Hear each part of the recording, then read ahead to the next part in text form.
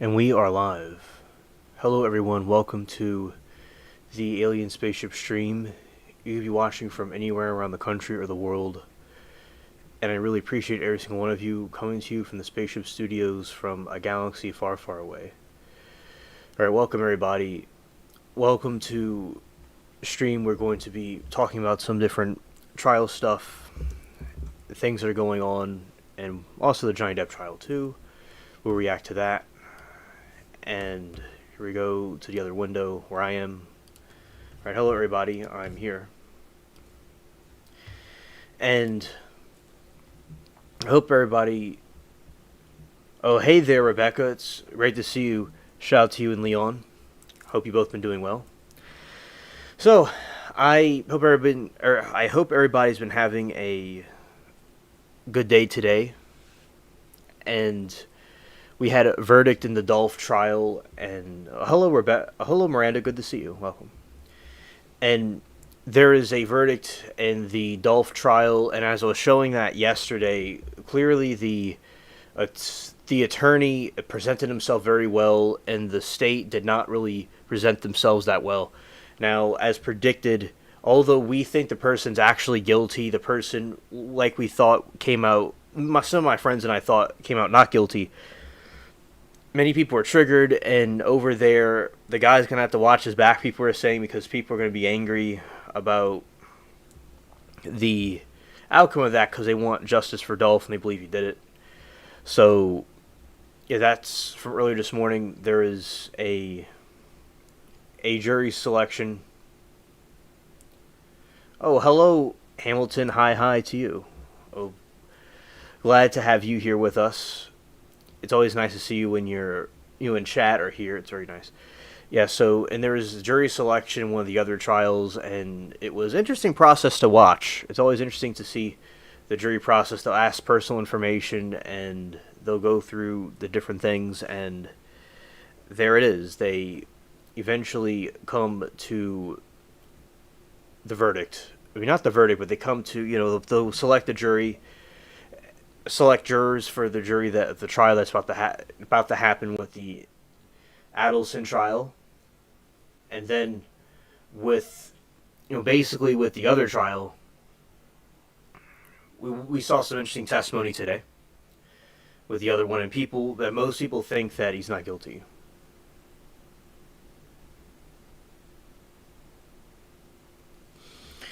Miranda said, "I'm your children crime until here, and have you all heard about this manual horror case, but the 7-month-old baby being passed away, not found yet?"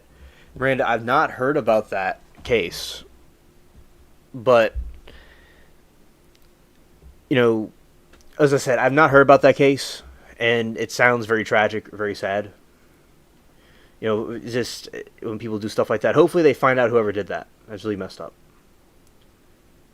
If they already found the person that did it, and the person's going to be on trial, then that'll be good to watch that trial. If they already caught the person, but if they haven't caught the person that did it, hopefully they could find it, because that is quite a mystery. When someone's missing, find your body. Oh, hello, Matt. It has been a minute. It's good to see you, buddy. I was thinking about you, and you've been summoned. So here you are.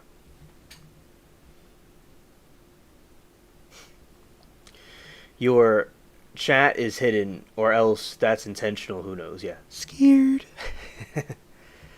Alright. Sorry, Emmanuel Harrow. Okay, I'm going to look into this. What is this? Right here. Thank you, Miranda.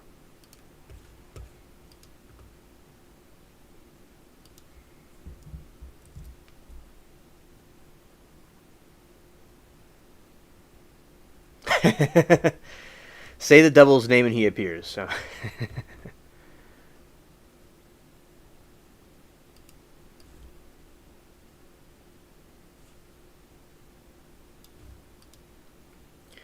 Miranda said, it's his own daddy who beat him to death. They haven't found the body yet.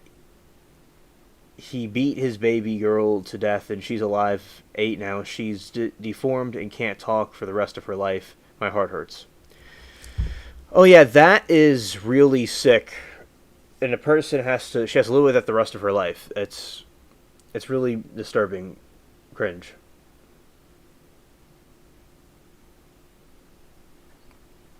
Matt said, hurting someone that's weaker than you is disgusting. Domestic violence makes me hate other men. I agree. Yeah, definitely. I agree.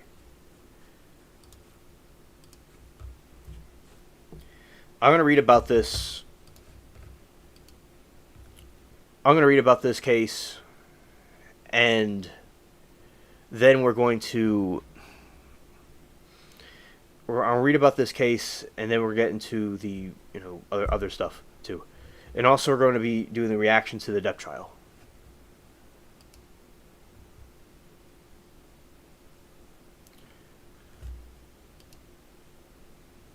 All right, baby Emmanuel Harrow has been missing for weeks, trying to unravel the mystery.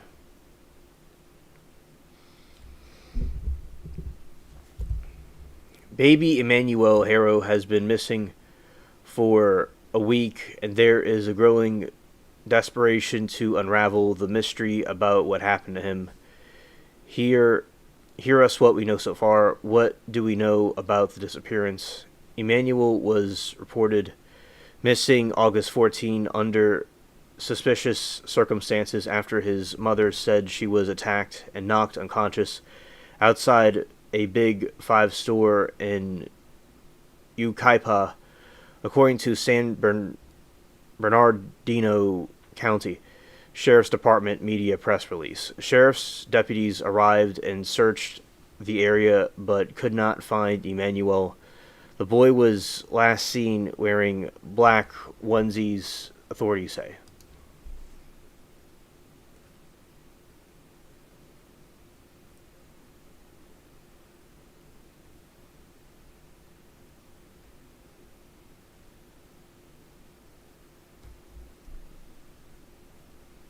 But yes, understood. You're welcome, Miranda. And Matt says, I do not condone violence in jail, but I understand that some of the universe has its own concept of justice.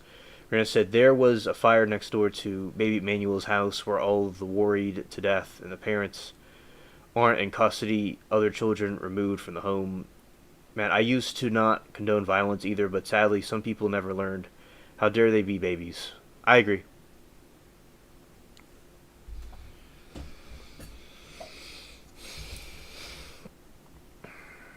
Sheriff's officials did not disclose whether his mother, Rebecca Harrow, had suffered any visible injuries during the attack. During interviews with detectives, officials said she was confronted with inconsistencies from her initial statement and stopped speaking with investigators. What are authorities saying? The sheriff's department said it cannot rule out foul play in the case but has not named any suspects. Since then, authorities had searched the Cabazon home where the family lives and said that the parents have stopped cooperating with investigation. Hey, Liberty, great to see you. Welcome.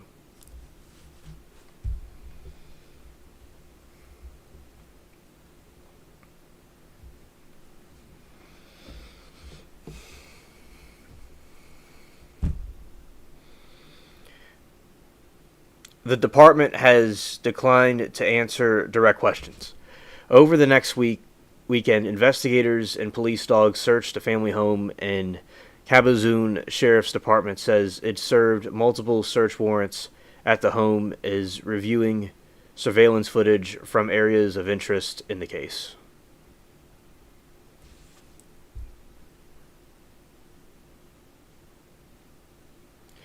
What is the boy's family saying?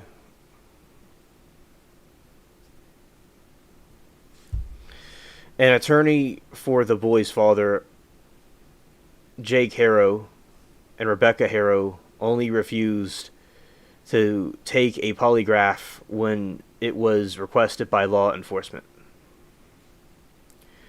Authorities said she gave contradictory statements, but Vincent Hugh, who is representing Jake Harrow in separate criminal case, said she was overcome with emotion because of her missing son.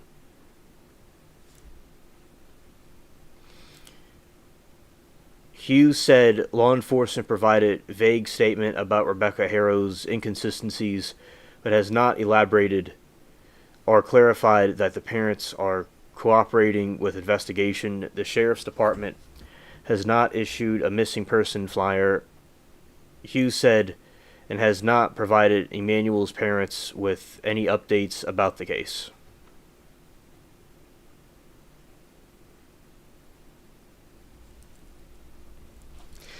The couple surrounded their phones to investigators and allowed detectives to search their Kabazoon home. Hughes said investigators also took the iPads, including one that had not been taken out of the box, and 3 Xbox video games consoles. Their vehicle was also taken by investigators as part of the search for the son, according to Hughes.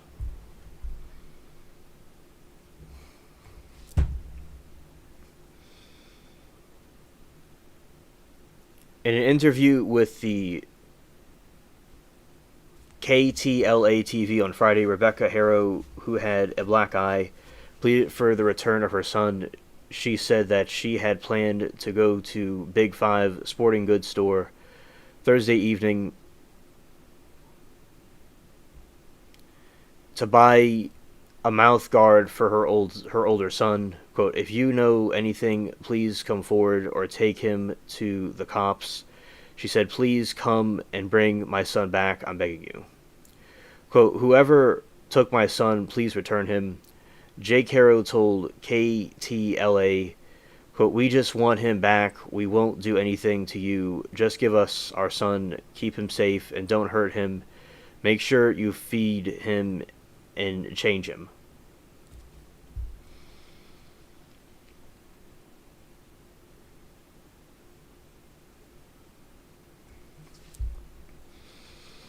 What do we know about the family's background? According to court records, Jake Harrow was convicted in June 2023 of willful child cruelty for an incident involving another child in Hemet. He's due to appear in court on September 2 for a violation of his probation, and Hugh is defending him in the case of Jake Harrow. Said he was giving the baby girl a bath in a kitchen sink and accidentally dropped her, but a doctor report said that the girl's injuries did not fit the narrative.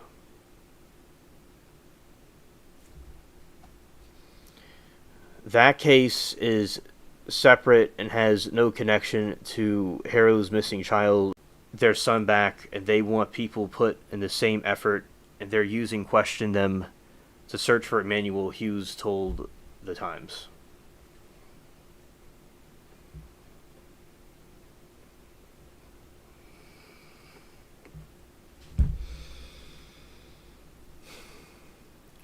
Where does the investigation stand? Officials have offered a few details. Authorities confirmed Wednesday in the Riverside County Child Protective Services removed a 2-year-old child from the home, and the same couple reported the infant missing last week. It's unclear what promoted officials to remove the 2-year-old, and spokesperson from Riverside County declined to comment, citing confidentiality laws. Over the weekend, hello Rita, great to see you. Welcome. Over the weekend, the family received a tip about an alleged sighting in the boy in Bakersfield. The notification in San Bernardino County Sheriff's Department, Hughes said, but have received no updates about the tip. A Sheriff's Department spokesperson said investigators are aware of the reported sighting, but were offered no specific information about the location for the reported sighting. The You've Allayed Foundation for Kids, a national child advocacy group, reacted retracted its offer to help search for the boy and 5,000 reward for information about his disappearance. The group said it concerned about Rebecca Harrow abrupt decision to stop speaking with the advocacy group and the sheriff's investigators. Anyone with information regarding this incident is urged to contact the San Bernardino County Sheriff's Specialized Investigation Division 909 890 okay, repeat that. Okay, so 909 890 4904. Callers wishing to remain anonymous contact WeTip at 800 78 crime 7 no it's say that again. Okay. It for an anonymous tip it is 800 78 crime 27463 or go to WeTip.com.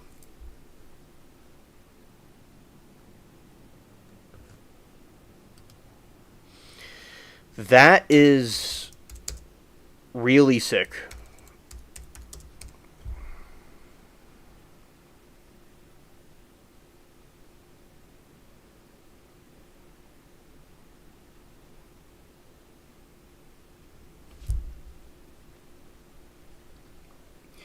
Baby Manuel did not look happy in any of his pictures, or we will all cry for him the day and night. Matt, I wish I am better, Mom, even just for spanking and yelling at them. And then there's monsters breaking their bones. I can't believe it. Yeah, streak justice occurs, right? Okay, Matt says, Marina, spanking and beating are different things. One is acceptable, one is not. I'm sure your experience has helped make you a better mom.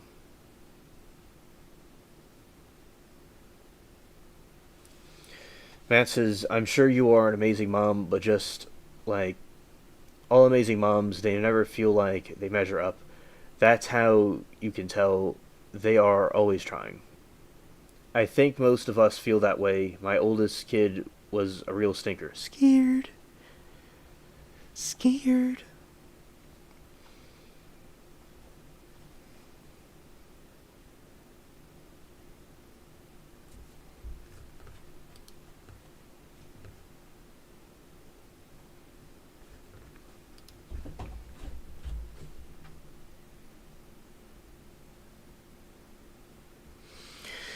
Alright, this is from the Dolph trial. Hernandez Govan accused of plotting young Dolph's murder, not guilty on all counts.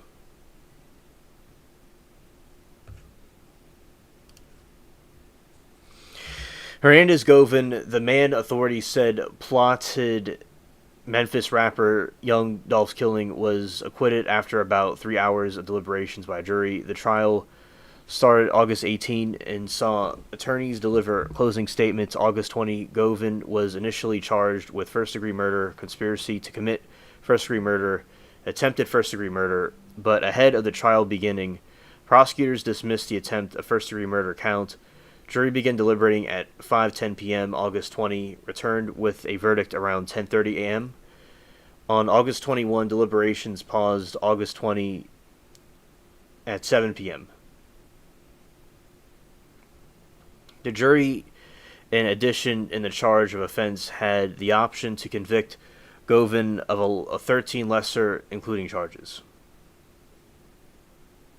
Right, that was the defendant found not guilty.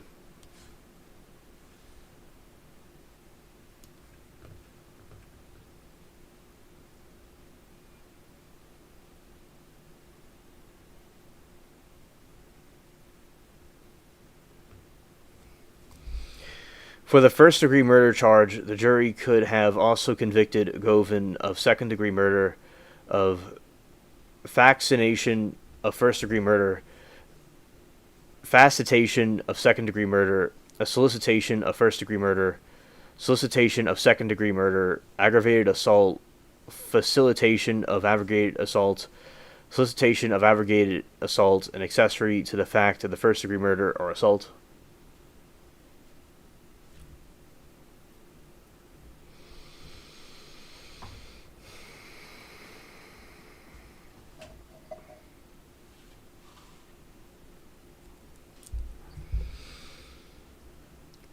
For the conspiracy charge, the jury could have also convicted Govan of facts, facilitation of conspiracy to commit first degree murder, solicitation of conspiracy to commit first degree murder, or accessory after the fact to conspiracy to commit first degree murder. Before bringing the jury in, Shelby County Criminal Court Judge Jennifer Mitchell requested spectators, both family and friends in Govan, Young Dolph had not any emotional reactions to the verdict.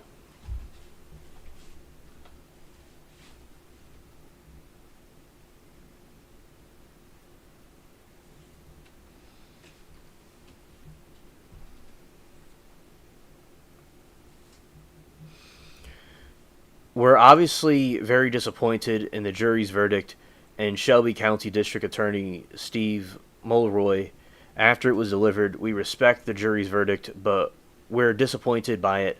We believe that Hernandez Govan helped facilitate the contracted hit on Young Dolph, and we believe we had sufficient evidence to demonstrate that. Mulroy did not spend much time speaking to the press, saying he had a meeting return, but Cornelius Smith, one of the other shooters who testified during the trial, also held accountable.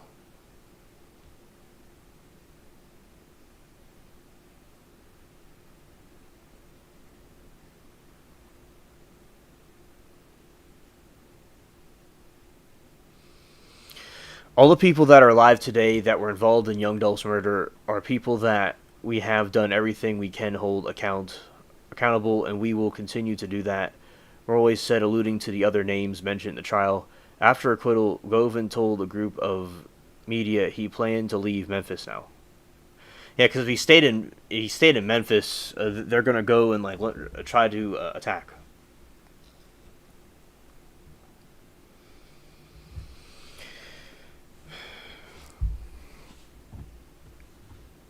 Leave Memphis. Govan said of his advice to black impoverished residents of the city. The question followed the statement from Govan's attorney, where he described Govan as a poor and Black Orange Mound resident. Govan's attorney, Manny Aurora, once again called the police testimony BS and a joke. Half the stuff was just made up within a couple days after this stuff, and they gave us this mystical receipt that's never been in any of the police reports. Aurora said the juries didn't buy it for a second, and lead investigator, retired Memphis Police Sergeant Terrence Dabney, was incredibly honest when he said these were the mistakes that were made, and the prosecutors call up somebody that's willing to do anything to clean up the conviction. Oh, thank you, Abby. I hope you're doing well, and thank you for the good wishes for the stream.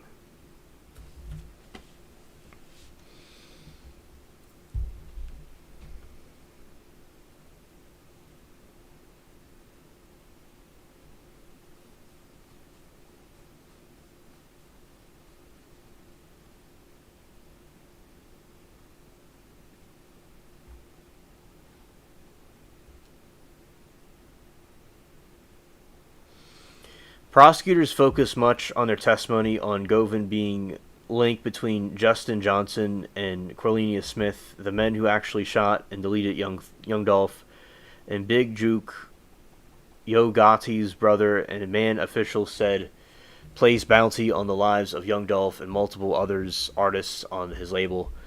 In getting testimony, prosecutors spoke to Smith and the girlfriend, multiple law enforcement officials, and medical examiners who did Young Dolph's autopsy. Smith and girlfriend spoke about how they came to know Govan, testified that he was their link to Big Juke, and how Govan met with Smith before and after the shooting.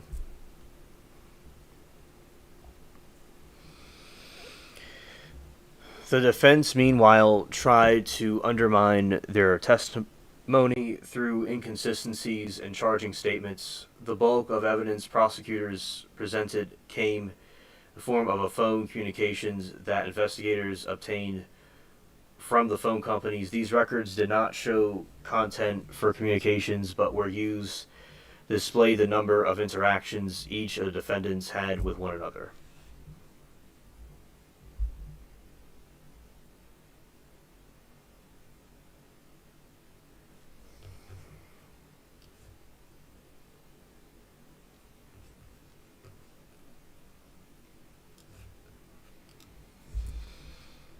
It also showed that communications between the defendants and Big Juke, which the defense latched onto the alternative suspect for the mastermind of Young Dolph's murder. Defense attorney grilled Memphis police investigators about not questioning Big Juke after his name came up repeatedly. Two men called to testify from police investigations did not provide any concrete reasons as why Big Juke was not brought in for questioning despite being allegedly named by the defendant as reason Young Dolph was killed.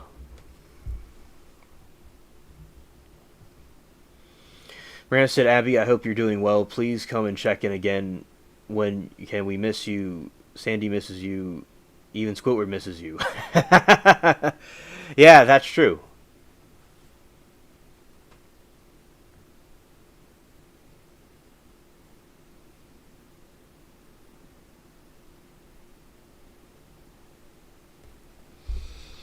What happened to Young Dolph? Young Dolph, born Adolf Thornton, was killed inside the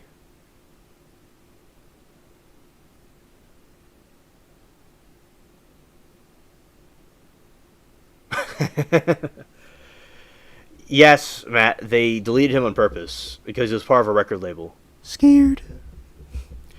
Young Dolph born in Maddox home homemade butter cookies on Airways Boulevard on November 17, 2021. He would often visit cookie shops when in Memphis, saying that the cookies were all he came for in a video posted by the bakery prior to his death.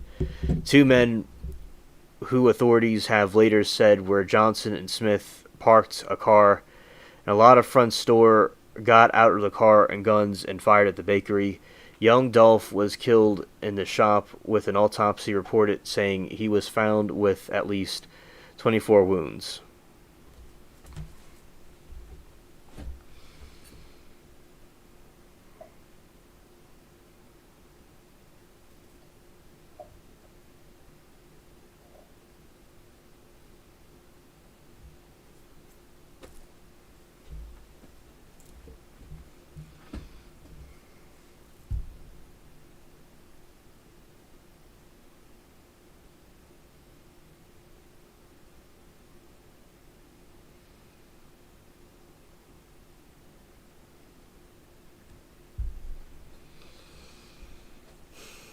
The report found wounds to his back, chin, and neck, and both of his arms.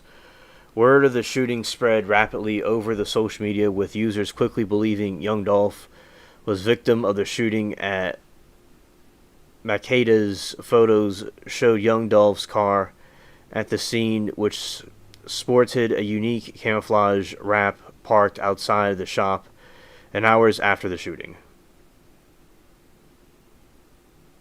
Yes, that's true. Yeah, it would be butter cookies.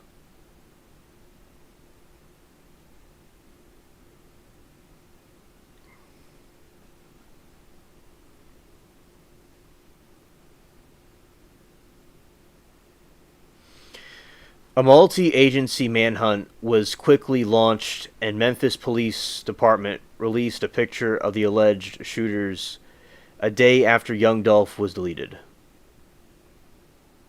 Oh, alligator shoes. That looks interesting.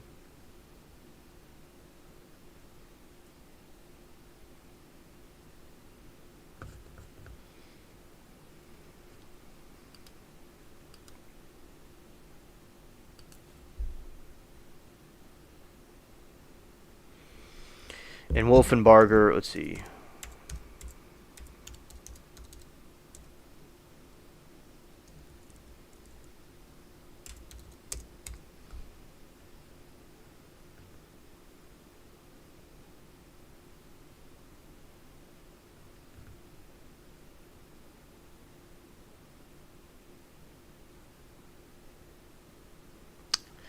annual articles about this, which we saw earlier, of course.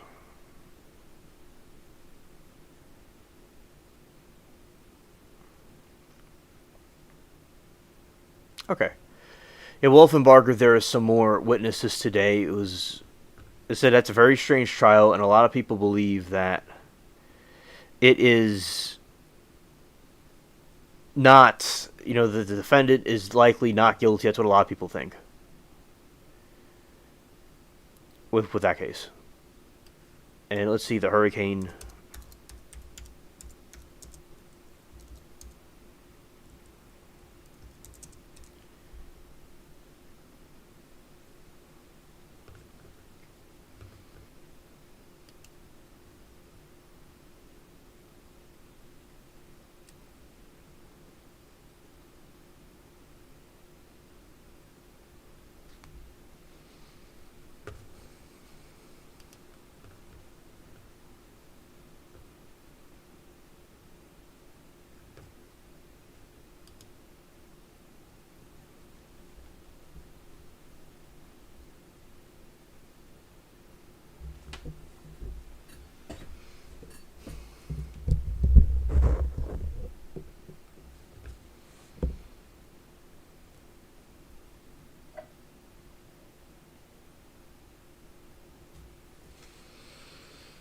Hurricane unleashes life-threatening rip currents on U.S. East Coast.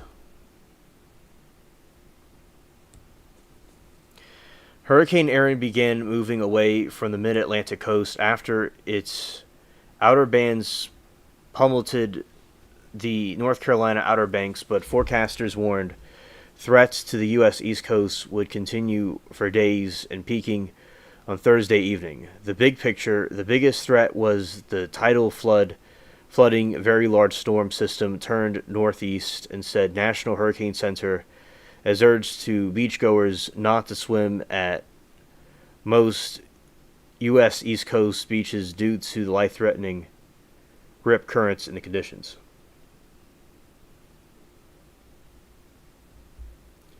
All right, Matt, thanks for coming. Threat level. A state of emergency went in effect at 2 p.m. Thursday Eastern Time due to expected coastal and flash flood dangerous surf warnings and advisory and high winds for several counties across New Jersey. Per statement from New Jersey's governor officials. Thursday evening's high tide brought the potential for major flooding along the New Jersey shore. New Jersey Governor Phil Murphy said on X, "We are urging residents to move vehicles from flood-prone streets." And lots, he added. The NHC said in a Thursday evening forecast, swells generated by Erin will affect the Bahamas, Bermuda, and East Coast of the United States and Atlantic Canada during the next several days.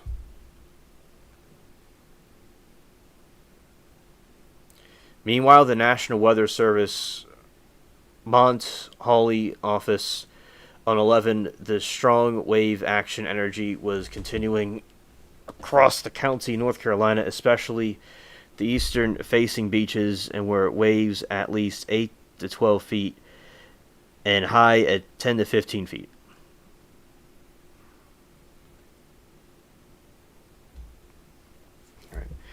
Erin has fluctuated for days in intensity, but has remained a Category 2 hurricane for the past 2 days. The storm was 370 miles east-northeast of Cape Hatteras, North Carolina, as it moved northeast at 20 miles per hour, with maximum sustained winds for 10 miles per hour at 5 p.m. Thursday Eastern Time. The sprawling system's hurricane-force winds extended outward up to 105 miles from the center, and tropical storm force winds extended outward up to 320 miles. All right.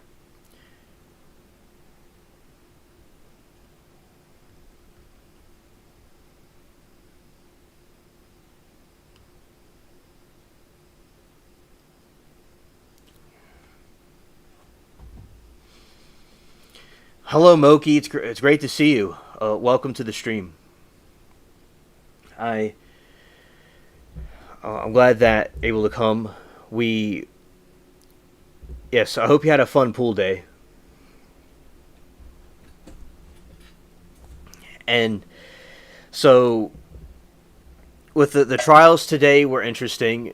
We were talking about before how they had the situation with I was seeing with the Young Dolph trial. I was seeing with that one how the defendant was found not guilty. And as I shown you all yesterday, the way the prosecution did their closing arguments, that wasn't really a good impression. And there you go, he was found not guilty. If he really did it or not is up for debate, but he was found not guilty. And Wolfenbarger was interesting, and then there was a jury selection for the Adelson trial. I'm scared. And I'm kind of like giving some hurricane updates, and then I'll review some of the Depp trial stuff.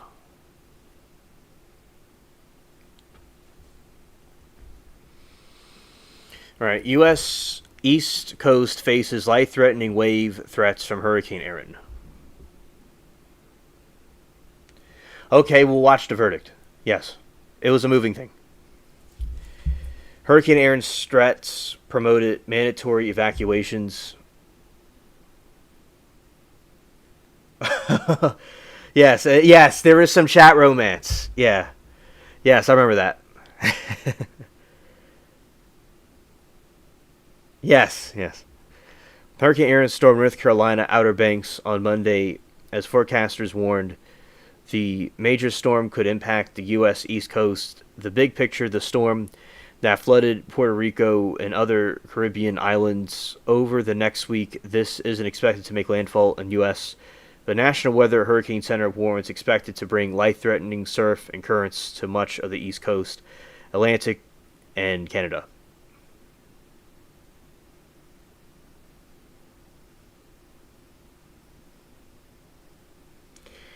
Hello, Shell. Good to see you. Welcome. Oki said, I felt bad for Joey. Chat is lucky I wasn't there because I would have been defending him. Oh. Scared.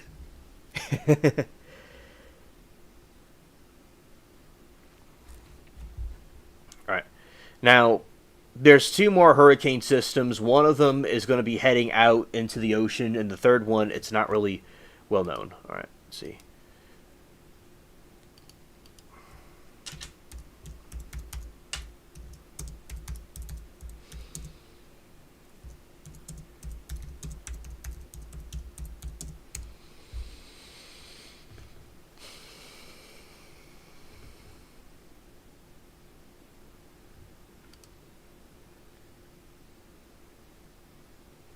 Potential paths the next two hurricanes. All right.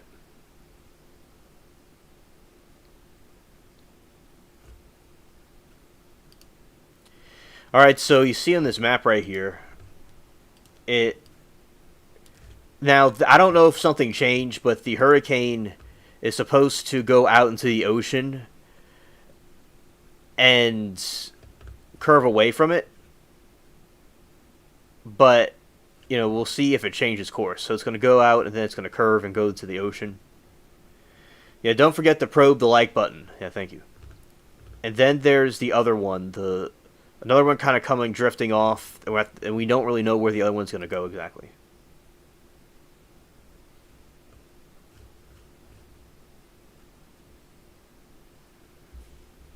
Oh, hello, Joyce. Great to see you. Welcome.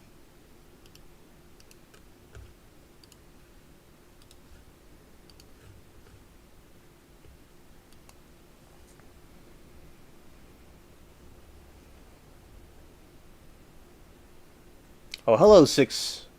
Good to see you. 6. You're getting the wins. I had to get groceries and missed a lot. Did they ever find the witness that was supposed to be there today? Alright. And let's go. Scotty Models. Hurricane.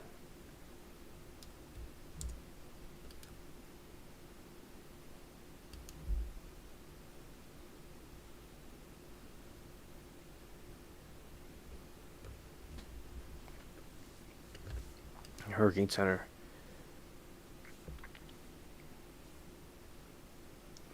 Hello, Bridgewater. Great to see you. Oh, Harry. Okay. Hello, Harry. Welcome. All right. And Rita says, I had to do groceries, missed a lot. Did they ever find the witness that was supposed to be there today? I'm not. I'm not certain about that. I didn't. I don't think I saw that part. I think they did, but the other ones that were in that part of the trial can answer. I I think they did, but I'm not 100% certain.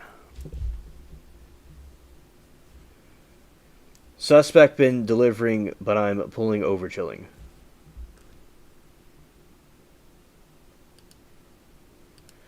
All right, and Harry, I make people that I know of on YouTube that are cool with us. I make them a mod. It's a thing that I do as an honorary thing, and we will be, people that I know of or that come in that are cool people. That's what we do. So welcome to the mod group.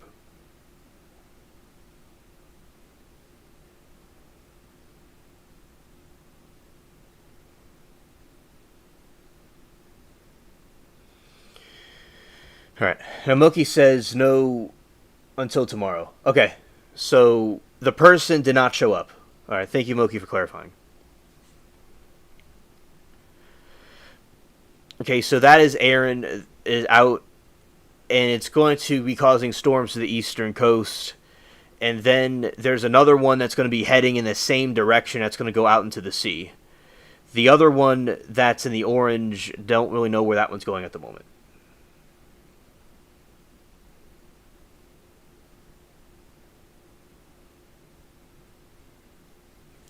Yes, I love those type of videos, definitely.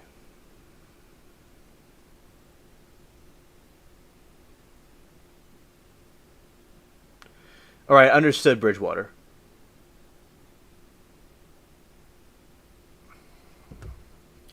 Yeah, I don't mind reacting to his videos, if that's all right. Yeah, I don't mind doing that. And all right, so that's the hurricane projection for the next few days, and I'm going to show the verdict again.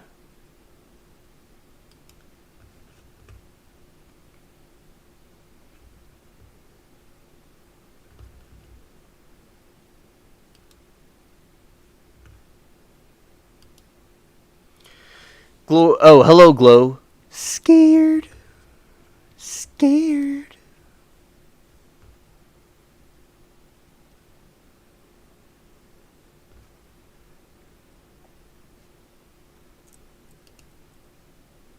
Hancock.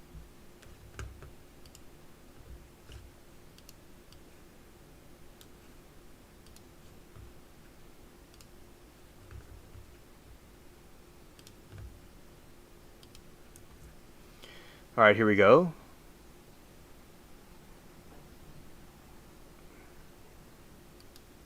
Outburst will not be. Scared. Scared. All right, so we're about to watch the verdict of the Dolph trial.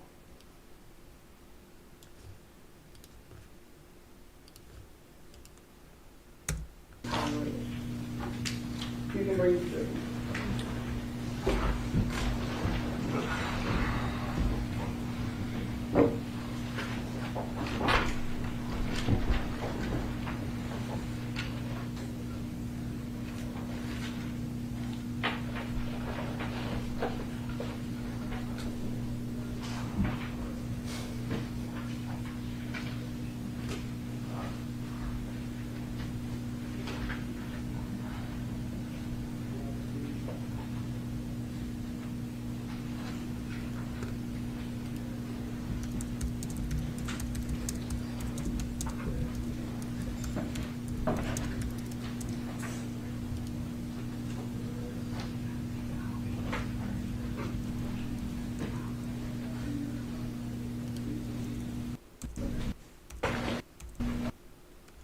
And count one.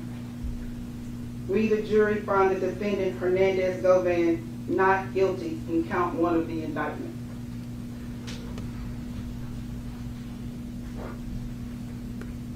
State of Tennessee versus Hernandez Govan, count two. We, the jury, find the defendant Hernandez Govan not guilty in count 2 of the indictment. Ma'am, Court's in session.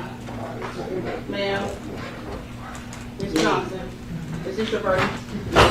Is this your verdict? Yes. Is this your verdict? Yes, ma'am. Is this your verdict? Yes.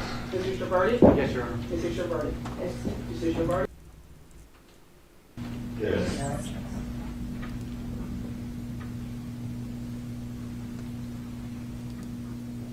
State of Tennessee versus Hernandez Govan, count 1. We, the jury, find the defendant Hernandez Govan not guilty in count 1 of the indictment.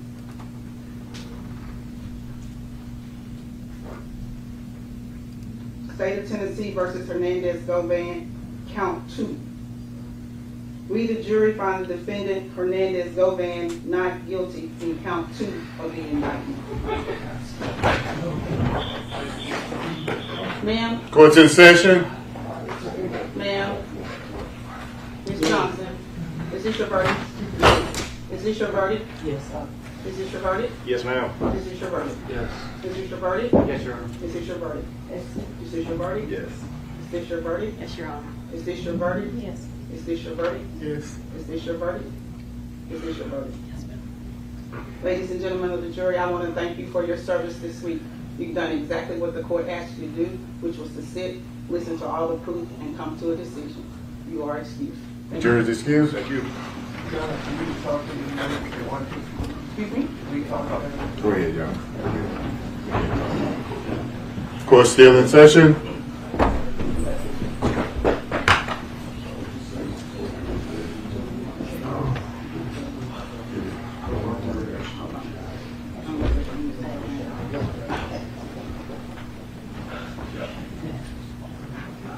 Mr. Hernandez Govan, a jury of your peers having found you not guilty of all charges, sir, you are free to go. Thank you so much, Judge. You're welcome. You may come off the record. Court's in recess.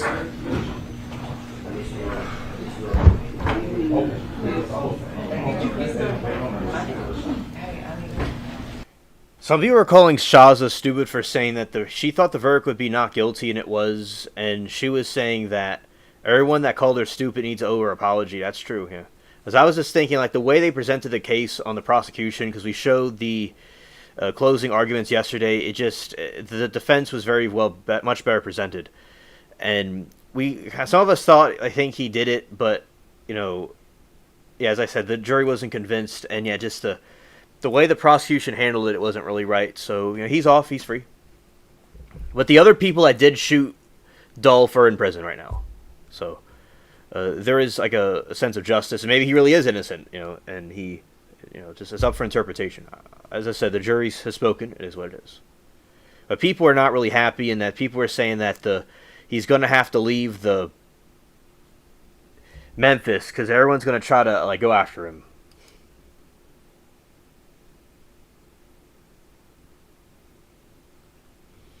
All right, so also, yeah, it's good to see you, Joyce, if I didn't tell you anything before. All right, so now look at some of the Johnny Depp trial. Yay!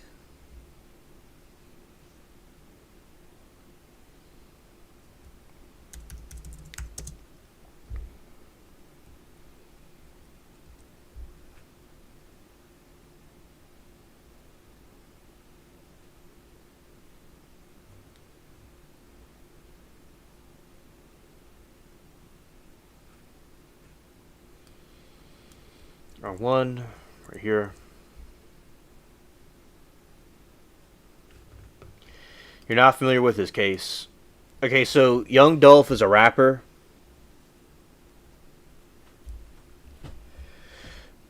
Young Dolph is a rapper, and he was shot going inside of a cookie store, and he was part of a record label, and the whole record label was targeted.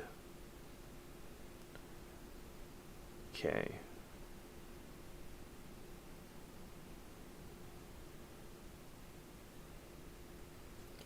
Let's go to this one. And we've been reacting to scenes from the Johnny Depp trial, by the way. And the chat really does like it. and I like it too. It's quite entertaining. So, as we do quite often, we are going to, every day pretty much, we're reacting to some scenes to it. Okay, here we go.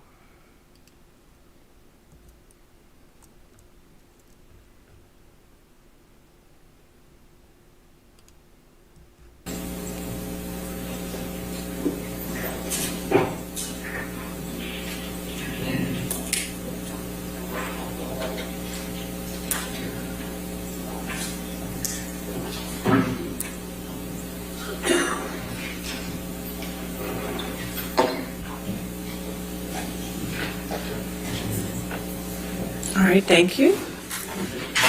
Are we ready for the next witness? Or do you Yes, want we to call Mr. Depp. Okay.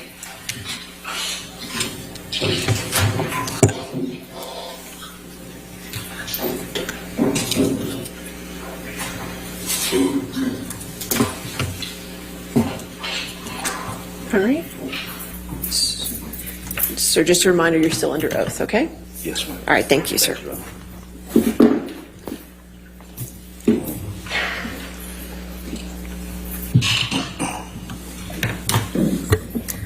Good morning, Mr. Depp. Good morning. We heard a lot about some statements that Mr. Waldman made. Do you remember that? Yes. And Mr. Waldman is your attorney or was your attorney? Yes. Could we please pull up Defendant's Exhibit 1245?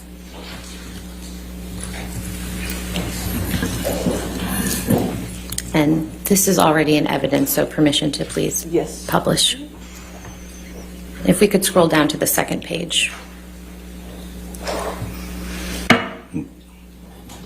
Mr. Depp, do you see the statement here attributed to Mr. Waldman? Yes, I do. When's the first time that you saw this statement? All right.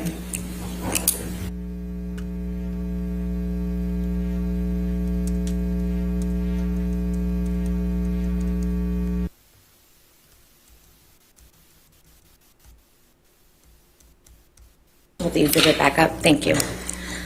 Mr. Depp, when is the first time that you saw this statement by Mr. Waldman? The first time that I ever saw this statement was in August. It was when the piece was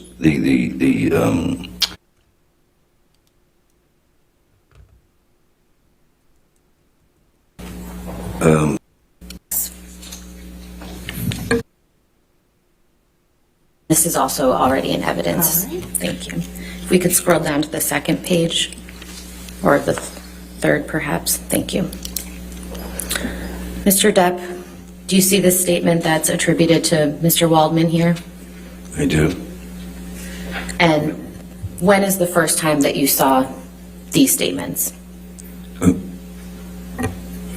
Same when the countersuit was filed. And could we please go to Defense Exhibit 1247?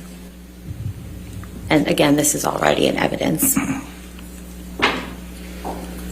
if we could scroll down, please. Thank you. Mr. Depp, do you see the statement attributed to Mr. Waldman? I did, yes. And when's the first time that you saw this statement? This is the same. It's the counterclaim to August 2020. After you saw these statements for the first time, did you form an understanding as to where they appeared? I didn't, as to where they had appeared, these statements. In what publication? No, off the bat, I didn't know exactly.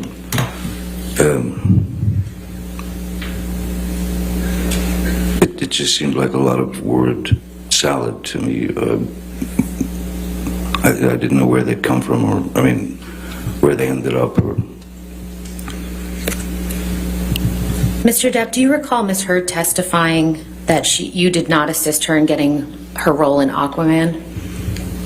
yes, I do. Yes. And what is your response to that?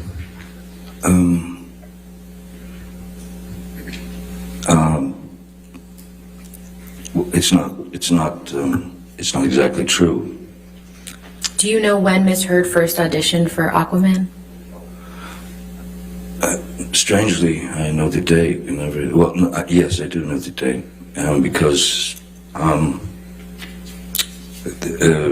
was scheduled with my band, the Hollywood Vampires.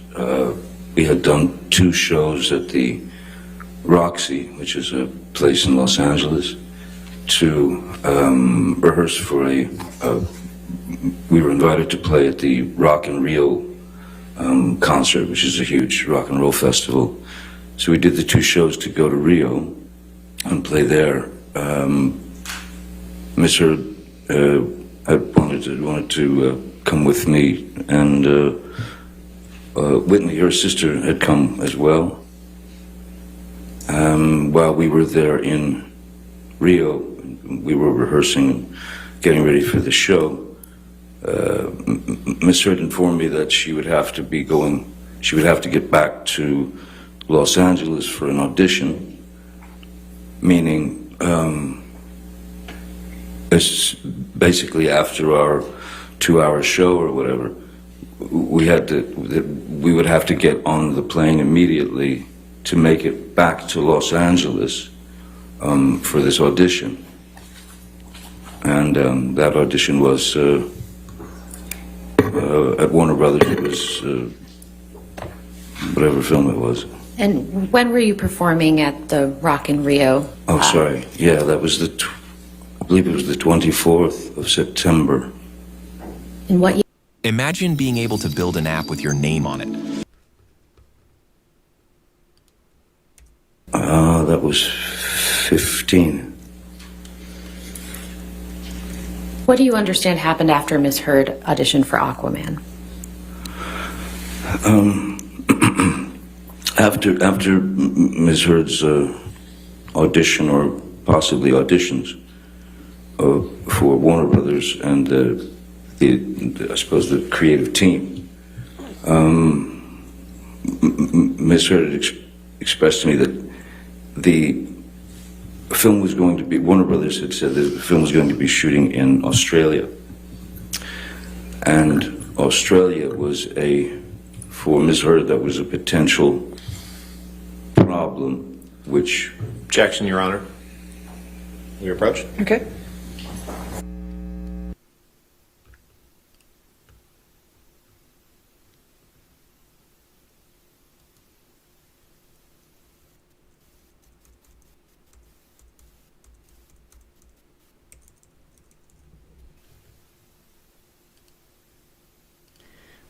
Seeing like Amber Heard's reaction, she does not look like a victim. She looks like she's laughing, having a good time.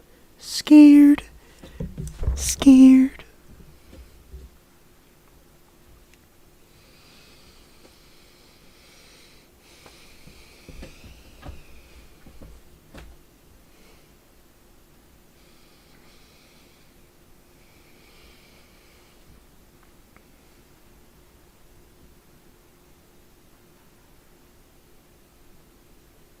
Yeah, you see, she does not look genuine. Does not look like believable. She's a Timu Sheen, and she has a bleach dyed hair, blonde, and it's like. And remember, the Liberty was a shot to Liberty. She was cringed at when we're playing this for her, and she hated her hairstyle. It looks like a turd C on her head, a blonde turd on her head. So yeah, it was just. I'm glad you pointed it out. It's very Timu green orange. I'm scared.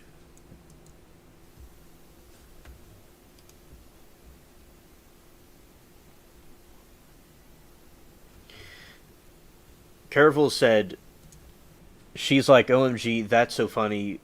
Like, I'm acting so good. They did not want anyone else to find this role. Johnny Boy had nothing to do with it. Exactly. Right. Facts.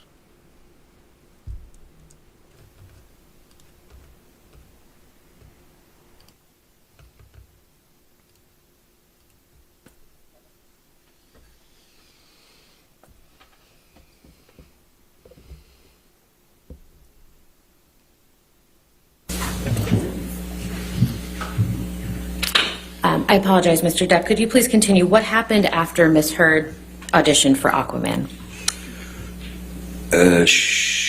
I was informed by Miss Heard that the film was going to be shooting in Australia, and that was of concern to her, and because it was of concern to Warner Brothers. So she asked if I would, because I'd had a multi, for a few years I'd had a multi-film deal with Warner Brothers, and so we'd been in business together. So I knew these people. I'd been on films with them. So she asked me if I would speak to them. I made a phone call and I spoke to. Objection, hearsay, Your Honor. I don't believe he said anything. I think he was going to say who he spoke to. All right, we'll see. Overruled at this point. I spoke to the three upper echelon Warner executives: Kevin Tsujihara, Sue Kroll, and Greg Silverstein. And I told them that... Objection, Your Honor. Hearsay. All right, I'll sustain the move objection. on. Next question. What was the result of you speaking with those individuals?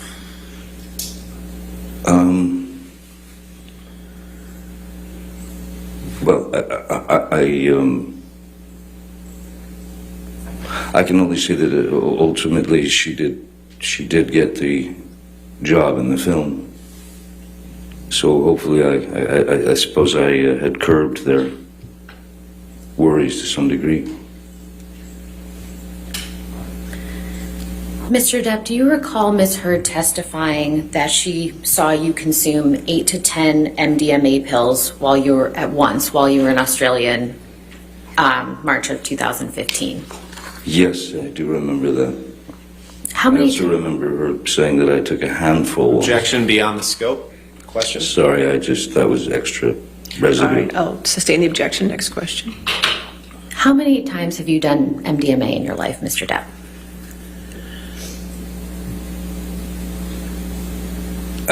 Actually, not that many times. I would say in my lifetime, MDMA 6, 7, maybe. And how much MDMA have you done on those occasions? Not enough to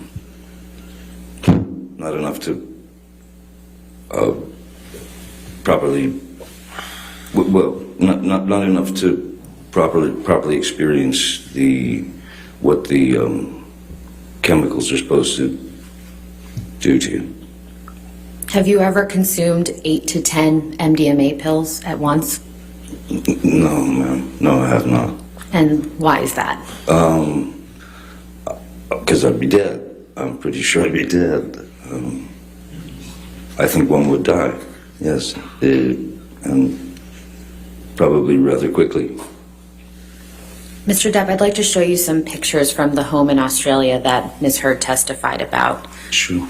Could we please pull up Defendant's Exhibit 1817, which is already in evidence?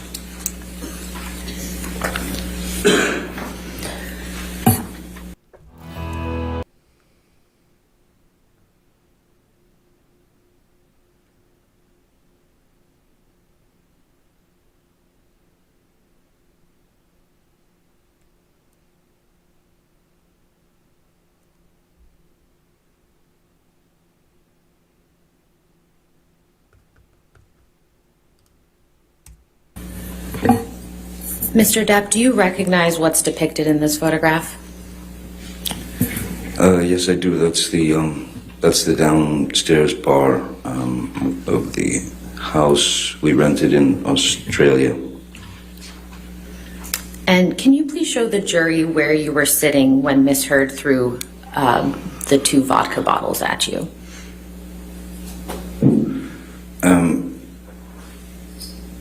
If I touch this thing, it'll make a Yes, mark. it will. Yes. Okay.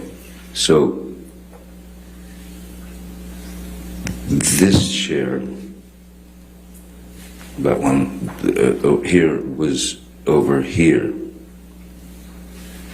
And it was in pretty much when I was turned around toward, they were on a swivel, so when I was turned around towards the bar, I'm facing the bar. When I turned around this way, this chair here was in pretty much exactly this same position as this chair.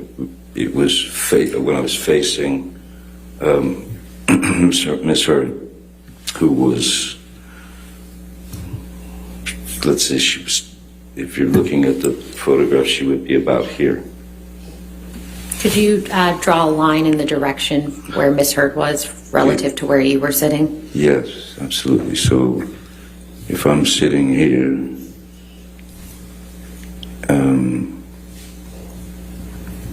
she was over here, like back here. Approximately how far away from Miss Hurd, from you was Miss Hurd, if you can recall? I would say it was probably 10, 12, 15 feet, maybe 10 feet, 12 feet. And approximately where was your hand when the vodka bottle hit it? It was leaning. My arm was my arm was leaning on the marble bar. Right there where that imaginary seat is, and leaning, kind of just leaning back and looking at Miss Hurd. She just walked away with the second bottle. I mean, she walked this way when she threw the first bottle, which is actually visible Can in you the please circle background where on the the floor. first? Yeah. Could you please circle where the first bottle Oh, is? sorry, excuse me. Yeah.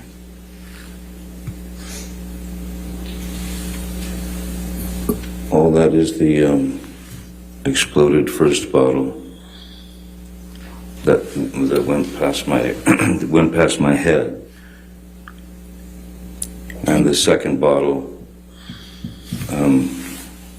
hit right up here where my hand was resting on the marble bar. Can we please pull up Defendant's Exhibit 1820?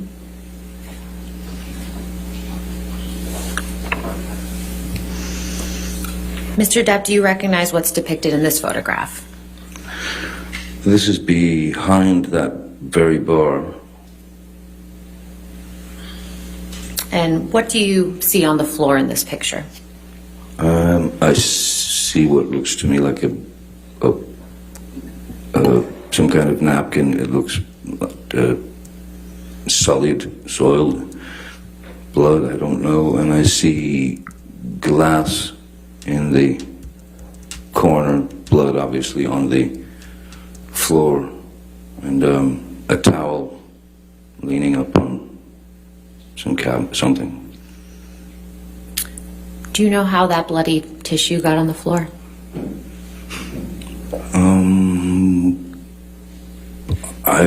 My best guess. Objection calls for speculation. Sustained.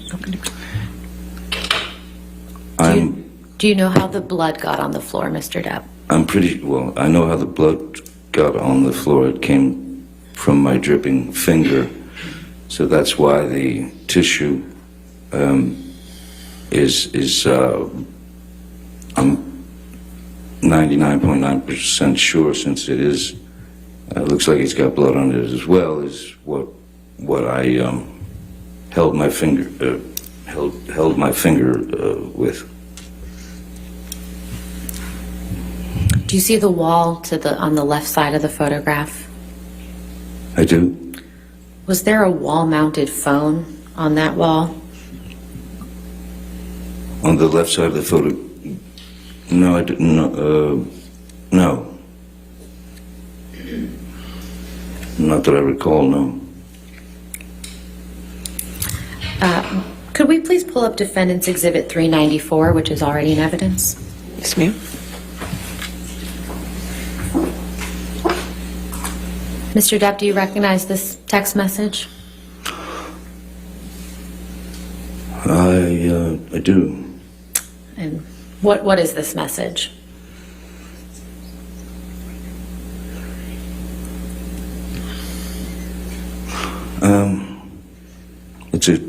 It's a text to Dr. Kipper.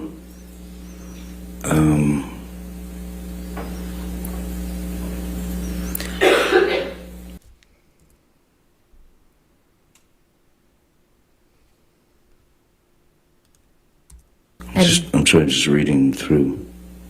Certainly. Yeah, this is my text to Dr. Kipper, who had just happened to be in town, telling him that I've had it and that I just lost a fingertip. How long after your finger had been injured did you send this text message, if you can recall? It's hard to tell because when I look at the timestamp, it says delivered 3/7/2015, 5 o'clock. But I know that because of Australia time, it was the 8th, and it was probably, the whole thing lasted probably until about 2 p.m. Or so, when that was when Kipper was called, Jerry was brought in, Jerry Judge, sorry, excuse me. So do you have an estimate as to how long after your finger had actually been injured that you sent this message? I don't think it was very long. I think it was probably within the next, I'm sure it was in the next half hour or so. I would have had to sneak into a bathroom, lock myself in to type this out.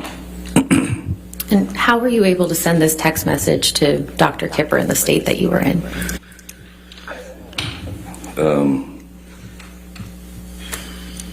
Well, he wasn't available at the time, so just sort of thumb your way through, don't you?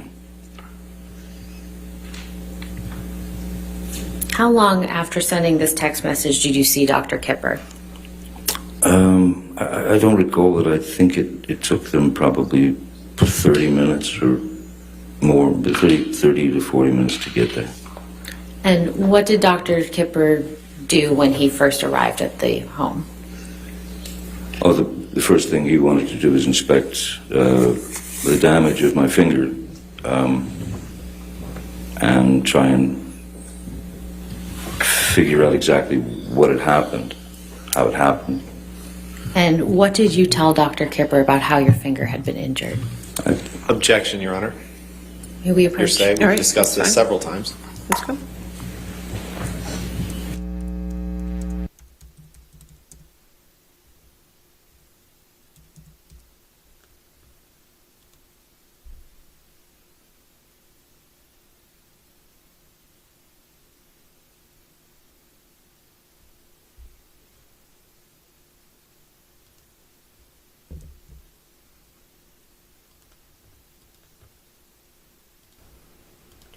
I remember that, Caraville. I used to do that when I was in high school. I had a flip phone, and I had an iPod too.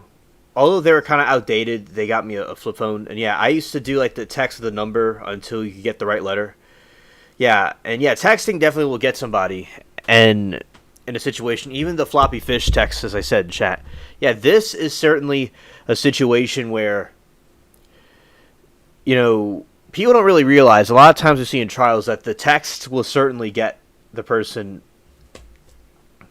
squared. You know, they'll square you on that. They'll say, okay, you texted this or you texted that, and then they'll show internet loggers about what people's search history was and stuff. All right.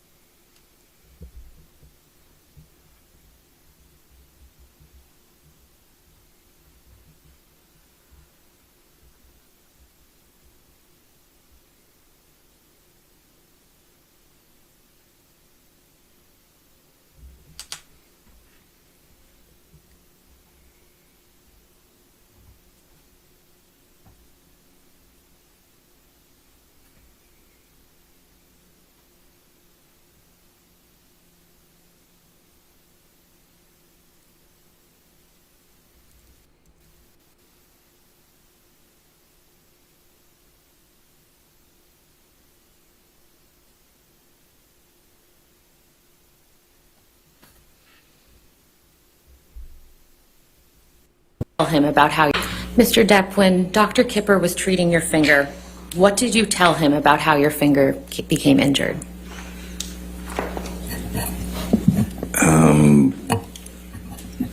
I told him that there was obviously, I mean, when you saw the damage in the house and everything, and the blood everywhere, I mean, obviously there was serious damage done. There would be no point in lying to the man. He'd been through it with me and Ms. Heard before. I told him that she had thrown a bottle of vodka and smashed and cut my finger off, the tip of my finger, just but a good chunk. I miss it. Mr. Depp, you heard Ms. Heard testify about an alleged incident of abuse on your honeymoon. Do you remember that? I remember her testifying to that, yes. And when did you and Ms. Heard go on your honeymoon together? I believe it was somewhere in the neighborhood of August, because I just finished the film. Maybe end of July, August. I'm not quite good on the exact date. Do you recall the year? It was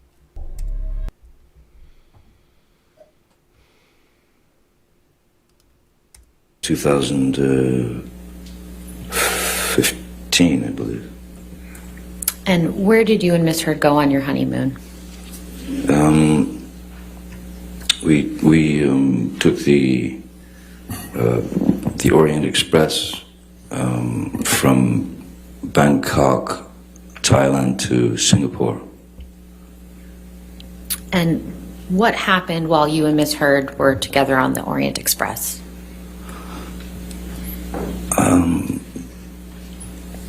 There were times when it was very agreeable, very nice. And then there were times when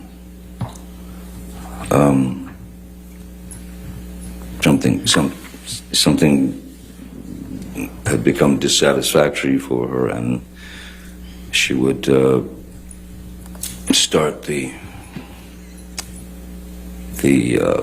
rant, the blooming of a fight would be on deck there, and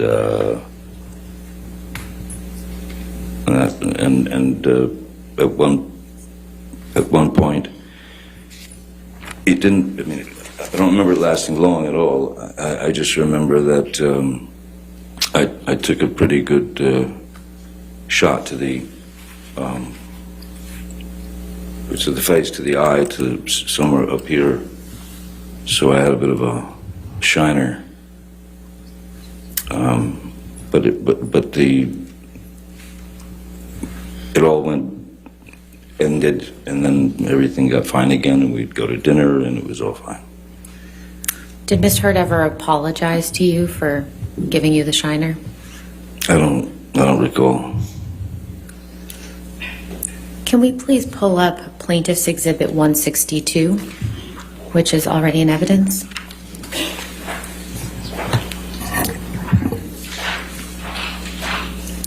Mr. Depp, do you recognize this photograph? I do. It was with the chef and the maitre d' and the staff were asking if they could take a photo with us, and they'd been very kind. They'd given us a private dinner card. So where was this photograph taken? That was in the, that looks like it's in the, yes, that's towards the back of the Orient Express. That's in the back train bar compartment. And just out back, you could smoke on the sort of caboose or whatever. And what, if any, injuries do you have in this photograph? I think the eye's a little bit bugged out, if you will. It's, yeah. How did that happen?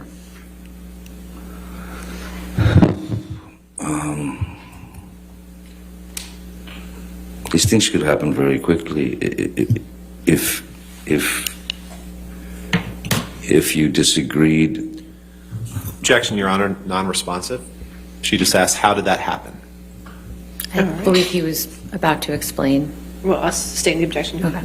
So, Mr. Depp, specifically, how did the injury in this photograph occur? I'm sure it hit me. Is that better? Does this picture accurately reflect what you looked like on that date? I don't look at myself much, but it certainly looks like me with a black eye. Yeah. Does this picture appear to have been photoshopped in any way? No, I think it would be difficult to photograph or to start getting into sort of digital processing with a number of people in the shot, especially in a wide shot. Could we please pull up Plaintiff's Exhibit 1301, and this is a new one, Your Honor, so this is not in evidence. Okay, thank you.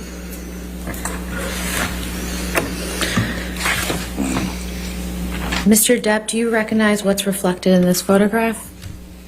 Yes, this is the staff. It's the manager and his staff at the Raffles Hotel in Singapore. And before we left. Chat's hilarious. Judy and Lynn are gonna get you, Sean. Scared. One of my teddy bears from my childhood's named Sean. Rita said, Miranda, I used to be fit. Then my grandson was born, and I had more fun playing with him. He turned 17 years old, and my weight keeps going up. Well, and shout out to your grandson, Rita. They grow up very fast. I grew up very fast. At a time that it happens like that. Yeah. And I'm not old either. Well, I might be lying. Moki, what I tell you, then you said it. And haha, I'm still the younging of the group, yeah. Scared. Hello, Tom. Good to see you.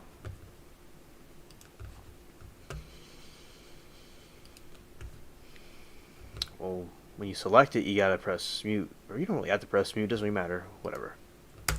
Left, they asked if they could take a photograph with us. And when was this photograph taken?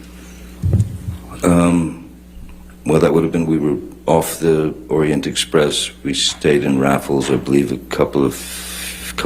few days. And then from there we flew to San Francisco. So this photograph was taken after the photograph we just looked at? This photograph was taken after the photograph in the dining car of the train, yes. Hancock Whitney has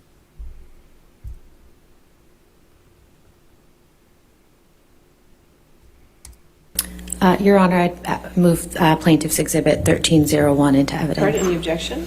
Oh, happy honeymoon. So it's Any 31st of October. any objection? No objection, Your Honor. All right, 1301 is in evidence, can be published to the jury.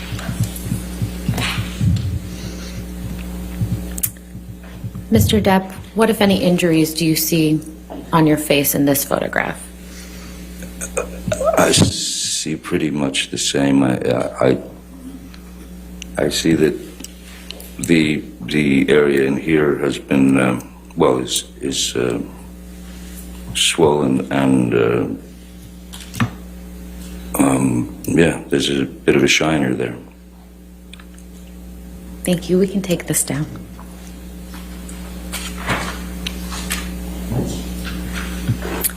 Mr. Depp, do you recall Ms. Heard testifying that she punched you in the staircase incident because she thought of Kate Moss in the stairs? Do I remember her saying that? Yes. Yes, I do. 3 times. Yes, Her face is so arrogant. It's so arrogant. This is really somebody that's a victim, chat, really? Not true. Not true. Scared. As I said, just that, is that really someone that's been abused? Come on. It's ridiculous. She is like,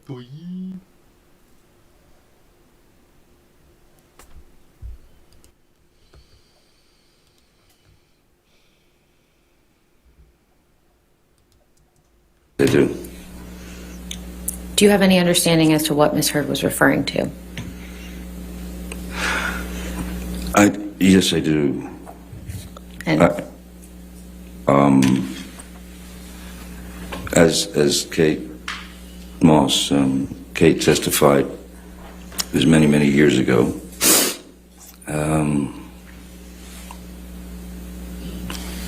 And what exactly what? 666 says to Miranda, "How are things been mentally for you?" And yes, exactly, Caraville, smug and evil. Facts. Oh yeah, yeah. Shout out to Dookie.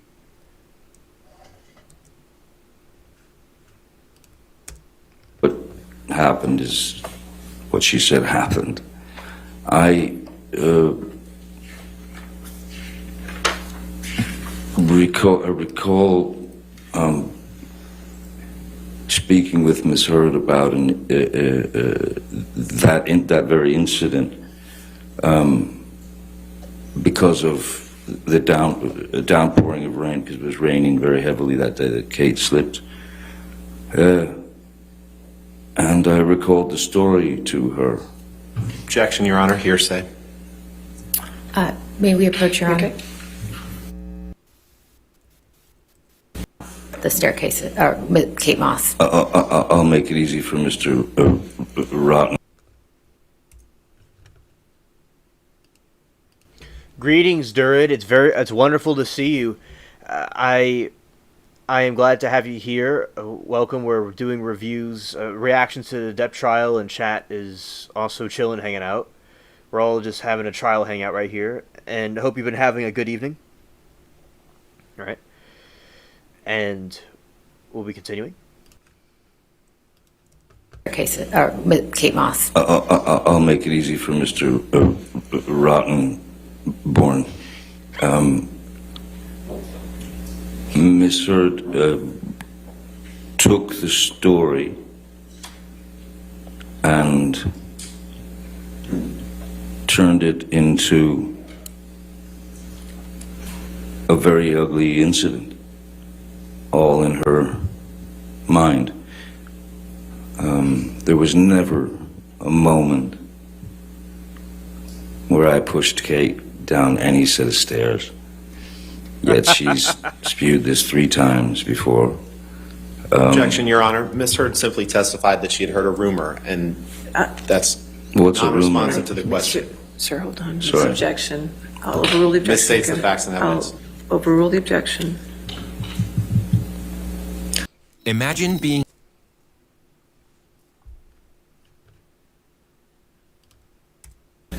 Sorry, I was drawn by Mr. Rottenborn's voice. Certainly. What would you like? Was it So what by Mr. Rotten? Sorry, I was drawn by Mr. Rottenborn's voice.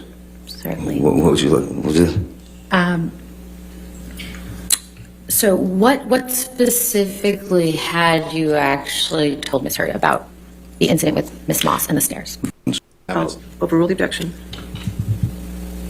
Sorry, I was drawn by Mr. Rottenborn's voice. Certainly. What would you like? Was it So what specifically had you actually told Ms. Heard about the incident with Miss Moss and the stairs? very simply that we were in Jamaica. I had left our bungalow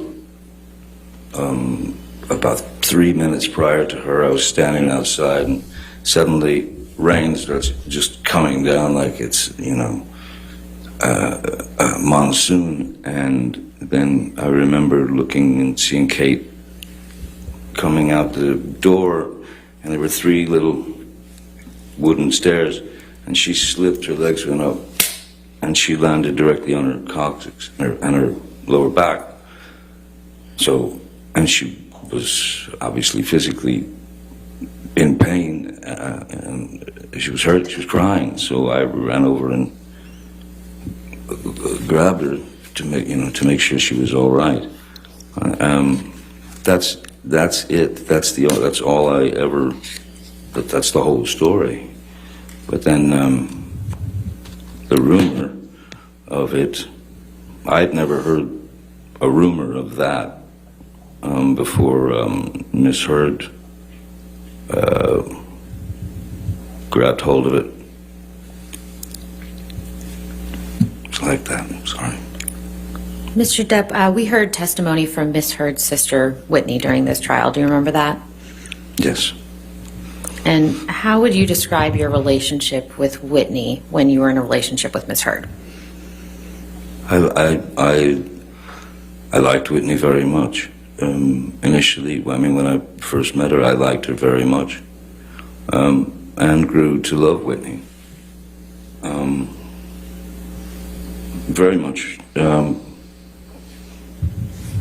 because I always, it seemed, Whitney, Amber's sister, Whitney, seemed to always get the sort of dirty end of the stick, and I felt bad for her for that, because it wasn't new. It had been there for life, and that was seemed pretty obvious. So I took to Whitney very, very quickly, very easily. She was a very sweet kid. She was wonderful. What do you mean that Whitney got the dirty end of the stick?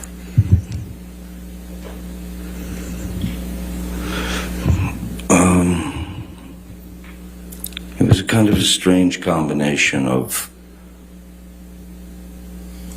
loving sister, trusted sister and friend,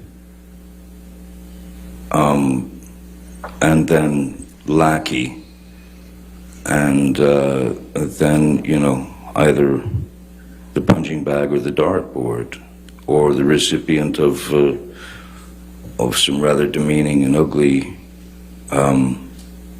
words, or she would have wine thrown in her face. And who was the source of those demeaning words and the wine that you just referenced? Well, that would be Amber Heard, her sister. And how do you know that? Well, I witnessed quite a lot of it. The wine in the face was something that happened in New York, which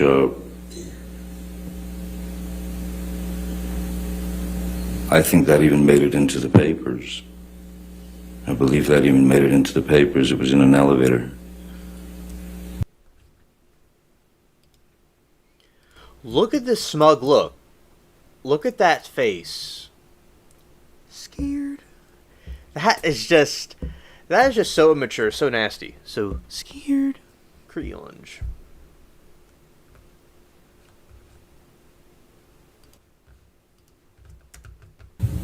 How did you first learn about that incident? Miss Heard told me.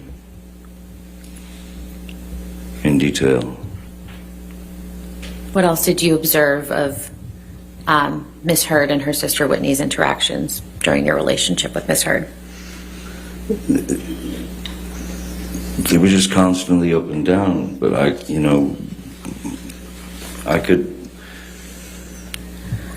could sense, I could feel that Whitney was trying to please her sister, trying to be up to snuff, and it just seemed like she got shot down. Objection, Your Honor. This has gone beyond the scope of the question or his foundation for knowledge of that. Your Honor, I asked what he observed, between them. I think this is responsive to that. And his testimony as to what Whitney felt is... I'll sustain the objection. Next question. Okay.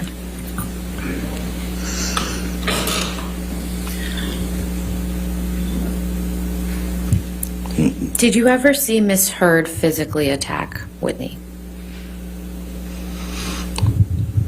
No, I've never seen any full-on blowouts, physical blowouts between them. tons of verbal blowouts. Objection beyond the scope. Overruled. I've certainly seen Miss Heard grab Whitney, push her around. There were a number. There were half a dozen times when some of us, whoever was in the general vicinity, would have to leave. This is at Orange, when Whitney and Amber were living at Orange. Whitney and her boyfriend at the time, Sean Krajewski, we actually. Joyce says, I make that face every day at work, so I can't say much. I could understand making that face at work, but this, for Amber Heard to make that face, she has no privilege to make that face, all right? And you certainly have a reason to. In my opinion, she does not have that privilege. Durin said, I feel that if someone experiences disrespect and abuse within a relationship, they should leave the situation before it escalates. Exactly, Durin. And somebody as famous as Johnny, is he going to go risk it all to try to do these things to her? A lot of these things are just absurd. And she could always call police, or she could leave. I'm not saying he's perfect. I'm not saying that, he doesn't drink or have problems with drugs. I'm not denying that. I'm saying that I think she took it as an opportunity to fabricate and make up things, and she could have just left the situation, just put it in layman's terms, like what you're saying, rather than opening all these doors. Just saying that she could have left the situation is a very fair thing to say.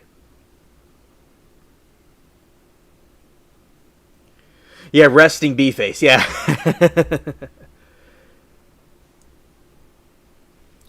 And Joyce said, sometimes that is not easy to do, coming from personal experience. And that is also true, and I have not been in a situation like that to confirm that, or it just depends on the situation, I think. Now, I do think that Amber could have left, in my opinion. Maybe other people may have not been able to easily leave. So I do think it just depends on the situation. In my humble opinion, and also people that have been abused, have said that Amber could have done differently, and she was not being believable. So, but yeah, it's not always easy. I do think it does depend on the situation, speaking from a person that has not been abused, in an abusive situation like that. Now, and Joyce said, I literally can't control my facial expressions. yeah, and you just do you. Now, it looks like something human to Amber, you could say, if she's nefarious or not, is that she makes a face that all of us make. She may not have the best intentions, but she's making a face we all make sometimes, even an alien. Scared. You must be the family member with the pool. My family comes over and we drink and swim. It's draining. Scared. Yes, I do believe that either one of them could have made the choice. Yes, absolutely. Absolutely. Scared.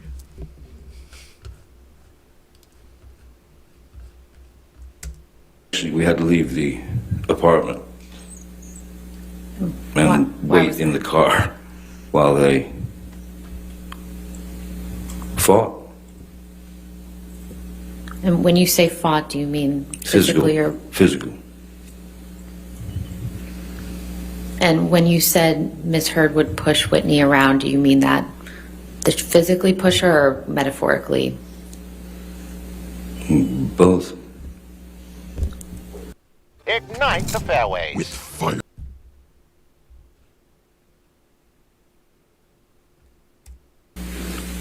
You heard Whitney testify that she lived in Penthouse 4 at the Eastern Columbia building for a time, correct? That is correct, yes. How did Whitney come to live in Penthouse 4?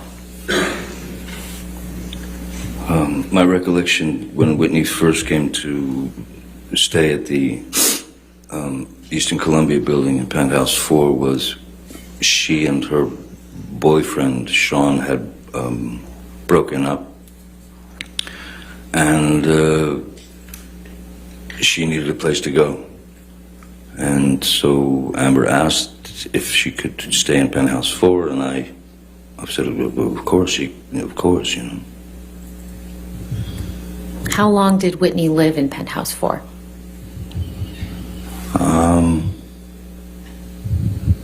It was well over a year, on and off.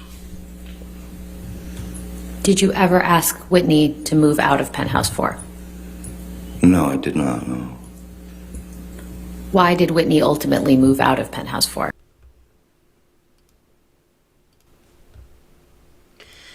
All right. All right, Joyce, have a good evening. Have a good night. Thank you so much for, coming, Joyce. It's always nice having you here. And you are right, she want the money. Amber Turd want the money, yeah. When relationships is gone, the marriage becomes a business. That is true, Durid. Absolutely. Yes, Joyce, I call Crisp K as a nickname. Scared.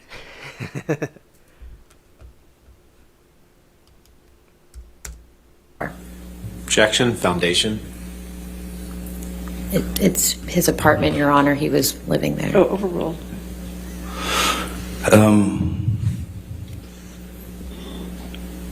Whitney moved out of Penthouse 4 long before the marriage, and it was due to an argument that Ms. Heard and Whitney had, which had to do with Whitney working at the Art of Elysium with Jennifer Howell and those people. And Amber asked her to leave, get out.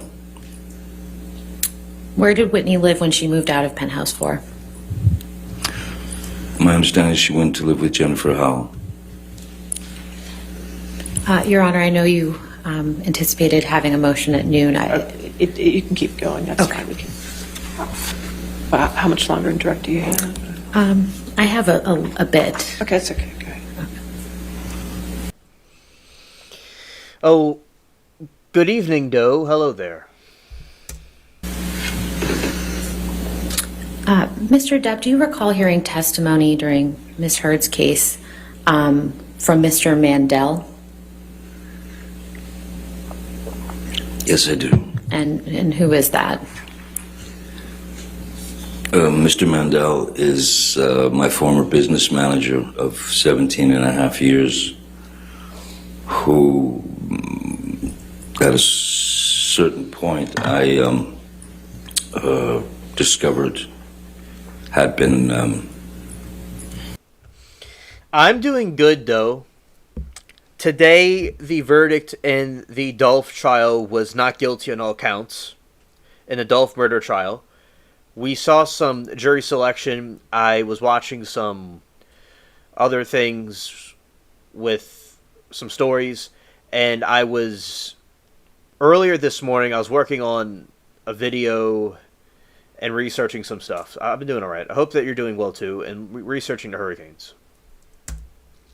Embezzling quite a lot of money, so I had to take action against him and he and my lawyer of 17 and a half years, as they were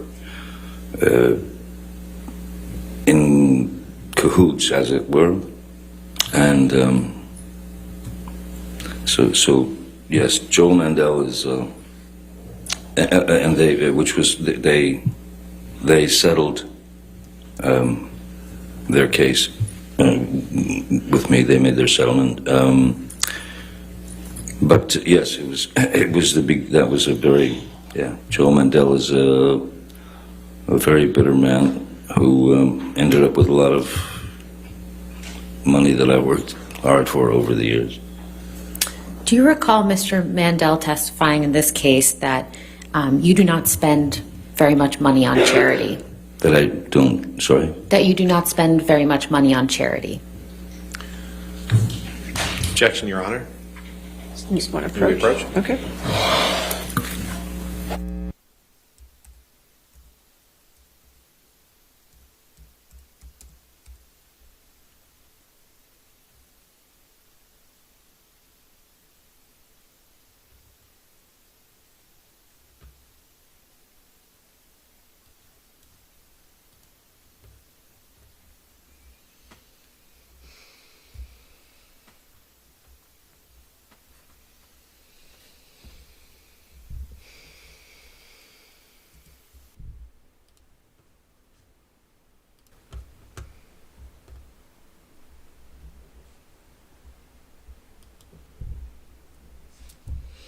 Doze says, I'm doing well. I'm watching some preseason football. Kinda, my mom watches all football and baseball games and likes discuss all.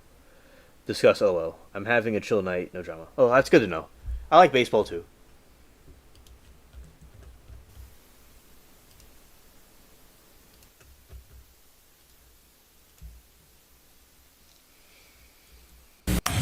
Mr. Depp, just to remind you, my question was, what is your response to Mr. Mandel's testimony that you do not spend very much on charity?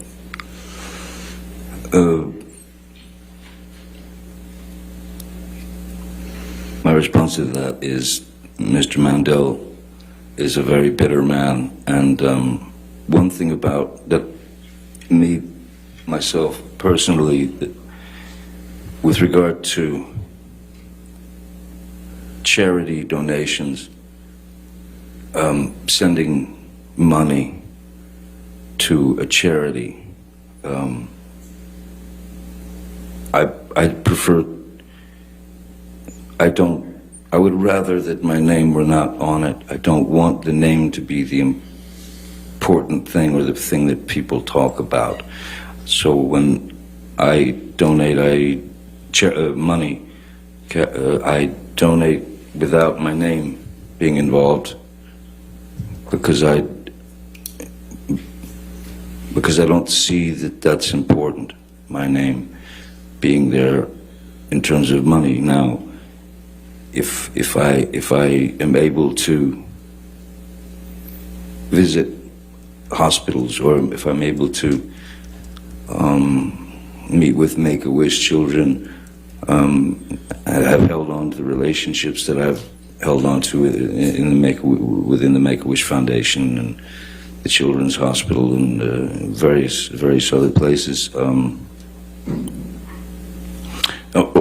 Then obviously my name is involved. When we held premieres in Leicester Square for several films, Charlie and the Objection, Your Honor. Chocolate Factory. Again, beyond the scope of his response to Mr. Mandel's testimony. I believe this is in response to Mr. Mandel. I'll overrule the objection. So basically, when it was a public, let's call it a donation or whatever, I would talk to the studio, I would talk to Disney, I would talk to Warner Brothers, I would talk to whoever the studio was, well before the premiere, and make the premiere a benefit that would, once we did what we benefited, we did a benefit premiere for Great Ormond Street Hospital. We did a couple of benefit premieres for the Make-A-Wish Foundation. I mean, if you can turn a premiere with that many thousands and thousands and thousands of people there into a benefit,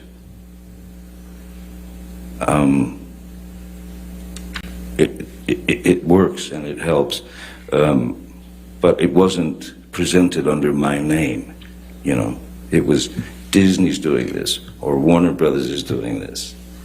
I'm not looking for the pat on the back, as it were. If I can make it happen, great. But I don't need the pat on the back. I don't need the adulation. I don't need the attention.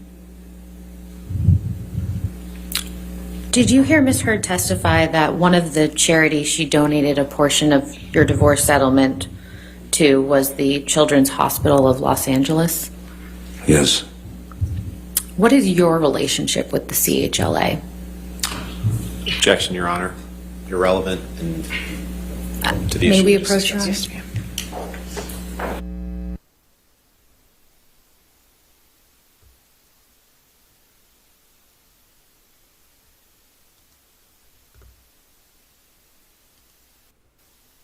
there's a good chance that a lot.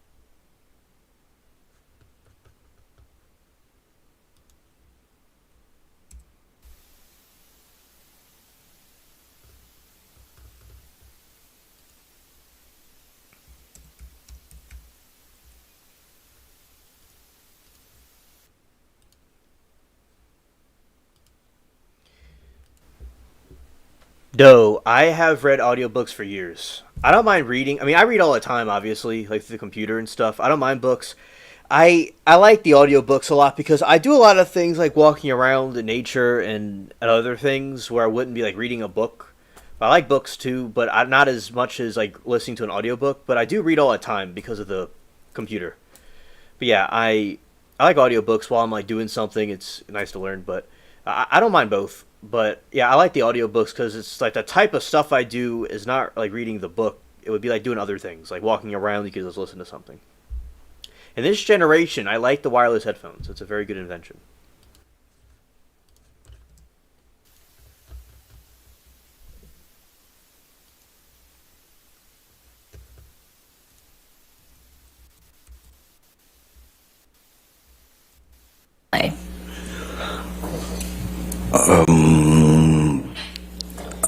I've had a relationship with the CHLA for probably 20 years or so. And what's the nature of that relationship? Well, essentially, sometimes there are Make-A-Wish kids who are in the hospital there, and that their wish is to... Objection, Your Honor. Your Honor, may we approach?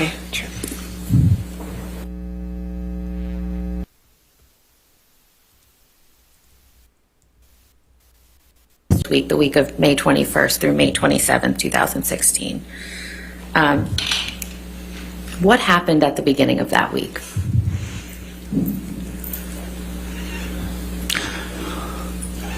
May 21st. Excuse me, May 20th.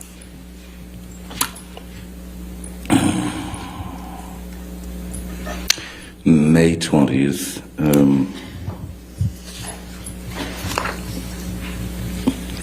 We're talking 2016 here. Yes. May 20th, the afternoon of May 20th, afternoon, evening, my mom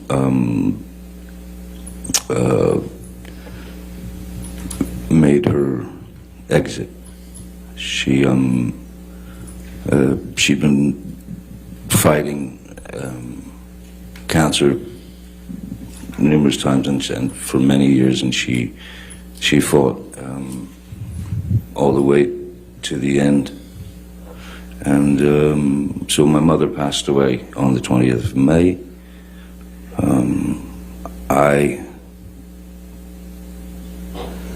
Which does bring instant perspective into one's mind. I spoke to Amber that night. I called her on the telephone, explained to her that my mom had passed, that Isu had passed, and that I thought that the best thing we could do was to that I file for divorce. Hearsay. What Mr. Depp told Ms. Heard. We can move on, Your Honor. Yes, ma'am. Mr. Depp, what happened at the end of that week on May 27th, 2016? May 27th, my daughter's birthday. May 27th,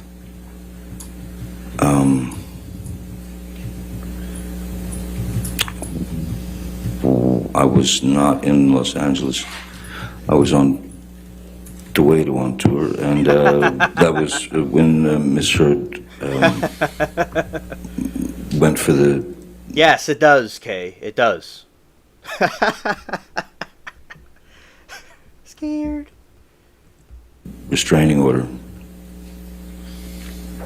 And oh yeah, also that was the day that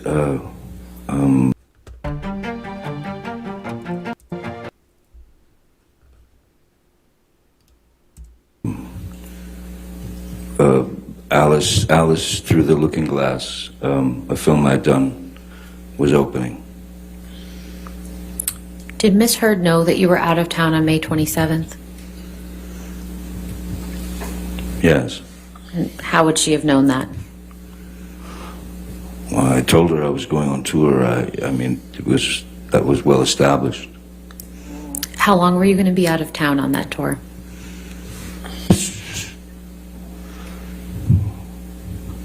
2 to 3 months. And did Miss Heard know how long you'd be out of town? I don't know if she knew exactly how long I'd be out of town, but it was a pretty extensive tour of Europe.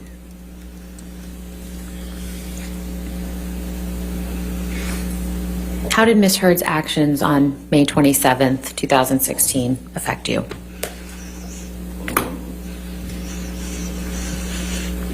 Changed everything. Objection, Your Honor. Relevance. Oh, it didn't change to everything? This lawsuit. Sorry. Sure, if you could wait till the objection, please. Yes, I'm sorry. Relevance.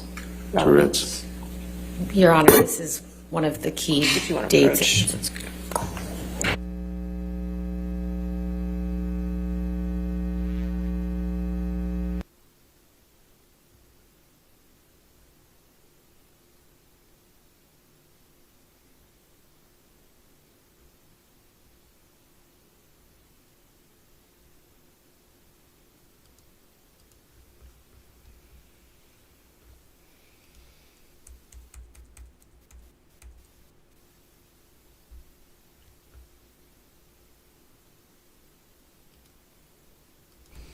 A Dookie swirl.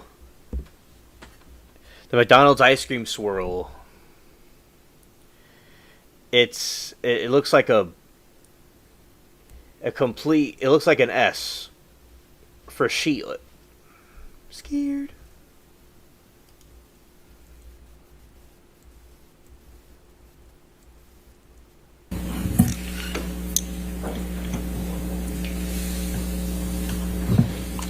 Mr. Depp, what has it been like for you to listen to Miss Heard's testimony at this trial? I'm sorry? What has it been like for you to listen to Miss Heard's testimony at this trial? Objection. Relevance, Your Honor. Oh, overruled.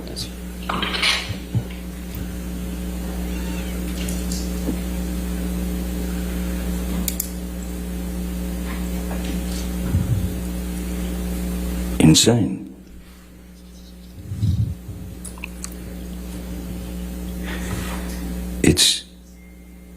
It's insane to hear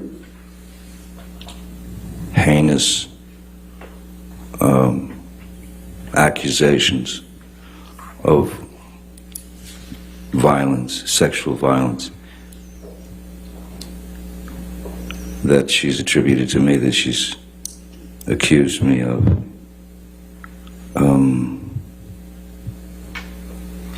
I don't think anyone enjoys having to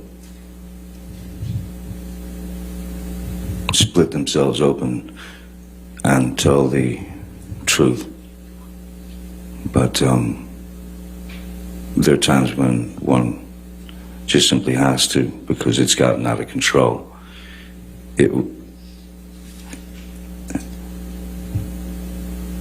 Horrible.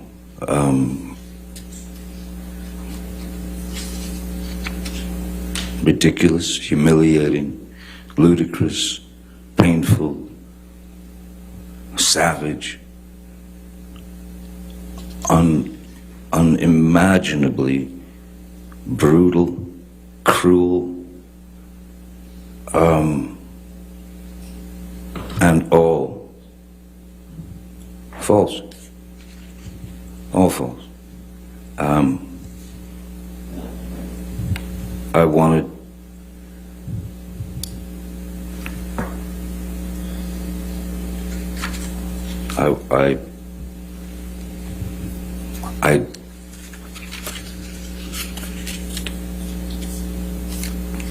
no human being is perfect, certainly not. None of us.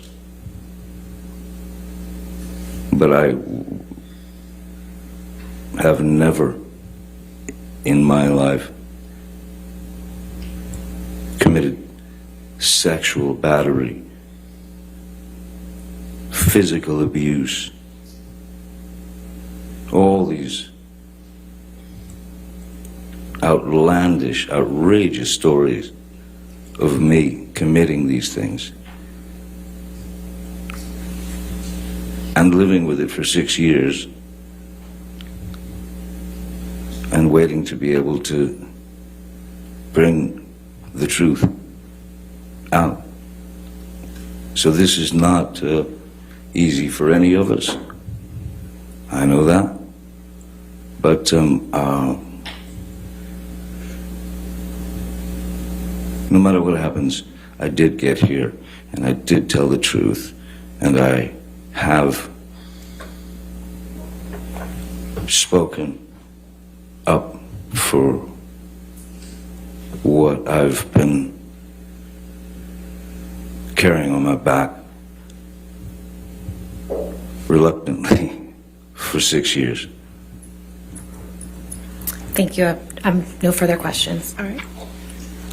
Did you want to take lunch at this point, or just, okay, all right, let's do that. All right, ladies and gentlemen, let's go ahead and take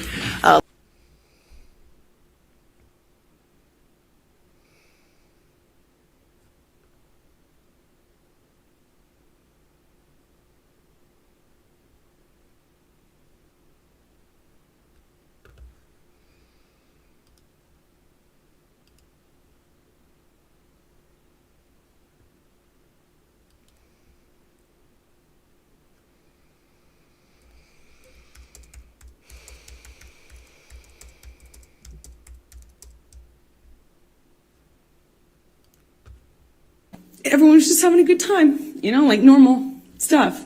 So I just smiled, made a joke about how trashed the trailer got, and we had to get the manager, who started off furious that Johnny had wrecked the thing. And then he had this like black mesh tank top, not tank top, it was like a meshy kind of shirt on. And I remember he came into the trailer and looked around and was like, whoa, what happened here? Whoa. And Johnny had an exchange with him. And I remember watching this man be so charmed.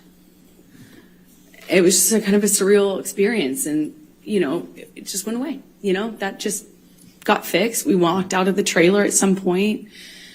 My dog stepped on a bee. We went to the vet and went on with our vacation. We actually went to another location after that, and then eventually went home and went about our, everyone was just having a good time, like normal stuff. So I just smiled, made a joke about how trashed the trailer got, and we had to get the manager, who started off furious that Johnny had wrecked the thing. And then he had this like black mesh tank top, not tank top, it was like a meshy kind of shirt on. And I remember he came into the trailer and looked around and was like, whoa, what happened here? Whoa. And Johnny had an exchange with him.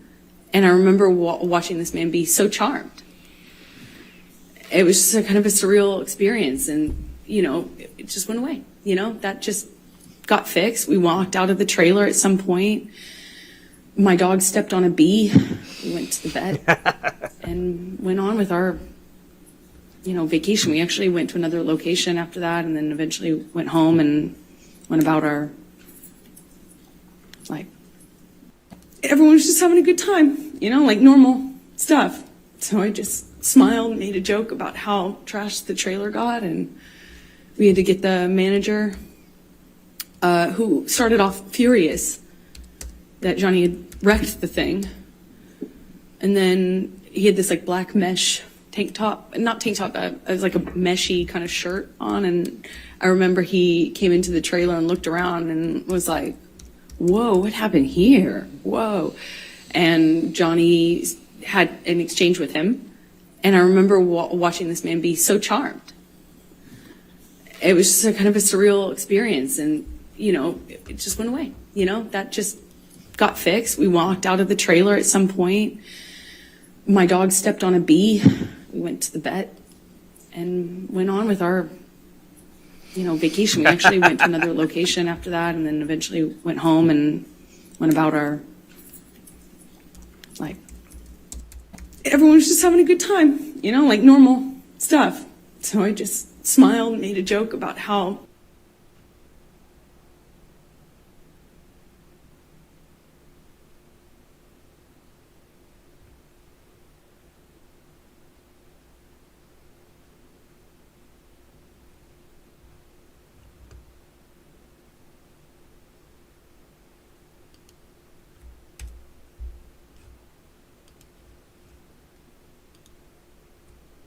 Ladies and gentlemen, be seated. All right, your next witness. Your Honor, we'd like to call Laura Amber Heard to the stand. All right. Amber Laura. some well, some not. My ex-husband, with whom I shared a life,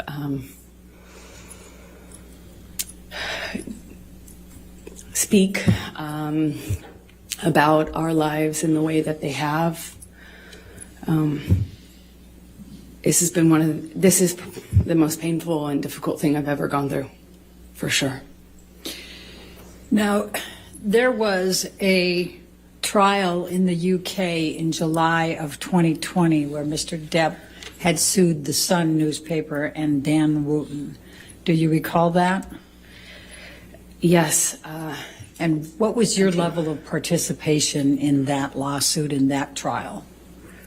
Well, I was not party to that lawsuit. I was a witness, I suppose the primary witness, since it dealt with the truth of the relationship that I shared with Johnny. And what, if any, role did you have to play with respect to, for example, witness statements and testifying? Objection, compound. I said, for example. Overruled. I had to write, I think I gave 7 witness statements under oath testimony. I sat on the stand for 4 days under mostly cross-examination. And up until this point, it was the hardest thing I had ever had to do. Thank you, Amber. I'm going to take you back, and if you can just tell the jury a little bit about your background. Tell us where you grew up. I come from Austin, Texas, a small town outside of Austin that you probably haven't heard of. No one has. It's called Maynard. And I was raised by my mother and my father, and I grew up with a little sister, although I have a big sister as well. And your little sister's name is? Her name is Whit Heard. And how much of an age difference is there between the two of you? Whitney and I are about 1 year, I think we're 16 months apart, so right next to each other. And what did your father do for a living? My father broke horses and did construction, he painted houses, and hunted and fished, but that was for fun. And what did your mom do? She worked for the state of Texas. Let me just, since you talked about the breaking horses, can you just tell the jury what your role is in assisting your dad on that and what is involved in breaking horses? Objection, leading. Can you just tell me about? Overruled. Good. You just got to stay on, basically. I would help him. I was more of a crash test dummy. You know, when you train a horse, it's a wild animal. It doesn't necessarily like to be ridden. And there are people out there who are crazy enough, like my dad, to pick that as a profession, I guess. And he was really good with horses, and I was the son he never had, so it was my job to, stay on. And what, if anything, did you learn from your father about how to react to the horses? Well, with training horses, I guess the key things are to not show fear, not get intimidated, not show fear, be tough and calm. Tell the jury a little bit about your educational background during those growing up years and your work experience.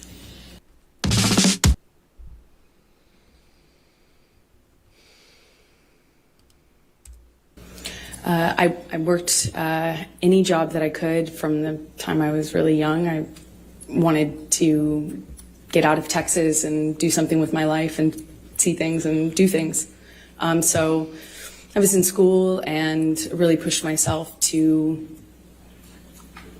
I just always pushed myself to be able to accelerate the process. I wanted to, get out of school as fast as I could, and I wanted to do more things with my life than stay in Texas. So what types of things, so where did you go to school when you were younger? I was a scholarship kid at a Catholic school growing up, several different Catholic schools, but they were always in the other, on the other side of town, in the wealthier part of town. And I grew up quite working class, and thankfully with, as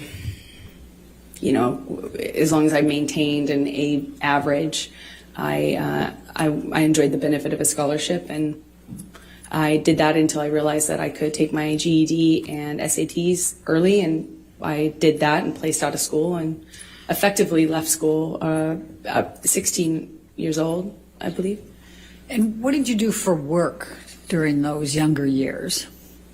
I took any job that I could. I worked at my father's construction company, sometimes, just administrative stuff. I mean, it was a small company. But I answered phones, and I worked at a modeling agency that was also, offered photography classes, makeup classes, hair and makeup classes for people that were pursuing a career in entertainment. And I started taking classes that I paid for by working there, effectively as a trade. And I eventually worked there long enough to be able to pay for my headshots, which are the pictures that you use in the industry to promote yourself, in whatever, acting, modeling, or both. Okay. And what, if any, charitable work did you do when you were still young? It started off as a requirement for the school I went to, and then I liked it so much, I think, because it meant I wasn't at home. And what was important to me is just to not spend time at home. And I really loved meeting people. So I worked at the soup kitchen every morning before school, during the school year, for about 4 years. I didn't go on weekends, but on weekends. Yeah, how did let's see, Amber the philanthropist saint, how did the pledges go? Yeah, hilarious. Yeah, it's like she was only saying that to look like a sympathetic character and make herself look how good she is, but no, she didn't really care about that. Yes, that's true, Kay.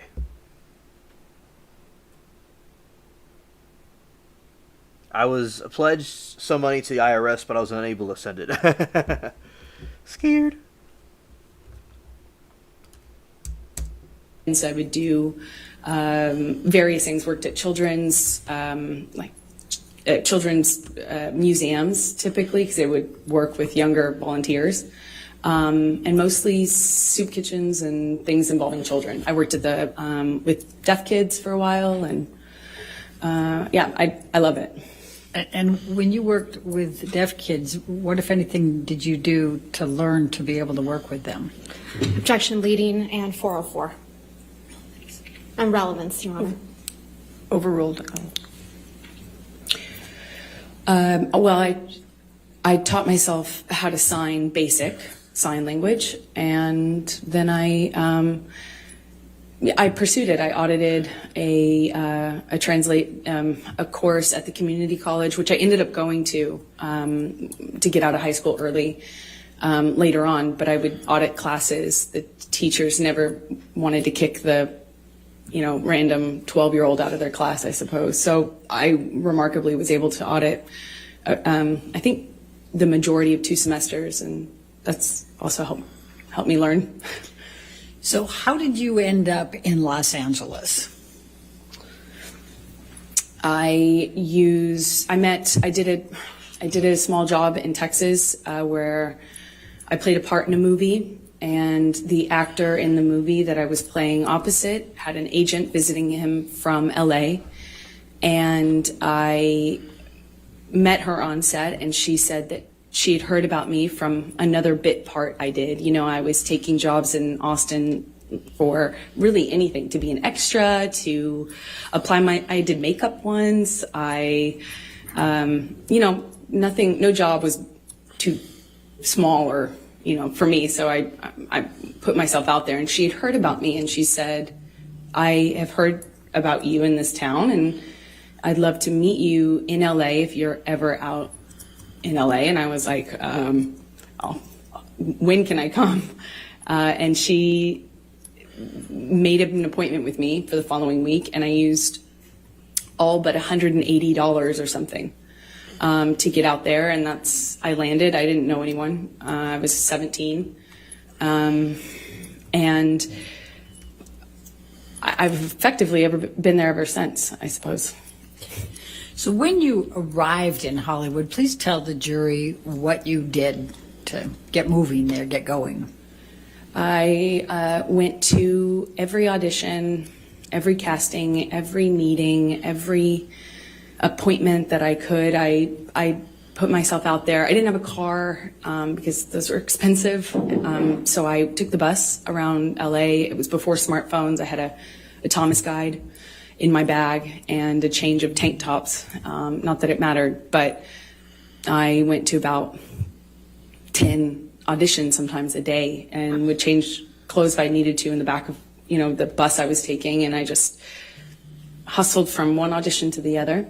And I got a bit part on one thing, and then I got a bit part on another thing, and then eventually my roles kind of became more important or bigger, and it's been a slow progression, I guess, since then, of doing either tiny bit parts in bigger movies or doing, larger roles in movies that no one would see. And I guess, it still is kind of like that. So I'm going to ask you to go from 2002 to 2009. If you could just describe for the jury a little bit what types of parts you had. I think they've indicated you have not been well known here in this courtroom compared to Mr. Depp. So perhaps just take them through a little bit of that. Yeah, that's fair. I did small roles in big films like Zombieland and Pineapple Express and movies that were well known. My first one was Friday Night Lights.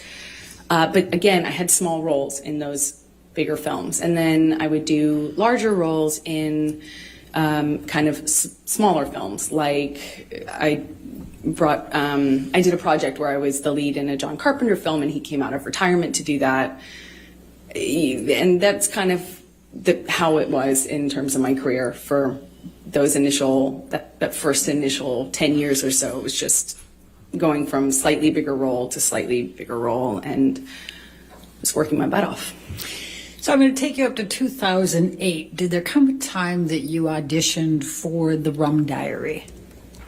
Yes, I auditioned for that in about 2008, I believe. Please describe for the jury your experience in auditioning for The Rum Diary. Well, I auditioned a few times, which is common in my work. You get a call back, as they say. And I think I had at least one, maybe two callbacks with the director. And then I got a call saying that Johnny, who at the time was, I think I knew that he was producing it as well, was doing a project that was something very personal to him. He was reprising his role as his late friend, Hunter S. Thompson, and it was a very important project to him, and that he wanted to meet me in person. I thought I would be going for maybe an audition, but it was just a meeting. I went to his office, and and met with him for a few hours. And what did you talk about during those few hours? We talked about books and music, poetry. We liked a lot of the same stuff, obscure writers and, interesting books and pieces of poetry that I haven't heard anybody else reference or know or like. And he was very well read and charismatic, and she is such a jerk. Her hair is dookie. She knows that she needs to be sent to another planet as soon as possible with no life forms on it because aliens would want to send her back. She is a bad liar. We know her slack. Acting is hard, and that is to give credit to that she accomplished that. But anything in her personality that was flawed completely cancels out the hard work and effort she put into it. She ruined her own career. She only has one person to blame. Johnny knew this. Even she tried to tame him, but he is one you cannot tame. He wants to be free and do what he wants. And she wants to take and take. She's an emotional vampire. And drinking all the emotions out of a person. I'm scared.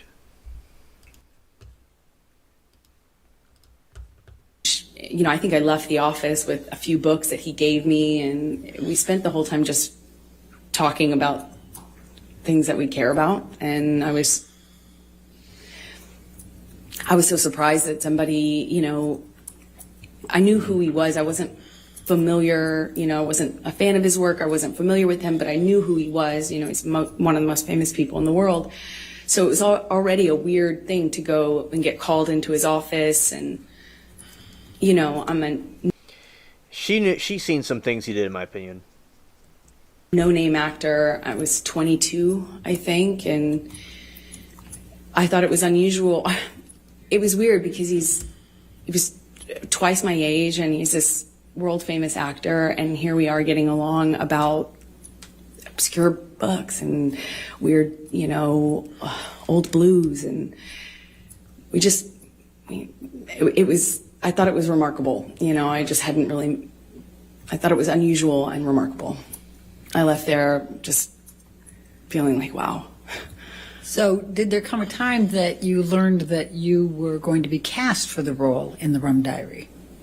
Yes, a few days later, my agent said that Johnny's going to call you. We gave him your phone number.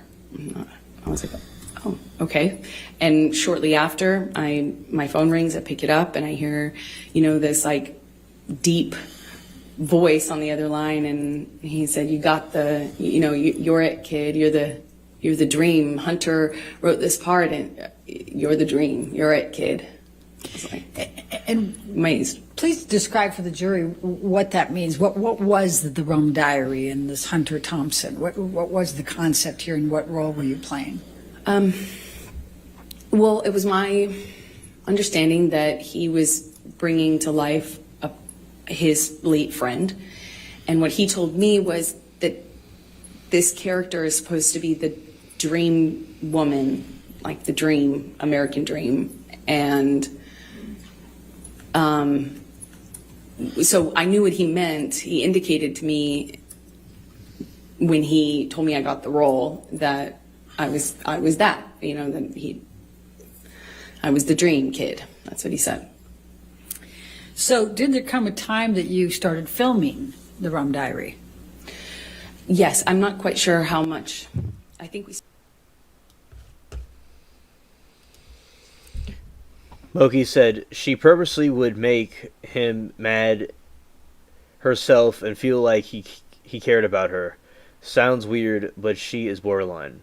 If someone said to me, you're it, kid, I'd be like, what the F, dude? Quit being weirdo. Yeah, really trying hard to win the jury over. That's true. Kay says Amber used Johnny. She manipulated him, used him, abused him, and then claimed to be the victim in the relationship. Amber can rot in hell for all I care. Yeah, absolutely. She, like, especially the faces she makes, it is clear that she was trying to use him for everything he had, taking advantage of a famous movie star that I was told by one of his former friends.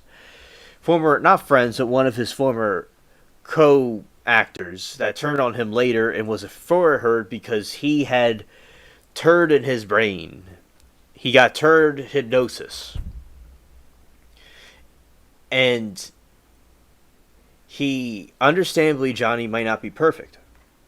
But still, my opinion, she was manipulating this situation as an opportunity to try to take advantage of him and get money, but it didn't work. And also to ruin his name. To ruin his name and tarnish him also at the same time. She may have thought it would have been something that would have helped and enhanced her. And Moki said, it makes me mad Elon props her financially because he's her sperm donor. Scared. It is a wild story indeed. Yeah, definitely. Moki. Sperm donor tailbone. All these nefarious actions I do not condone.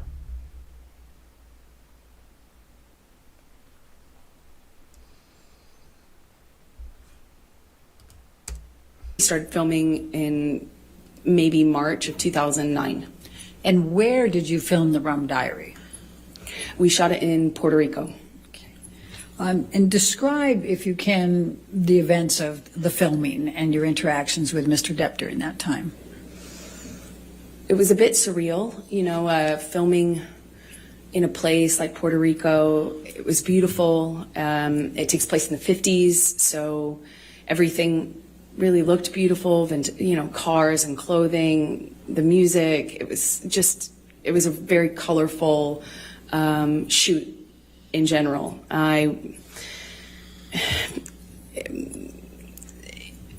couldn't have asked for, a better scenario. I was on film. I was on set, reading my books, and occasionally Johnny would talk to me, and then he started to be really kind to me, more open with me. When we'd have hot days filming, there'd be this big SUV pull up, and a security guard would kind of usher me into this car, and it would have the AC blasting, and I'd be sitting in the back of the SUV just thinking what a strange experience the whole thing was. And we didn't really have a whole lot of interaction on set until we did a scene that involved kissing. We had a kissing scene, and it didn't feel like a normal scene anymore. It felt more real. There are certain things that you do in the job to be professional, like when you have to do that sort of scene, and you don't you don't use your tongue if you can avoid it. There's certain things that you do to just maintain a certain line, and it just felt like those lines were blurred. He grabbed my face and pulled me into him and really kissed me. But we were filming a scene. Did he use his tongue? Yes. Okay. Did you celebrate your birthday while you were in Puerto Rico? I did. I celebrated, I think, maybe my 23rd birthday there. And what, if anything, did Mr. Depp do for your birthday? Well, we were already kind of talking about books and poetry and things like that. He gave me a few really beautiful poetry books. And he gave me a bicycle, like a vintage bicycle, because at the time I was riding around on a bike, and I had a lot of time off since I was a smaller role in the movie. And I think that was it. Okay. Now, did there come a time that you ended up visiting him in his trailer? Yes. I think we would hang out after or in between scenes or in between setups. We often were talking about things, and would continue the conversation into the trailer, often with the director. Bruce Robinson was his name. And then at one point, we talk about wine. It's another thing that Johnny and I shared in common, a love for wine, red wine. And we were talking about a kind of wine that I enjoyed, and I was, going on about how great this bargain wine was. And I didn't understand, how much more sophisticated Johnny's taste in wine was. So I was going on about the virtues of Malbec or something, and I brought him a bottle of this wine, and I set it down. And at some point, I'm going back to get back to set, and he kind of kicked his foot up in the air and basically kind of lifted the back of my bathrobe up. And can I just stop you there? Why were you wearing a bathrobe? Because I was doing a scene. It was a period film, so it took place in the 50s. And so I had all of this old undergarments that are for that time era on. And the scene involved me changing. So I had all the costume on. And he kind of picked up the back of my robe with his boot. And I kind of turned around and laughed, giggled, I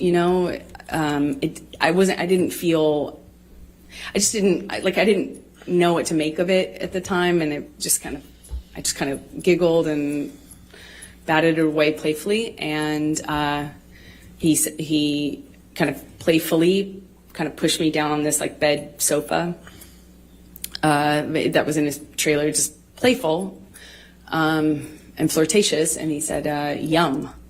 And he kind of lifted up his eyebrows like that. And I just giggled, laughed it off, kind of batted him away, and, moved on, went back to set. And were you in a relationship at that time? I was. Okay. And was Mr. Depp in a relationship at that time? That was my understanding, yeah. Okay. And did anything else of significant happen during that time period while you were filming with Mr. Depp, other than what you've told us? We just had this, it was a friendship, flirtatious thing. I felt chemistry. I felt this other thing that went beyond the pale of my job, for sure. Johnny clearly felt that way about me, had indicated to me that that's how he felt in many different ways.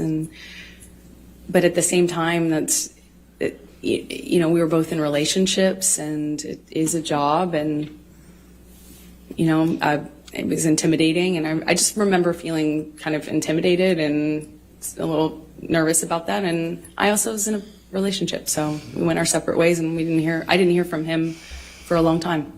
And that's, so approximately how long were you filming in Puerto Rico for The Rum Diary? A few months is my best All guess. right, and when you left Puerto Rico in the filming, when is the next time that you had any contact? What's serious about Elon, he's one JD referred to as Ben Carrot. Crooked Deke. Yeah, Kay, they have a lot of people. Elon and Amber allegedly have embryos that they did some fertilization like that. So, with a surrogate. So, yes, the embryo thing is likely true. Holy dookie. Scared. From Mr. Depp. And contact could include anything, communications, written communications, as well as telephone or otherwise.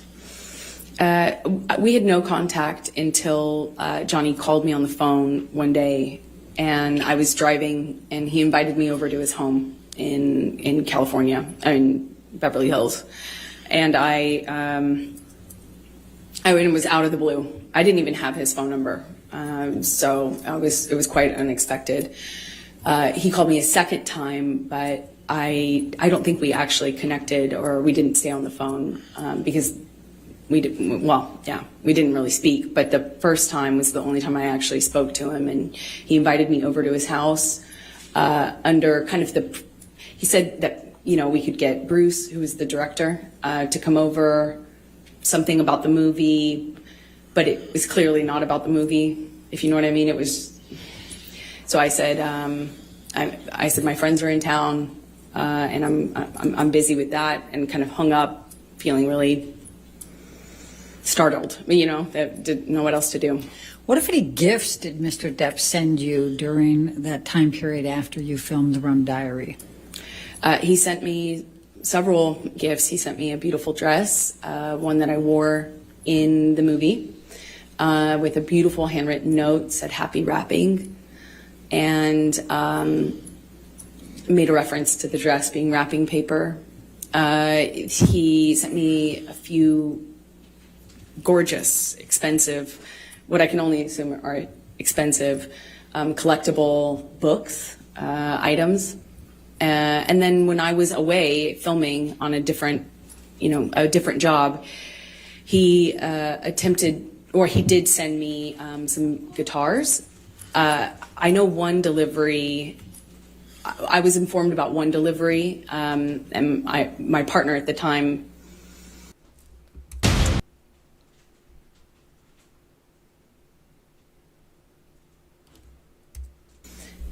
intercepted the attempt to deliver and called me immediately and said, "What should I do?" And I said, "Send it back." And she did, and she indicated that there was another one that had already previously attempted delivery, and it was also rejected. I sent it back because I wasn't there, and I wouldn't have accepted it anyway. Okay. Did there come a time that you ended up having to go on a press tour for The Rum Diary? I got a call for the Rum Diary press tour in the fall of 2011. So that's close to two and a half years after you filmed? I'm an actress, not a mathematician for a reason. Roughly, yes. Okay. And could you please describe for the jury what a press tour is? Just explain it to them. Well, you take a movie once it's completed, and if it doesn't have distribution, you, as part of the promotion of that movie, you go to these various places, normally cities like London or New York, and you do press events in those cities to kind of promote the film, and you go to place talking about the film. And so you were then called to participate in the press tour for The Rum Diary? Yes, I had just finished going through the process of separation with my former partner, and I was moving and going through that, and I got a phone call saying, "Remember that movie you did in Puerto Rico? Well, they want you for the press tour." And I said, well, perfect timing. And we did that, I think late October 2011. Okay. So describe for the jury your interactions with Mr. Depp during the press tour. Well, on the the beginning of the tour was Los Angeles, where we both lived, and we did a press day, normal press day, and then at the end of it, I was invited by Johnny to come up to his room to have a drink with him and the director of the film. And I went up to the room to see both him and Bruce, but as soon as I got there, Johnny said Bruce wasn't going to make it. So I stayed. Johnny and I started talking. He asked me about my relationship. I said, well, I'm going through it. I'm going through the separation right now, and it's been, rough couple of months, but that's normal. And he said, well, that's same with me. It's been, I can't remember exactly how long he said it had been, but that he had split from the mother of his kids, and said that he understood. All right. And then what happened next? Then we drank red wine and continued to talk, and the talking became us, reconnect. It was like reconnection was almost instant. It was just chemistry. It's hard to explain that, but we sat on the couch and we talked, and it felt like there was it felt like there was an electricity to the room, and it's how I felt when I was alone with him anyway. And it was instant again. I was like, whoa. So on the couch, we talked, finished some wine, and then I got up and left. And as I went to leave, he grabbed both sides of my face, similar to what he did in Puerto Rico when we were filming that scene. And he kissed me, and I kissed him back. And what happened next with respect to any relationship with Mr. Depp? Well, then we fell in love. We went on this press tour, and we went.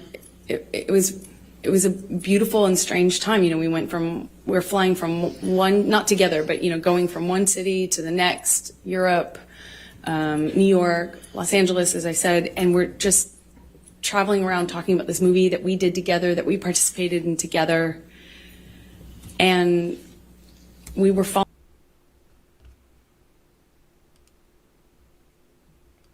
All right, Doe, good night. Thank you for coming. All right, Doe, good night. Thank you for coming.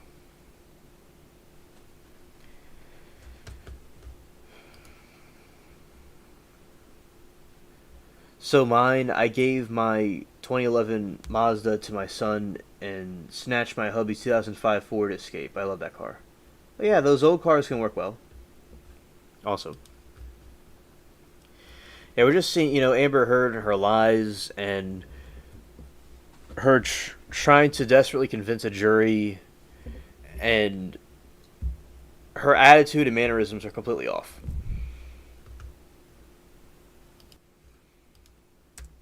Falling in love. I mean, it was just, at the first dinner in London, he sat me next to me. He produced the film and was a part of controlling the film and was responsible for different things than I was as an actor having a small part in it. And we went on this press tour, and I think in London he had me sat next to him at a dinner, and then we ended up spending the night together in my hotel room. And for the rest of the press tour, it was on. I'll put it that way. All right. And how long approximately did the press tour go? I don't know exactly how long it lasted. I think, there were press engagements in this city for a few days, and then another city for a few days, and then there was a break, and then there was another press opportunity, I believe. So it was kind of spread out over maybe a month, if I'm guessing. So when you returned to Los Angeles, what, if anything, took place with any relationship with Mr. Depp? Well, once we were back from the press tour, we had this, whirlwind romance kind of just in these beautiful places all over, and we're falling in love and not able to really show it because the world didn't know about the split between he and his former partner. And of course, as a woman, I was like, is that troubling? And I'd ask him, no, he swore to me that they hadn't even shared a bed for a year, and that they were protecting the kids and not publicizing it, or not making it known to the press. And so we kind of had to be a little bit under the radar. Not a little bit, we had to be really under the radar, because as Johnny pointed out, that the world would blame me and call me a homewrecker, even though I had nothing to do with it. So we were secretly dating, and then, it was beautiful. It was, I felt like this man knew me and saw me in a way that no one else had. I felt he understood me. I felt he understood where I came from. I felt that, when I was around Johnny, I felt like the most beautiful person in the whole world. it made me feel seen, made me feel like $1 million. And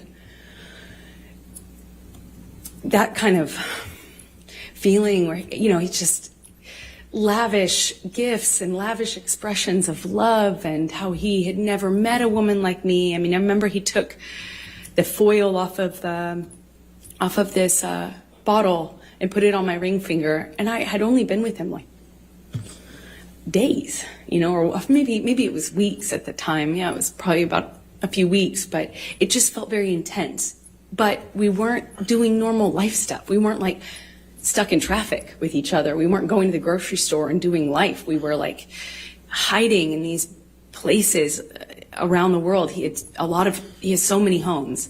And so we'd be in one of those homes, or my home at the time, and it would be like a bubble, like we were in this little bubble of secrecy, and it felt like a warm glow, as we would say. Just music and the kind of... Need better sleep? We make it easy. Get in the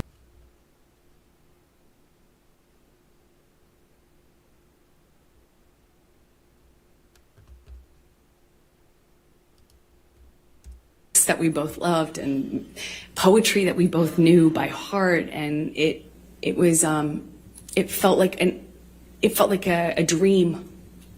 It felt like absolute magic. So while you're dating, I take it you're dating at this point, right? Yeah, sorry, while you're falling in love, you're also dating, right? Okay. Yes. Did there come a time early on that you ended up going to his Bahamas island? Yes. So shortly after, we, I think, started dating October of 2011, and as I mentioned, this bubble, where he'd come over to my house and not leave for like 3 or 4 days, just smoking cigarettes and playing music and reading poetry to me or painting me, or, just talking. And then he would disappear. And there'd be just no way to get a hold of him, no way to contact him. At first, I didn't really think anything about it, but he disappeared at one point, and then came back and said he was dealing with some health issue, and would I join him in the Bahamas? And I think that's when I learned he had an island, and I was on a trip with a friend of mine in Spain, and it was for the holidays, and I kind of rerouted my trip so I could come and land in LA landing in Miami instead of LA, so I could go and meet him on the island. And he had Keenan come and meet me on that trip, like in Miami. I get off one plane, get onto another, and go and join him on his private island. And I noticed he was drinking Beck's and tea, like lots of tea. And I didn't foolishly think anything of it. I just, thought the man really, seriously, I missed it before, but really, really loves tea. And we had this beautiful, less than a week probably, trip in the Bahamas, a private island, beautiful sandy beaches. It's a scene that you just don't, I had never experienced anything like that. It was a beautiful place, a beautiful time, and I fell head over heels in love with this man. So after the Bahamas, I assume you came back, and are we talking now early 2012? Yes, that's correct. Okay. So what were you doing work-wise while you were dating him in this early stage? What I always do, I would be taking job to job to job, going from one movie to the next, mostly not filming in LA. So weirdly, you live in LA to go shoot on location in other places. So when I was in town, we would go back to this bubble, like insular bubble with beautiful, blaringly loud music and no one else and nothing else. And then, you know, I'd go off to work. And so would he. Well, eventually, yeah, he left to shoot Lone Ranger, I believe. Okay. Now, we've heard a little bit about Lone Ranger, and that's about mid-2012, is that right, when he was shooting that? That sounds right, mid-2012, yeah. And were you shooting anything at that time? I was shooting...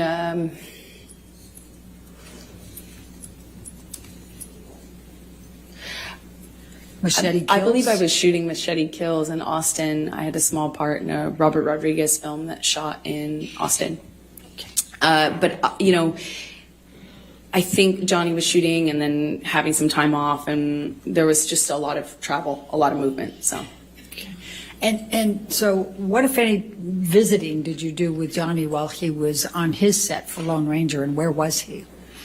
Well, he was filming all over the Southwest, and at some point I came to visit him and on one of his locations, and I would stay in the house because I couldn't really, you know, occasionally I would leave with his security guards, but I didn't really have anything to do but visit him for a few days. So I'd cook and kind of stay at home and paint or whatever and wait for him to come home and have dinner ready. And we would have these little bubbles, but kind of scattered throughout the Southwest as he was filming.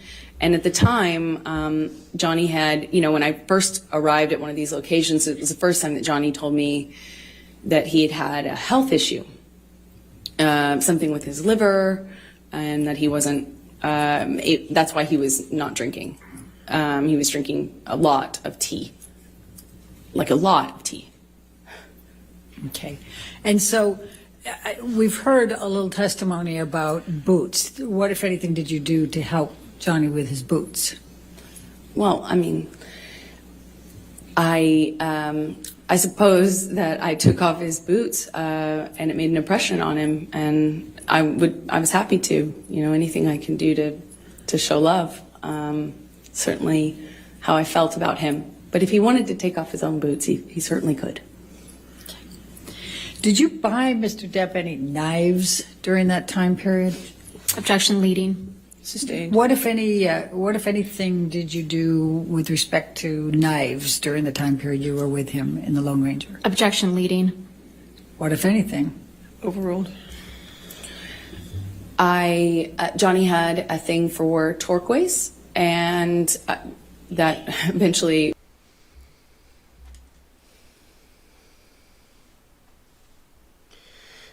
Okay, Moki. Good night to you. Thank you for coming. And good luck with all that. Yeah, so you see with Amber, she completely is trying to show her affection. And to Johnny, and at the same time, it's like she's trying to convince them that she wasn't doing it just for her own benefit, but she was doing it to help him. But I do think, as I said, manipulations. She was doing manipulation tactics like this to try to sway the audience and the jury that she was doing it for a good thing. But sometimes people do a nice thing just to get something out of it.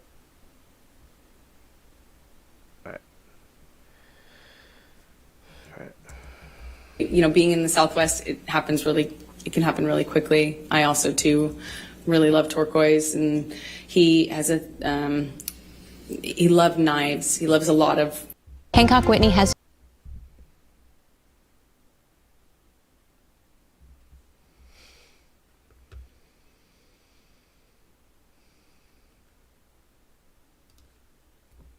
Loves things. He does it a lot, and lots of it. So he had these daggers that he had given me that they were beautiful in design, and they're, you know, long curved daggers, and he just talked a lot about knives, had a knife and gun collection, and was quite proud of it. And at some point, I don't really remember exactly when it was, but at some point I picked up what I thought was a really beautiful turquoise handled knife. And I had it engraved with a saying that Johnny would say to me all the time, which I thought was romantic. As funny as that is to say now. And what was the expression, the saying? Until death, hasta la muerte in Spanish. Now, by the time that you're visiting Mr. Depp during his shooting of Lone Ranger in the June through August 2012 timeframe, what, if any, relationship has he developed with your family? Oh, well, starting really early on, Johnny was so kind, so generous to my family, but especially my mom and dad. He met my dad, and my dad's a big personality. He's a rowdy guy, and Johnny just all of a sudden, I had never noticed, Johnny have a southern, all of a sudden Johnny had this southern accent and was really like buddies with him, and they really seemed to get along very well. They're, just like instantly he was giving my dad gifts. He gave him guns, he gave him knives. They had this, Johnny just really just showered my dad, and my dad's a working man, salt of the earth guy, and he was just like, floored. He's getting all these amazing gifts and being invited to come onto these locations, and Johnny's this big movie star, and my dad was just like, I think my dad would have married him himself, not if I hadn't. And he just instantly, he gave my mom jewelry, brought her out to come and see me while I was visiting Johnny on Lone Ranger in some part of the Southwest. I think it was Colorado. He gave her this beautiful turquoise necklace, and they were definitely taken by him. And what, if any, relationship had Mr. Depp forged with Whitney by this time, your sister? I believe the relationship came a little bit later as they got to know each other, but he did the same thing with my sister and just really found a bond with them that, was he tried to do anything and everything he could to make them feel like special, and they did. My mom, my dad, and my sister. And what, if any, relationships did Mr. Depp form with your friends? Well, Johnny's so generous and can be this really, like, overly generous almost, like showering you with gifts and compliments and just, and he has access and means to really, we're not talking about giving you a card. We're like talking about just these like extravagant trips or these extravagant gestures, and it's a lot. And he did that with my close friends. I relied heavily on my friends and had a pretty strong support network with them, and he really just showered them with generosity and love and light, and invited them to come to these exotic places and flew people here and there. He's incredibly generous. So going back to the filming of The Lone Ranger, what, if anything, did Mr. Depp do with respect to a horse? Objection leading. What, if anything? Overruled. Johnny at one point insisted on buying me a horse, and I, of course, said that's extravagant. There's no way I could accept that. That's how will I take care of that horse? It's so extravagant. So I said no, of course. Eventually, he got a hold of my dad and worked it out with my dad, like what kind of horse to buy, and then showed me a picture of this horse and said, "It's yours. It's coming here." I think it was being transported, and he said, that he had my dad's help on it, picking out. And I grew up on my dad's horses. I grew up riding with my dad, so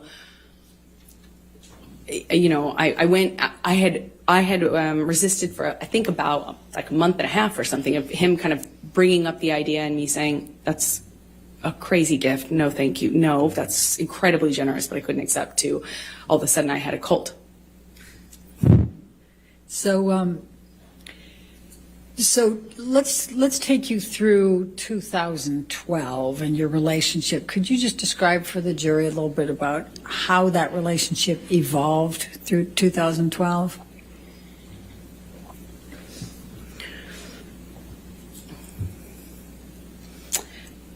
It was always intense. It didn't become intense. It almost started that way. When I was with him, you know, I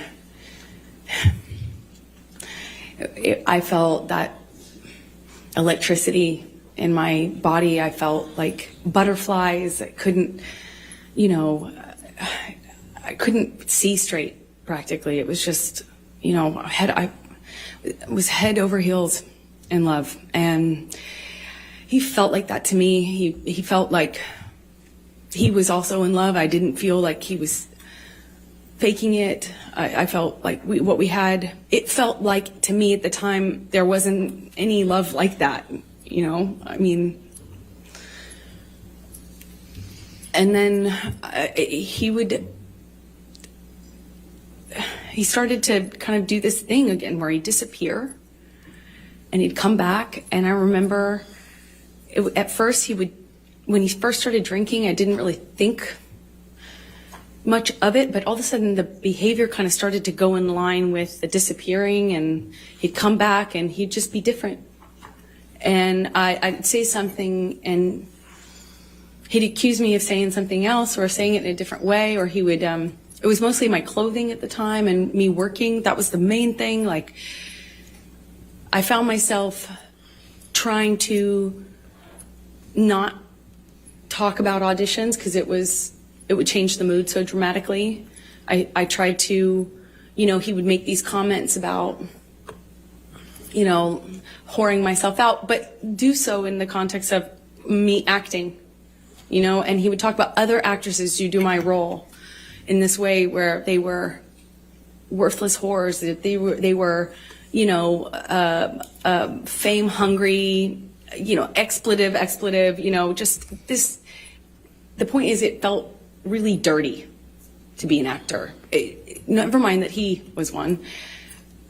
It was dirty that I wanted to do this job that I wanted to do, and I was doing the job of an actress. It was everything every time I was walking out of the house, he would ask me, "That's really what you're wearing, kid?" "Oh, I see." You know, I wore a dress to an event once and... Ignite the fairways.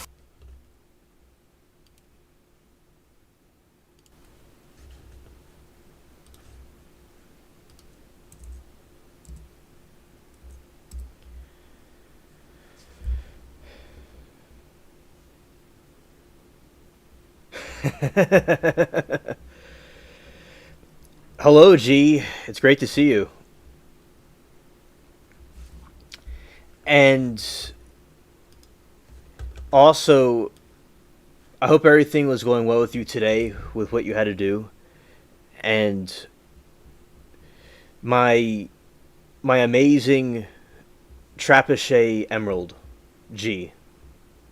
It's amazing to have you here with us. Oh, you're welcome, G. My Trebuchet Emerald. That is what G is to me. Yes. Oh, you on your cell. Okay. I hope everything has been going well. So, yeah, we've been reviewing... We did past hour or two.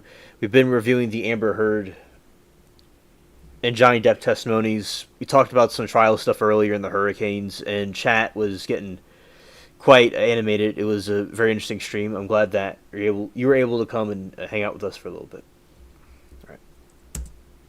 The time I was walking out of the house, he would ask me, "That's really what you're wearing, kid?" "Oh, I see." You know, I wore a dress to an event once, and I felt beautiful in it. Like, stupid as that sounds, I felt pretty in this dress I picked out, and I showed him because it's a carpet, it's red carpet, so it's like, publicized, and I kind of thought it was weird. He wasn't saying anything about it. I left him to go do this red carpet, and I was like, "Did you see the her face? The event I went to? Her face is ridiculous." Basically, I felt pretty, and I thought, like, "Did you see that?" I wanted him to say something about that, I guess. And he said, well, this is after he stopped talking to me for some time, didn't tell me why. When he came back in my life, he wouldn't explain why he was acting different. He just kind of acted mad at me, didn't know what I had done wrong. And when I brought up the dress and the event, because it was an event to support a charity I was really involved with at the time, and I said, did you see that thing? And he said, yeah, I think the whole world saw that kid. That's how they'll remember you. That's how the world will remember you. And I was like, oh, come on. I mean, it's like, but I felt good in it. I felt good. And he said, yeah, kid, that's what you're putting out there in the world. No one will ever forget that. And that's all they'll see you as. That's what you wanted. That's what you were going for. My dress was low cut. I get it. It's low cut. But I felt, I felt really embarrassed and horrible that I wore that. I felt like, how could I have made that choice? Of course, he's right. You start to believe it. I started to believe that made a lot of sense, of course. But it didn't stop with that. It was clothing in general. And when I walked out of the house, it wasn't just like, hey, you're not allowed to wear that. It was like, oh, really? That's what you're wearing. No wonder you get cast in those roles. No wonder you that's what you are. That's what you're making it. And it continued. And then there would be a blow up. And at first it was just to throw something, smash some things. It loves to smash up a place, an apartment, furniture is what it started with. Glass. Threw glass at me, and I remember it was summer. And he just threw this glass across the kitchen, and it didn't hit me, but it shattered behind me, and I remember thinking that it very easily could have hit me. And that, calling me a whore, it didn't start with using the whore word, it was just comments, until it would escalate. And then I started to notice the pattern of escalation where he'd throw glass or turn over a table. Then he would hit the wall, and then he'd hit the wall really close to my head. Like when I'm standing there, just hit the wall, screaming at me. But then he would disappear and get clean and sober, and he'd come back and tell me that he was done drinking, he was over it. Done, cleaned himself up. He had done it before, and he'd do it again. And then he would go back to this wonderful, almost just unreal, but real, but Yes, G, that's a very good point to make. How does Amber remember everything that happened to her? Literally word for word what she remembers. Yeah, exactly. That sounds like she made a story. I love how he cleans his nose with tissues when she says something ridiculous. I swear, I feel like it's a sign. Yeah, definitely. I do think, see, that's a great way to view it and look at it. That is him, is some kind of a sign, and that is her remembering everything word for word. It's like she's telling a rehearsed story. Absolutely. Definitely strange indeed, chat. Yes. Scared.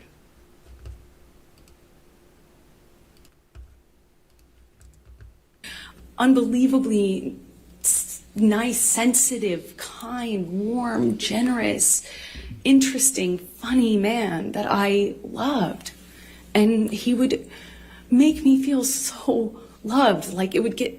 I would feel so distant from that thing that was so scary that I would not even recognize it too. And that was how, our relationship kind of started to develop in that first year. Do you remember the first time that he physically hit you?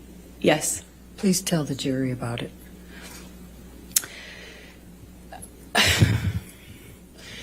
It was it's seemingly so stupid, so insignificant. I will never forget it. It changed. Scared. It changed my life. I was sitting on the couch, and we were talking. We were having a normal conversation. Just there was no fighting, no argument, nothing. And he was drinking, and I didn't realize at the time, but I think he was using cocaine because it was like there was a jar. They said it would be too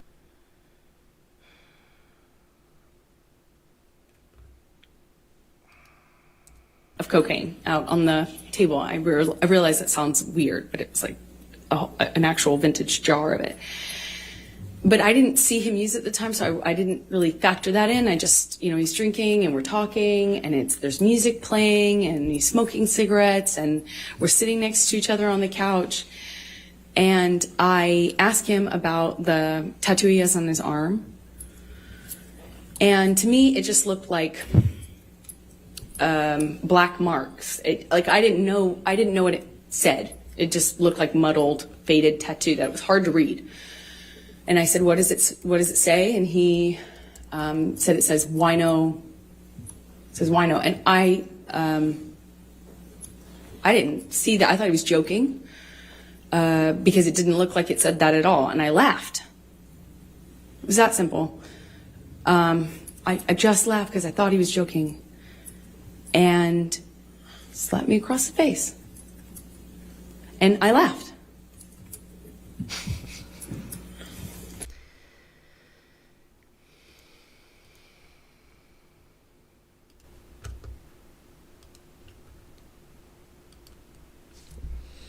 G said, "Alien, she's just too much. I think she overdosed it. Nobody is that much in love, and nobody's that animated. She acts like they had this passionate love that no one ever had. Meanwhile, LOL."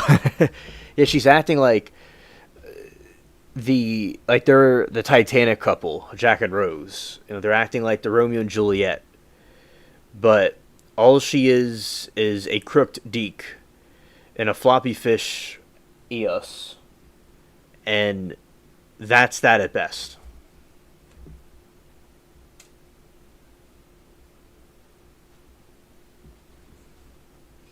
Well, okay, I slap here and there, get your cheeks back to where it belongs.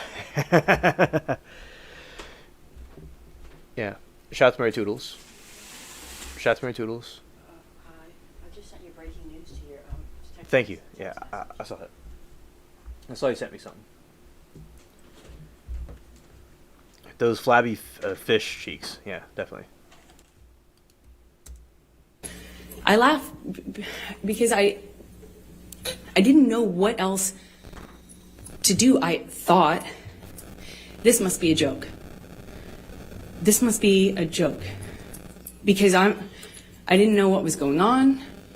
I just stared at him, kind of laughing still, thinking that he was going to start laughing too to tell me it was a joke. But he didn't. He said, "You think it's so funny? You think it's funny, bitch. You think you're a funny bitch." And he slapped me again. Like, it was clear it wasn't a joke anymore. And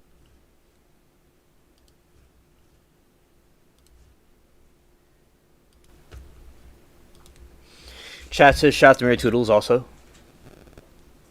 Okay. Yeah, a little flabby fish or flabby deek cheeks. Yeah.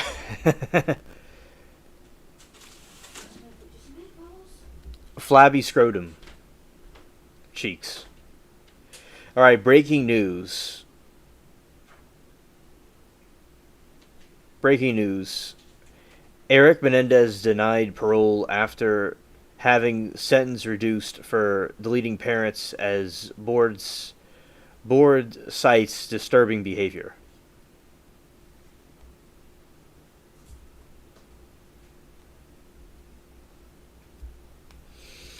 Eric Menendez has been denied parole nearly 40 years after he He and his brother deleted their parents inside the Beverly Hills mansion. The 54-year-old appeared before California Board of Parole hearings on a live feed from Richard J. Donovan Correctional Facility, San Diego, Thursday after a judge decided to reduce his and his brother's Lyle's sentence of life in prison without possibly parole for 50 years for life. G said, I never tolerate abuse nor condone, so please do not think that I would ever say that is okay. Understood, G, yes. G said, I just think that maybe he pushed her cheek away because she was up in his face. I don't think he actually, out of nowhere, just came out and smacked her. Where is the evidence? Exactly. The evidence is not there, and it seems like she tolerated this actions and kept on doing it. Okay. So... Well, okay, so this is what happened. It's some breaking news. So, Eric Menendez denied parole after having sentence reduced for killing parents as board cites disturbing behavior. The 54-year-old appeared before California Board of Parole hearings on a live feed from Richard J. Donovan Correctional Facility in San Diego on Thursday after a judge decided to reduce he and his brother Lyle's sentences of life in prison without the possibility of parole to 50 years to life. The two have been campaigning for years, but the board told Eric he would be denied parole for 3 years due to his behavior in prison. They brought up prison reports for fights over other violations dating back to 97, including drug and alcohol use, instances in which he was found with a contraband cell phone, and even allegations that he helped a prison gang in tax fraud scheme in 2013. Contrary to your supporters' beliefs, you have not been a model prisoner, and frankly, we find that a little bit disturbing, board said. The decision came after a full-day hearing during which commissioners on the board questioned Eric about why he committed the crime and why he violated the prison rules, and they began by asking him about his involvement in burglary after age of 17. One of the Menendez brothers was Eric Menendez was denied parole. It began as a prank.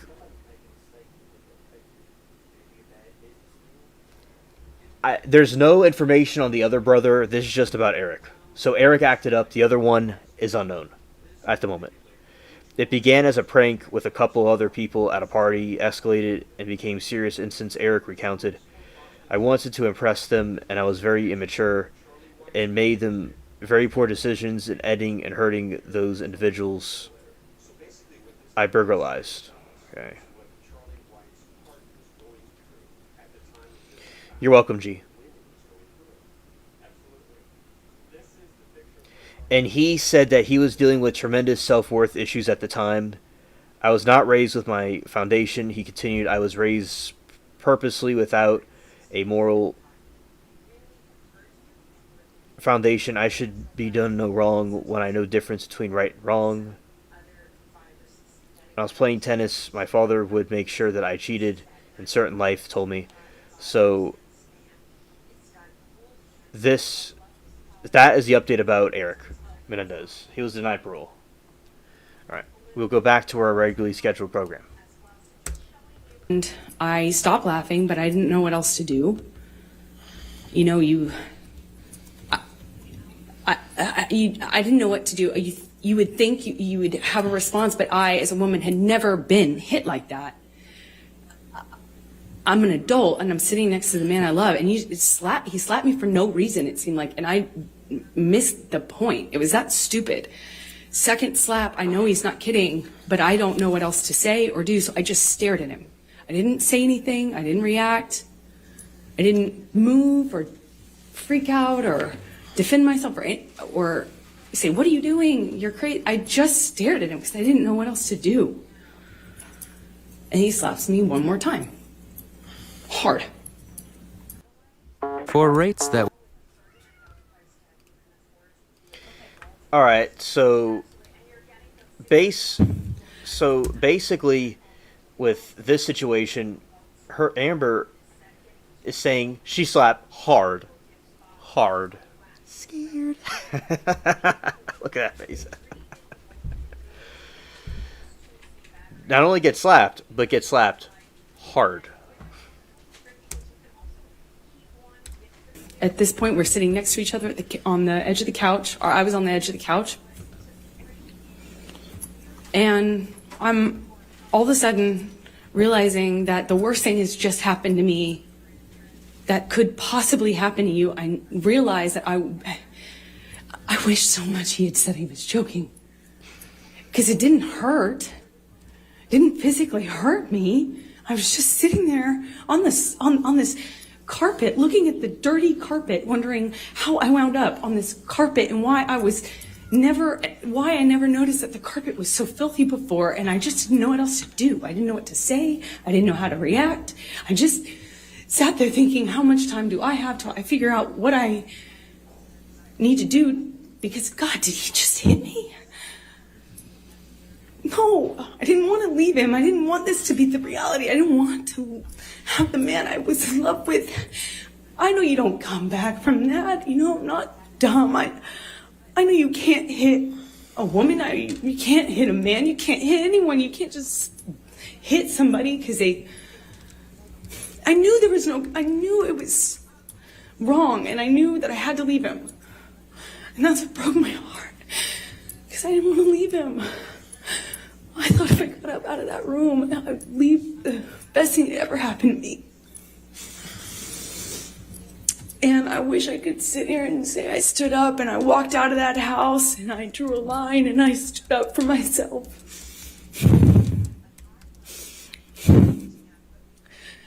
But I was just looking at the dirty carpet, trying to will myself to get up, to walk out of the door because I knew I needed to. And I really slowly, I stood up and I remember looking at him in the eye and just looking at him, frankly, because I didn't know what else to do. And before I... Yeah, G, she puts her adjectives, nouns, and verbs in her bio. Scared. Yeah, she has all of them. And, yeah, super cringe. Super cringe. She has all of her Temu Sheen theatrics. Yeah. Yeah, G, this is completely acting. It's 100% fake indeed. It's 100% fake. This is complete pyrite. She's the clown, the jester, entertaining the royal spaceship congregation. She is congested in the head. She needs a plumber. She's full of dookie. The turd has clogged up everything in her head. She's being theatrical. This is her final act. It's finally done. She is always left on red when she tries to get a new role. It's playing whack-a-mole on this turd. She's also turd lard. Oh boy, did she get hit hard. It's not just the words. Just look at her nose and her mouth with her hair. It's all over the place, all of it. She is going to start popping. She's popping everything like zits. Scared. Yeah, definitely acting. That's true, Rita. You know it, he starts crying. And, you know, like, I had never seen an adult man cry. I didn't even really see my dad cry at my grandma's funeral. You know, it's weird. And he's crying. Tears, I mean, just falling out of his eyes. He gets down on his knees and he grabs my hands and he's touching my hands and he's saying to me, I will never do that again. I'm so sorry, baby. I put the fucker away. I thought I killed it, and it's done. I thought I put the monster away, and I've done it before. It's done. Ridiculous. But on his knees. Come on. And I didn't have words. I didn't know what to say. I just remember thinking that it was just, he was crying. He seemed so sorry, but I knew I couldn't just forgive him because right? That means it will happen again, no? You know, like I've seen the health class videos, like everyone else. And I got up in my car. I walked to the car. I didn't say anything. I made a point to not say, oh, it's okay or anything like that. I just didn't say anything. I got up, I went to the car, I sat in my car, and I felt like I sat there forever. I didn't want to turn the key. I just leaned my head up against the window, and I remember just seeing my breath on the windshield, you know, on the glass of the window of the door, just seeing my breath and trying to will myself to have the strength to know what I should do in this moment, because I was heartbroken. And I sat there for a long time, and I eventually turned the key and drove home.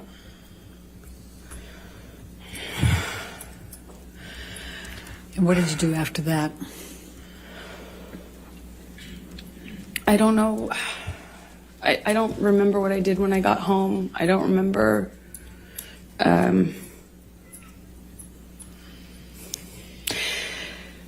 I went to my therapist. I told her. Objection, hearsay. I'll sustain it as to what she may have told her. I went home, and a few days later, started getting, I actually don't know how many days later, but I started getting calls and texts from Johnny, you know, apologizing profusely. I mean, just, you know, he said, I'd rather cut my hand off than ever lay it on you or lay it upon you, you know, and he had that way of talking. It felt like poetry. And he showed up to talk, like with the understanding that, you know, he understood I could never forgive him and it was done. So I felt kind of safe in saying, okay, let's have a talk, or, you know, yeah, we'll talk. I think I know I just wanted to see him, and he comes over, brings me gifts. He brought me a couple of cases, actually, of that Vega Sicilia wine that we've heard about. Which is a really nice, expensive wine that I could never, at that time, dream of affording, you know.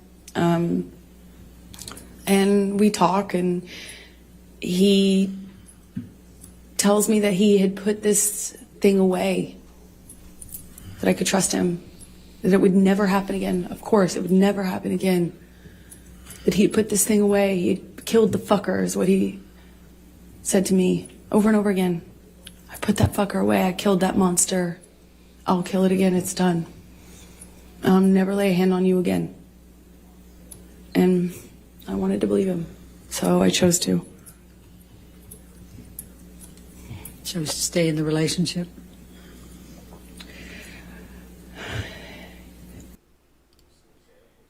See the hesitation. See, stay in the relationship. There's hesitation there. Yeah, definitely. Exactly. And very good points, G. Very good points. And yeah, she shows to stay in a relationship, and she gives a sigh and a pause. That's very important.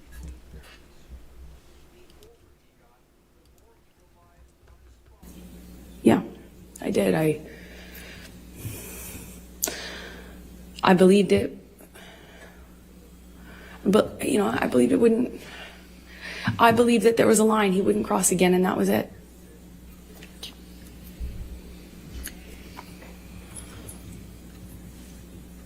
And so you stayed, correct? You stayed in the relationship? Yes. Okay.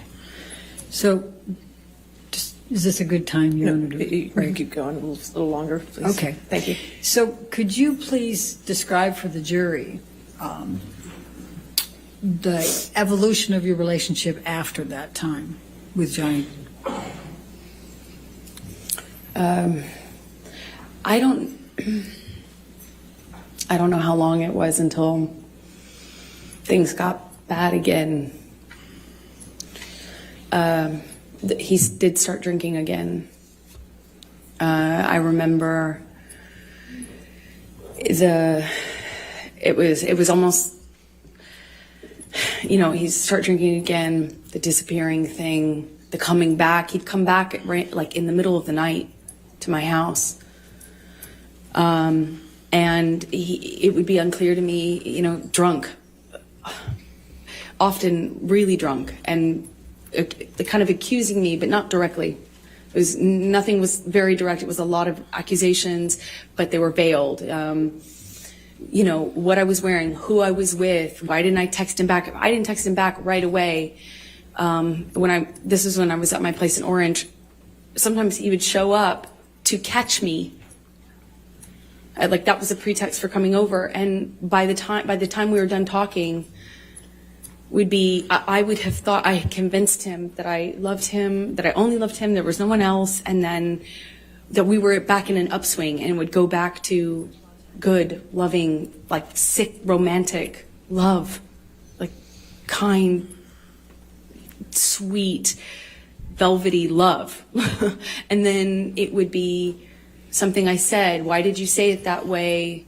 If I had to leave for an audition, I could guarantee that couldn't guarantee, but 2 of those in a row, and when I came back, he was angry at me, and I wouldn't necessarily know why. And then he started accusing me of things, probably, like, at first it was indirect, and then it became really direct. Then the punching of the walls next to my head, which is a constant at that time in 2012 when he was drinking.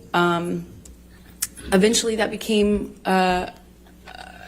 him accusing me of cheating. I'd defend myself. I'd say, that's crazy. You're wrong. I would never. The normal things.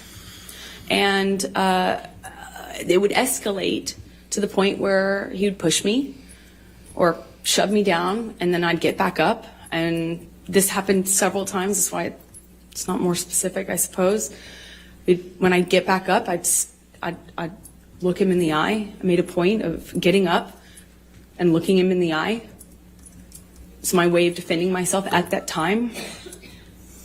And I'd look at him, and he'd ask me if I wanted to go again, and shove me back down.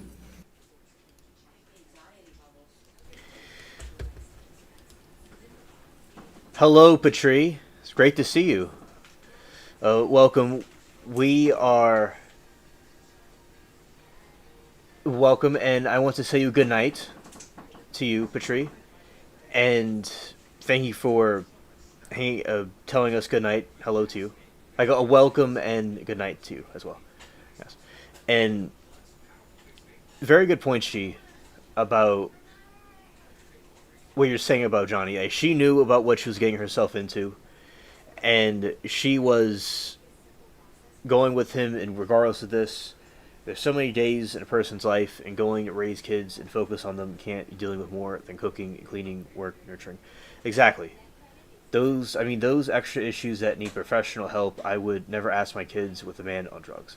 Yeah, it's like she knew what she was getting into, and it's like she has to blame herself for her actions and take a personal accountability. Definitely.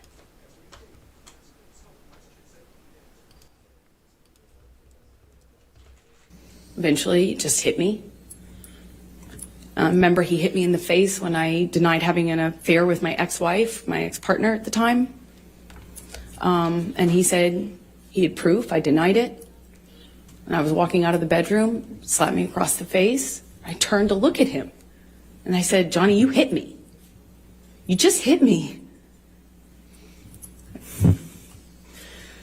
I'm going to ask you, Michelle, can you bring up 1783, please? What number again, please? I'm sorry. What number? Defendants 1783. 1783, thank you.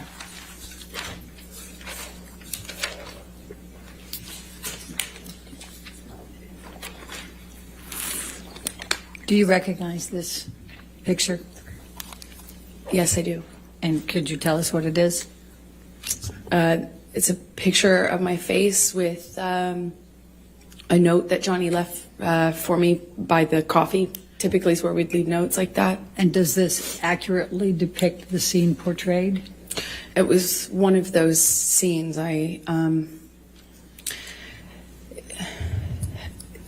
As embarrassing as it sounds now, I don't know which scene this came from. There was a lot. It escalated quickly, fast, and it became.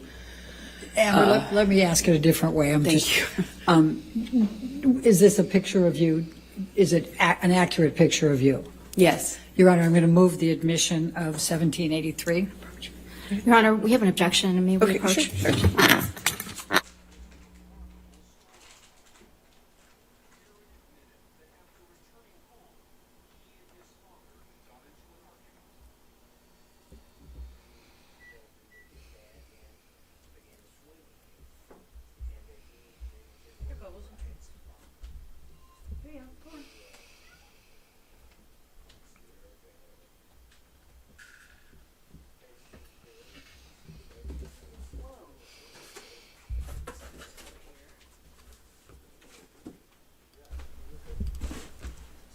Want restaurant quality meals at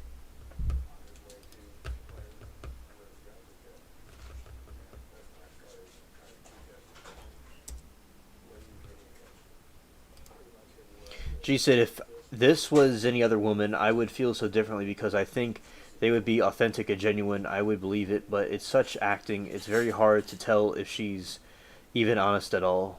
Well, hello, Todd. Great to see you. Todd, some news is that Eric Menendez has been denied of parole to get out of prison, and as you know, the hurricane up in the north, it's kind of affecting the East Coast. And also we're talking about trials and stuff, and reacting to the Depp trial as we do every day, and giving an analysis about it. So good to see you, buddy. Welcome. G said, I mean, we're chit-chatting, we're laughing about her and all that stuff, but it's not because we support or like abuse at all. It's just that she's taking away from all the women who truly are abused.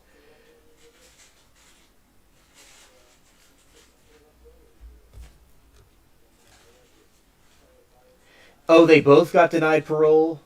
Okay, so I thought just Eric got denied parole.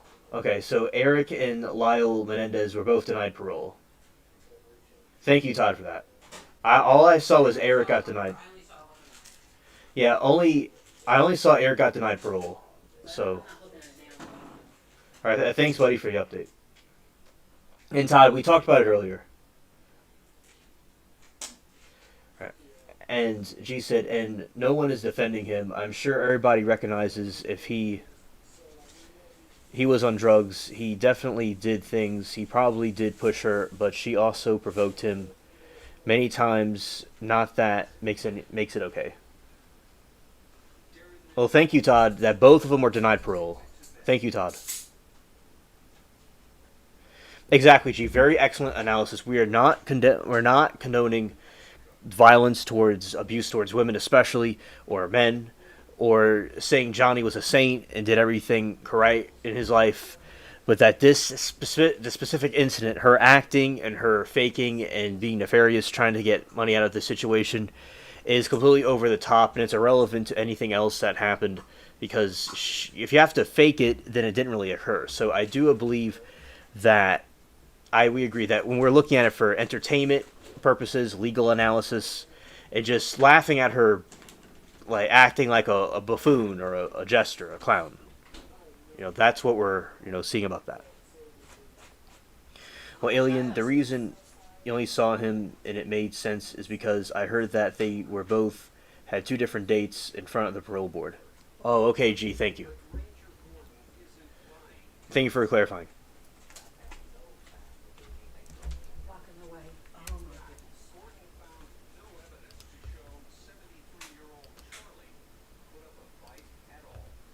Some of the psych.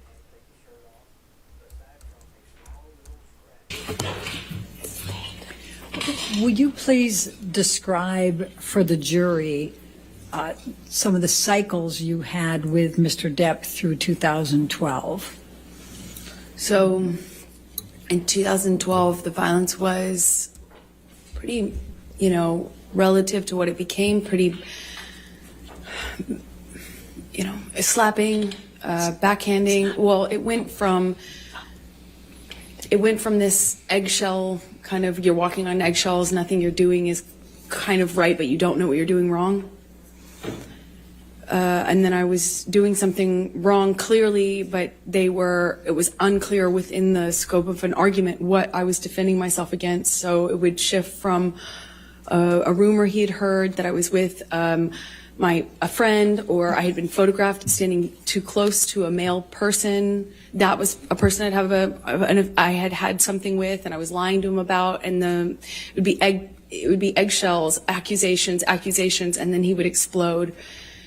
It started with throwing things, destroying the property, and screaming at me. I remember the screaming at me was the worst, because I kind of always felt like I had done, I had to defend myself. I had to tell him so he didn't think these things were true. And sometimes, he would shift accusations while I'm trying to dispel one accusation. He'd start another one, and nothing I could do to calm him down. It seemed like I'd walk away, and that would make it worse. I remember in my apartment in Orange, he would grab me by the hair, or he'd grab me by the arm, pull me into him, scream at me that way. He'd smash things around me, then he would smash things very close to me. That's gaslighting. She's directing it from herself to him. And then he would just hit me, and it started with slapping, and it got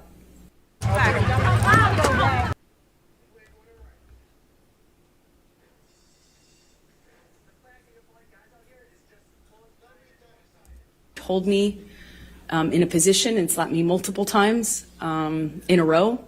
Then it would be, eventually I later would either push him off of me, or I'd try to hit his hands away from me. I tried to, not in 2012 so much. At that time, I was mostly, my defense was,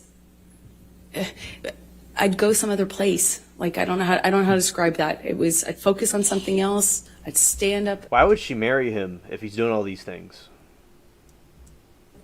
Look at him, try to stand up to him that way. Later, I adopted other kind of strategies to deal with it. But at the time, in 2012, he'd have this blowout, and then he would leave, disappear, and I'd be committed to not talking to him. I'm done with this relationship. I can't take it anymore. I said that so many times.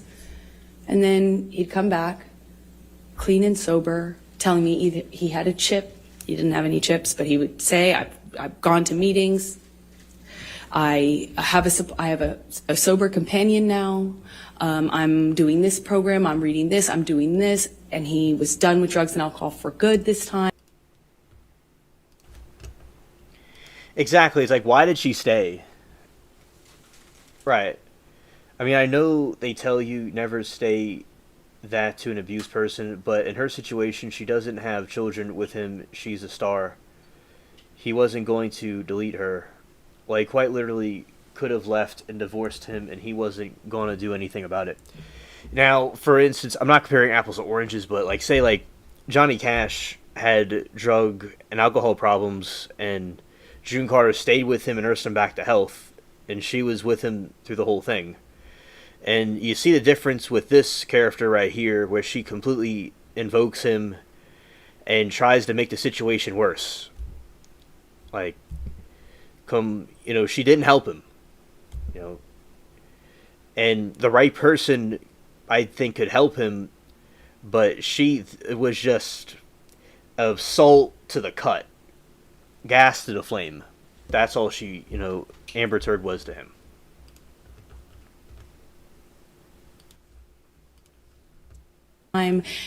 And he'd come back in my life, and with the combination of him being sober and having gone through this horrible thing where I felt like my heart ripped out of my chest, like a relationship ending is hard.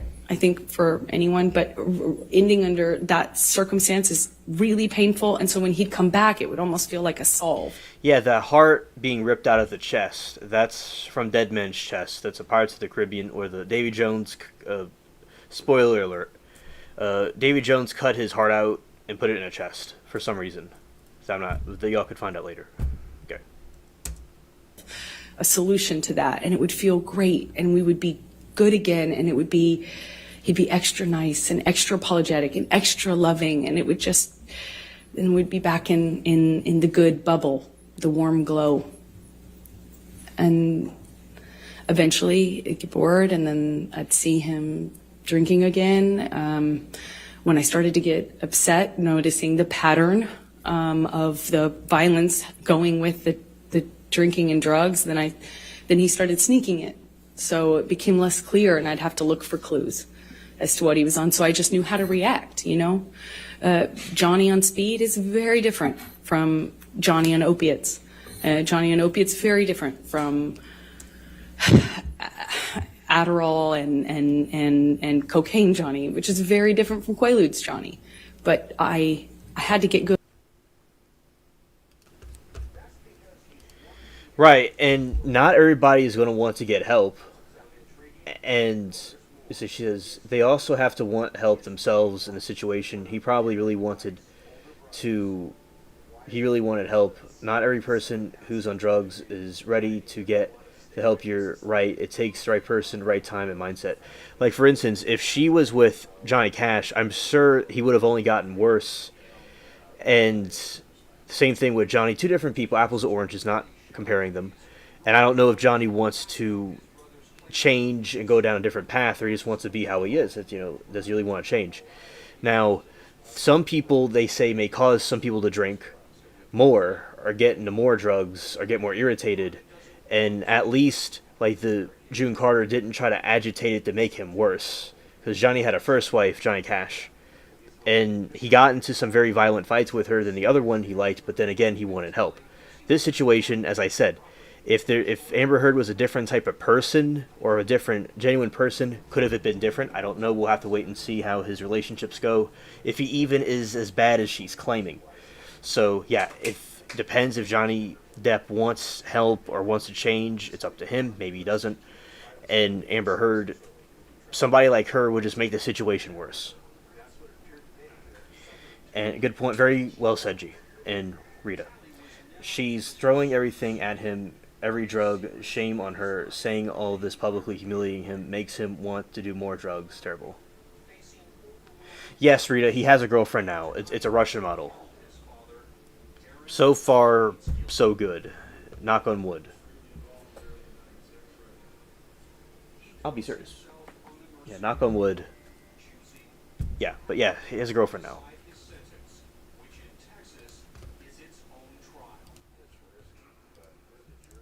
Good at paying attention to the different versions of him. 2012, I was in the beginning stages of this, just learning these patterns. I was just learning that drinking kind of correlated with the violence. DSG presents.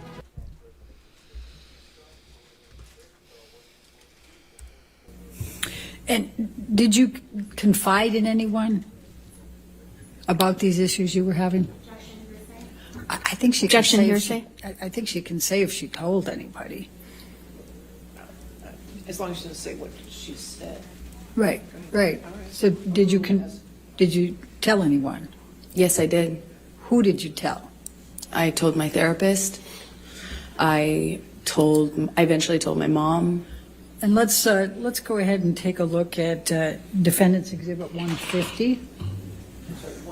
150.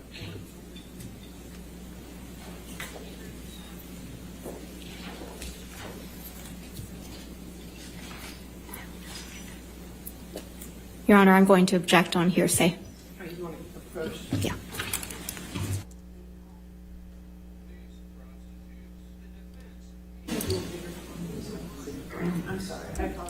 Yeah, Amber abused her ex-wife. That's true.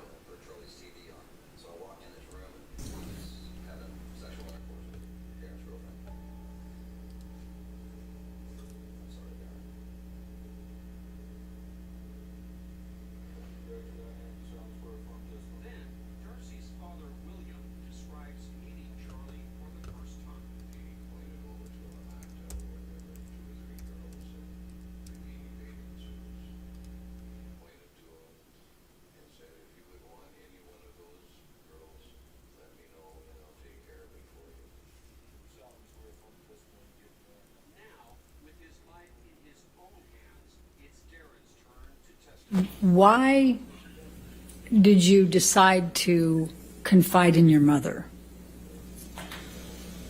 about the issues you were having with Mr. Depp?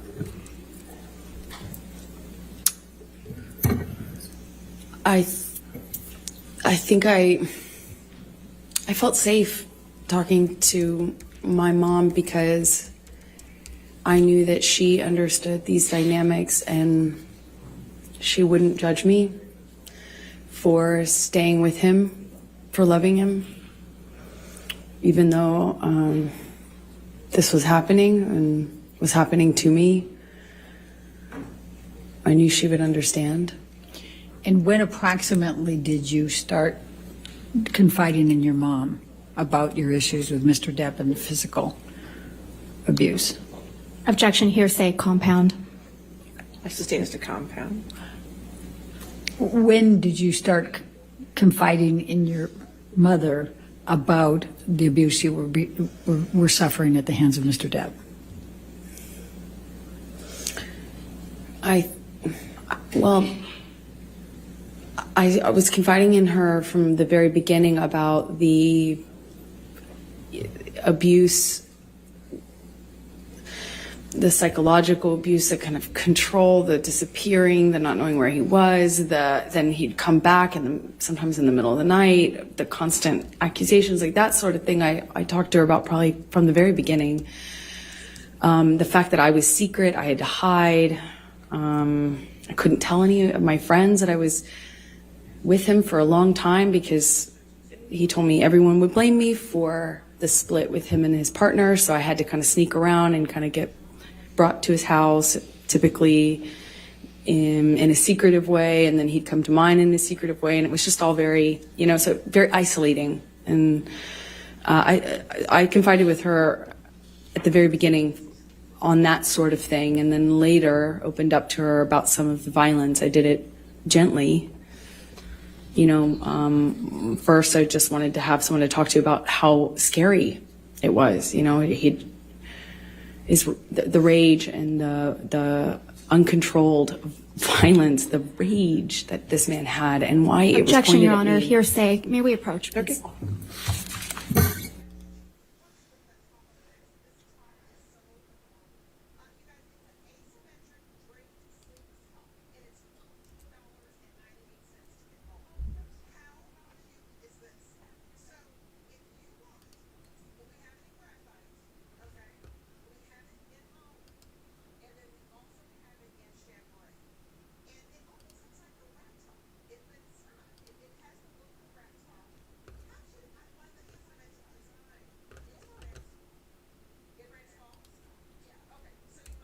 It was after a period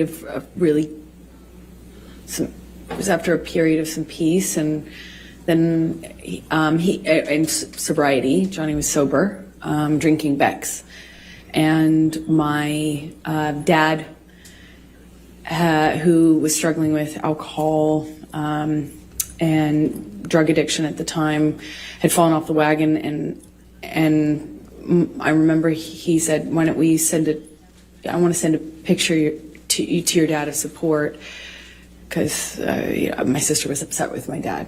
And so he poured a shot and kind of said, "Let's take a picture." I don't drink spirits, but I know that, I kind of held up in that picture. It's kind of eerie because I just think it's bizarre. He had broken this long period of sobriety that I thought was going to be the end of him drinking forever. It sounds foolish now, but I, held up this kind of glass with him, and we sent the picture to my dad because, I didn't know what else to do. And I remember thinking it was weird that he was drinking. And then the month got really crazy from that point on. It was a bit of a revolving door of accusations.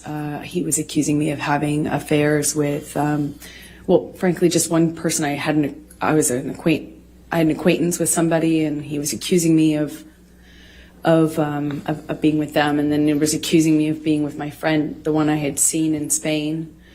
I'm, in these kind of arguments, nothing I do is working. Walking out of the room is me leaving him, walking away from me. Hey, where are you going? I'm talking to you.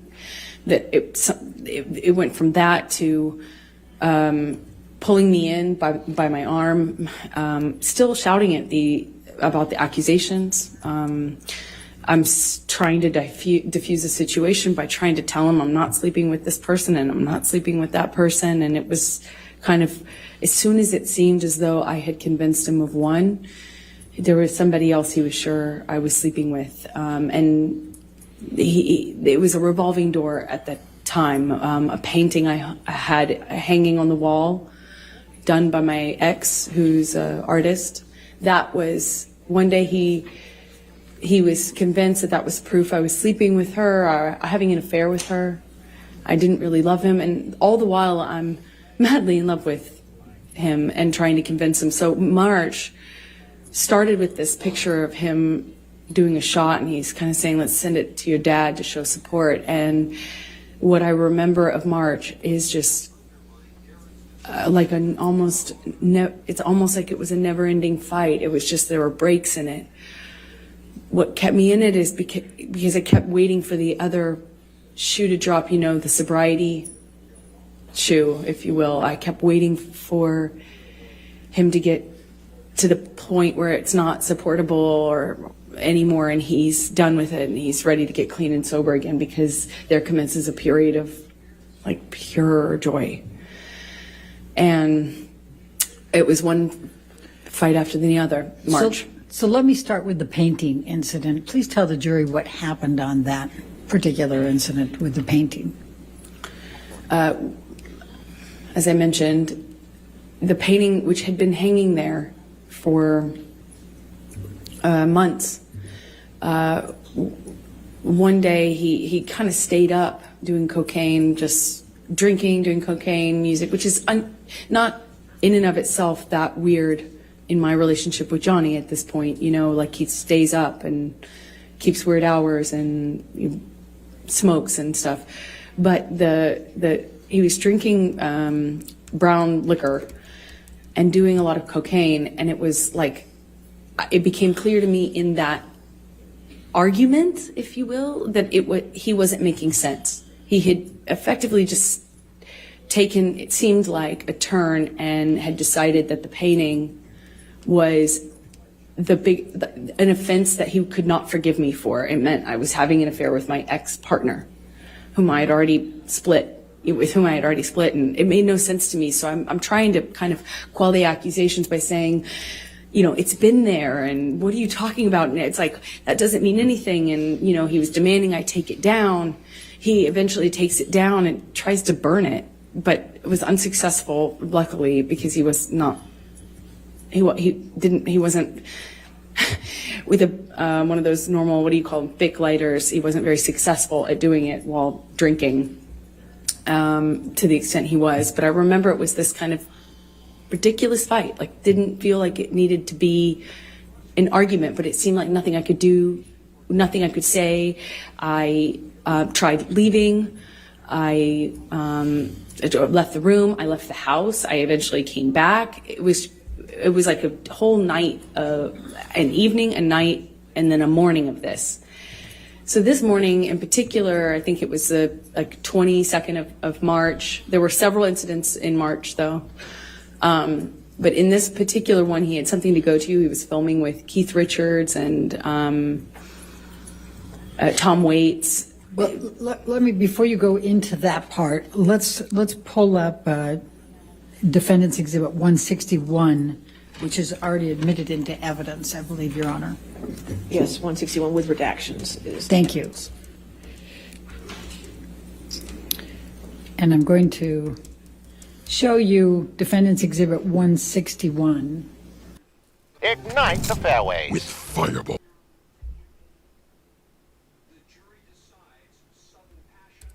And the date on this is 3/12/2013, and it's a text exchange between you and Mr. Depp. Do you see that? I do. Okay. And the first one is from you to Mr. Depp. Just thought you should know there exists a book. Is that to you? Is it to Mr. Depp from you, or it's vice versa? Isn't It's Johnny texting me. Just thought you should know there exists a book titled Disco Bloodbath. And then you say, we need that book. And you say, is this about last Friday night by any chance? And he says, how can you make me smile about such a hideous moment? And I'm not going to repeat the rest of it. Could you tell the jury what happened on that Friday night?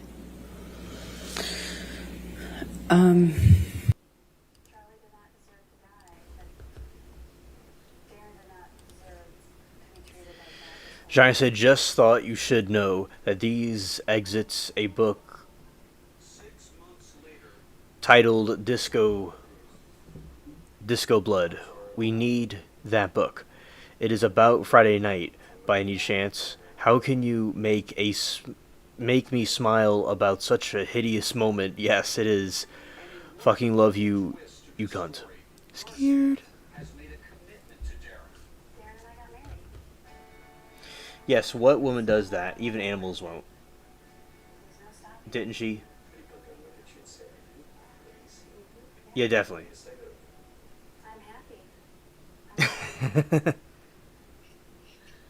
Yes, aliens, angels. That's what y'all are, for sure. That is true. Yes. And shout out to y'all. And yeah, so basically, she just, as she speaks, she opens up the door over and over again.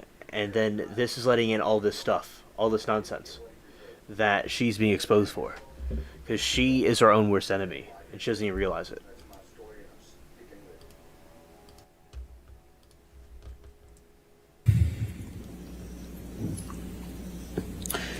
There were, like I said, there was a few different incidents in March. I believe this one happened in the Eastern Columbia building, which are one of Johnny's penthouses. They're in downtown, so a different part of Los Angeles. And we'd sometimes go there.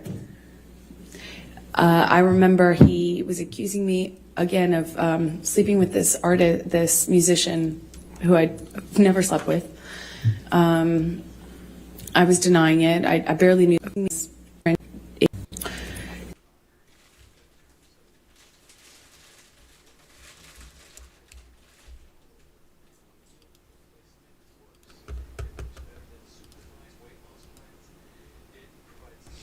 Right, this is the text again. Just thought you should know that there exists a book titled Disco Bloodbath. We need that book. Is it about last Friday night by any chance? How can you make me smile about such a hideous matter? Yes, it is. Fucking love you, cunt. Scared. Huh? Yeah, scared.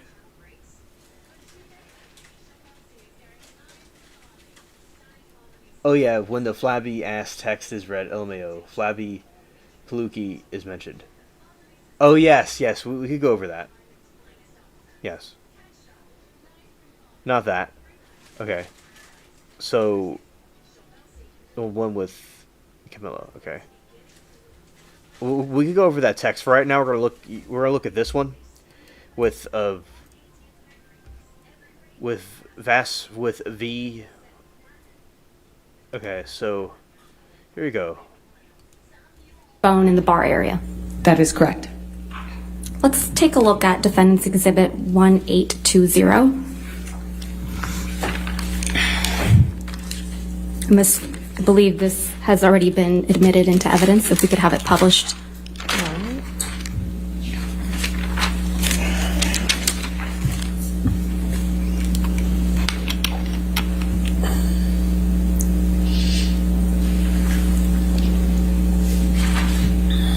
Thank you. You saw this photo during your direct examination, right? That is correct. And you testified that the wall-mounted phone that you saw Mr. Depp smash is on the wall on the left. That's correct. So if you were looking at this picture, the wall-mounted phone would have been behind you on the left-hand side of your shoulder. But it's not depicted in this photo, correct? Whoever took this photo standing right in front of where that mounted phone was. That's convenient. The pieces of the phone Mr. Depp smashed aren't in this picture either, right? You don't see it because it's whoever took this photo standing in front of that. Whoever took this photo, it's Mr. Ben King, correct? That's what I believe. Yeah. Mr. King testified under oath in this trial, right? That is correct. And he testified that there was no wall-mounted phone smashed to smithereens that he had to replace, correct? I didn't hear him testify to that, no. He did. Your counsel elicited it. I disagree with that representation. You also saw this picture. Actually, can we please bring up Defendant's Exhibit 1821, which is also admitted into evidence?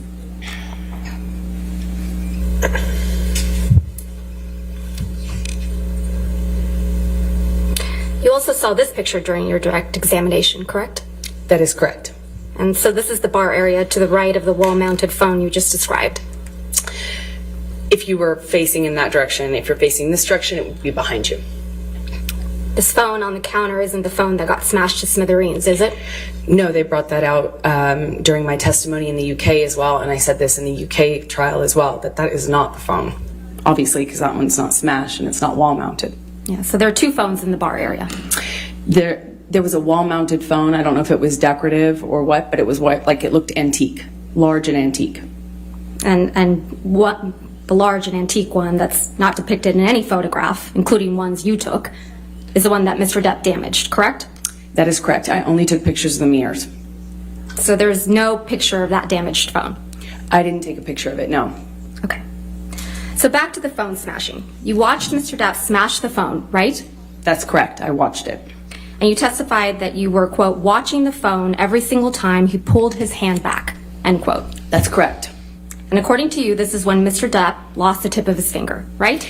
It is my best guess. I didn't notice his finger come off, obviously. I was watching him smash the phone and watching the pieces break while he was doing it. Well, it's not your best guess, Ms. Heard. That is my best guess, yes. Okay, let's go back to my questions. You submitted a declaration under the penalty of perjury in this case. Do you remember that? That is correct. Okay, let's look at that declaration.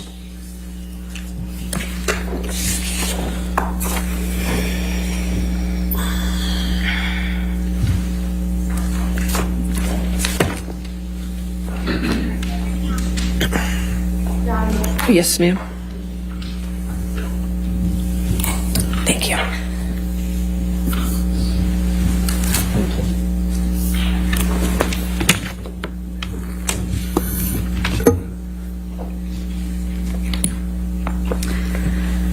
If we could direct your attention, Ms. Heard, to the page 14 of the declaration.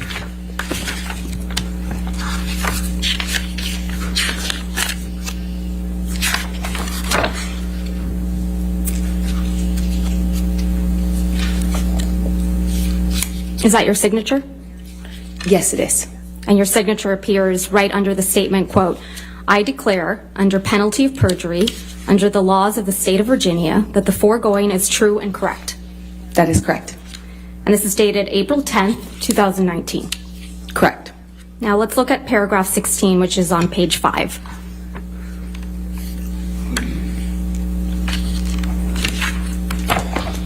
Specifically line 10. Quote, you write, testify under oath, while he was smashing the phone, Johnny severely injured his finger, cutting off the top of it, end quote. Did I read that correctly? Yes, that's correct. So you testified in this courtroom that after Mr. Depp smashed the phone, he held you down on the countertop by the neck. Do you remember that? I'm not quite sure of the exact sequence of things, but yes, both of those things happened. Well, we'll get to the sequence. And this is when Mr. Depp supposedly assaulted you with a bottle, right? On the countertop, he assaulted me. So Mr. Depp was able to get you on the counter, right? He held me down by my neck. And hold you down by your neck. That is correct. And he grabbed a bottle, according to you, while holding you down by the neck, correct? I'm sorry, can you clarify what you're asking me? While Mr. Depp is holding you by the neck against the countertop, he grabs a bottle. That's your testimony. No, those two things didn't happen at the exact same time, no. So he's holding the bottle, is that your testimony? While was holding you down by the neck? Sorry. What was your question? Your testimony is, Ms. Heard, that either he has the bottle before or after he's holding you by the neck on the counter. Is that your testimony? He held me by the neck on the counter. Where's the bottle that he assaulted At what you with? point? While holding you down by your neck. When he was assaulting me with the bottle, it was in his hand. Was it in his hand before or after he holds you down by your neck? I was being held down while he assaulted me with the bottle. When he puts you on the counter, does he have the bottle in his hand, yes or no? As I have always said, I don't remember exactly what happened first, or I don't remember the sequence. I just remember being aware that I was being assaulted by a bottle while I was on the countertop. So he penetrates you with this bottle. But you don't know how he got the bottle, right? That is correct. Okay. And he did that right after he lost the tip of his right middle finger. Again, I don't remember the exact sequence of those events. We'll get to the sequence. And while he was on 8 to 10 MDMA pills, right?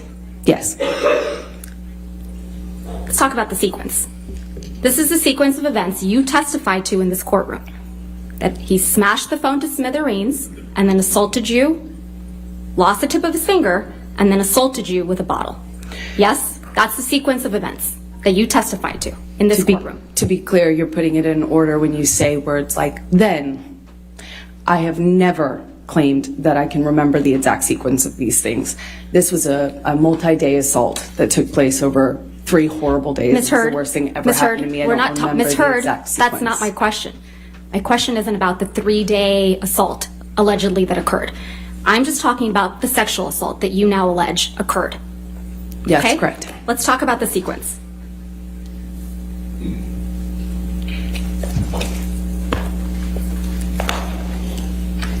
So you testified, actually. Do you have a copy? Yeah, I know. I just realized that. Do we have a copy? We gave it to you yesterday. Court transcript? Yes. Ms. Heard, do you have a copy of day 16 in front of you? Day 16? Yes, of my Court deposition? transcript? Yes. No, of the court transcript. Check.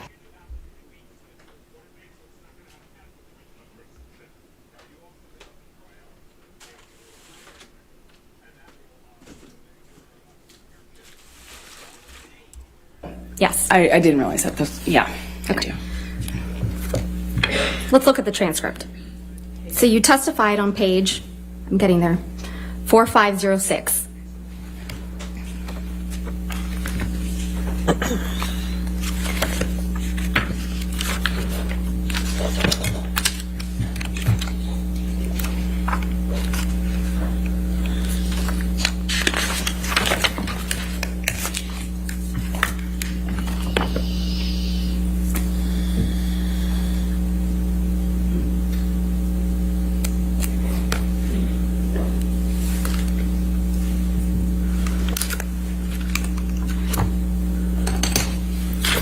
All right. Okay.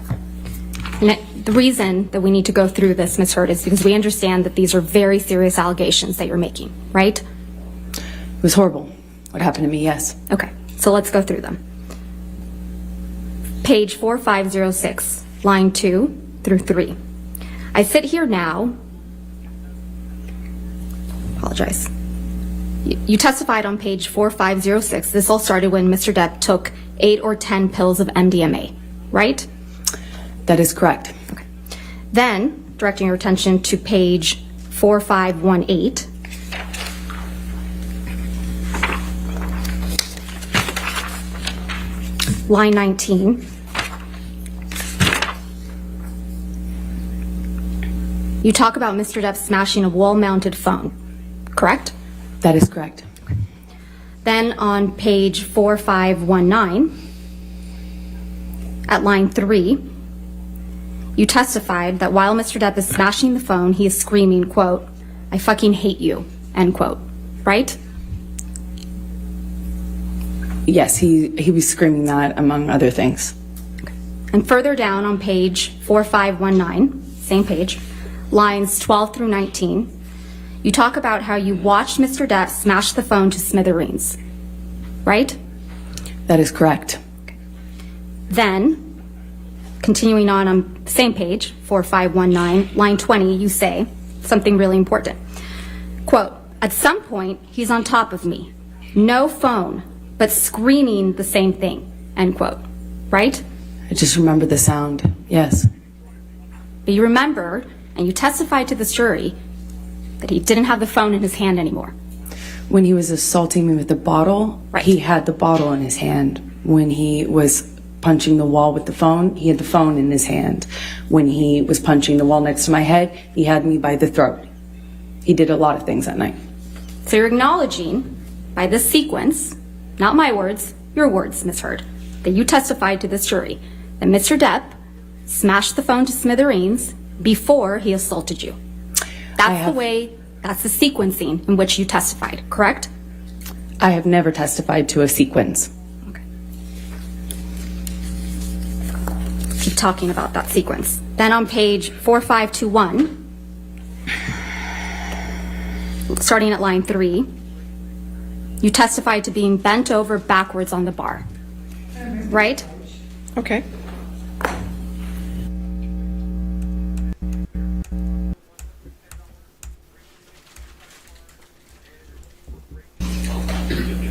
Starting at line 3, you testified to being bent over backwards on the bar, right? That is correct. And then feeling pressure on your pubic bone like Mr. Depp was punching you. Yes? That's what I thought. And then further down on page 4521 and on to 4522, you testified that you were concerned Mr. Depp was using a broken bottle on you. Yes? That was my fear. Okay. That's what I remember feeling. Ms. Heard, I'm going to show you Defendant's Exhibit 1816.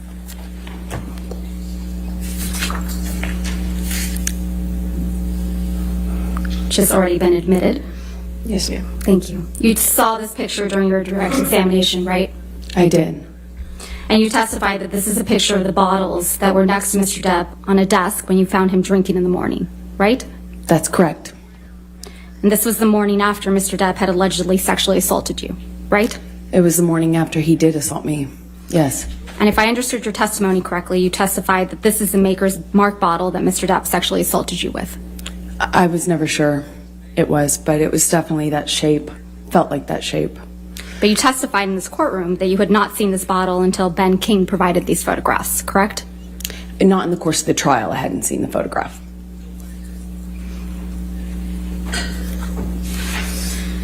You claim you had serious injuries after this alleged incident, right, Ms. Heard?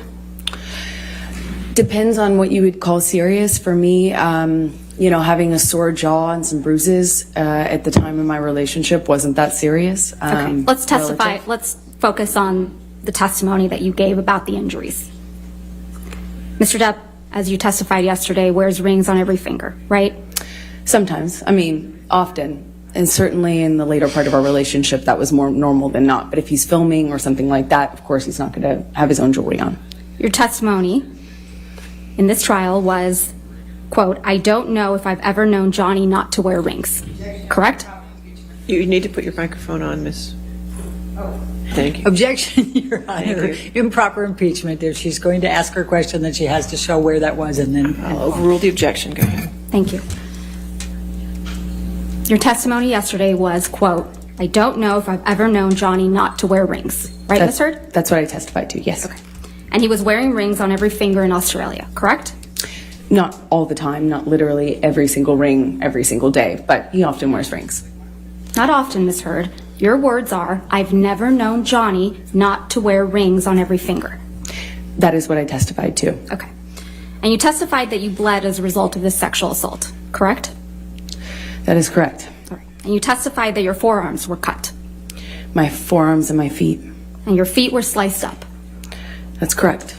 And you testified you had a bruise across your jaw. That is correct.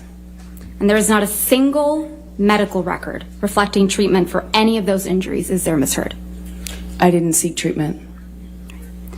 And the day after you sustained all these injuries, Dr. David Kipper came to the house in Australia, right? Well, he came the third day, along with security. The day after you sustained.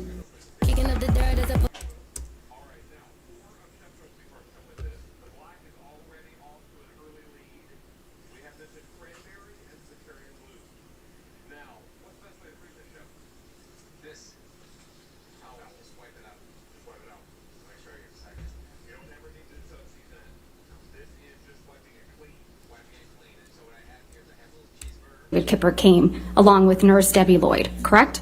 Well, that fight went into the morning, like early hour morning, so technically that last day.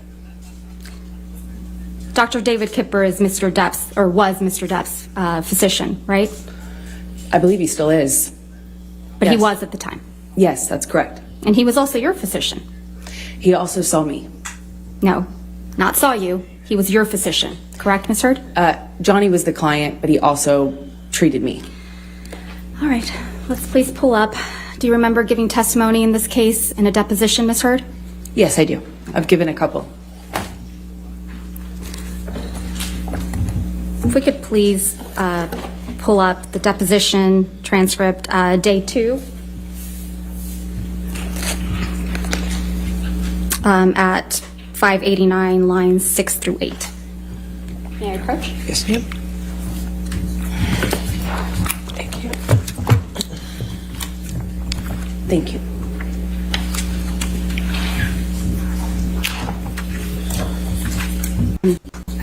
If you could just give us a minute to get Of course. there. 589. I'm sorry, what were the lines again? Red text that says, quote, call Carly Simon, she said it better, babe, end quote. That's correct. Because if you did write that, it means that your husband was walking around the house bleeding from his amputated finger, and you're writing snarky messages to him on a mirror, right? I don't know what your question to me is. I'm sorry.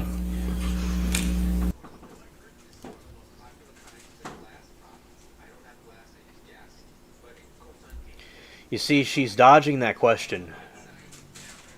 You know, she completely dodged that question. That's a complete manipulation right there.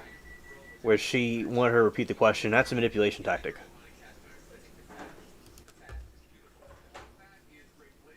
That's exactly what she was doing.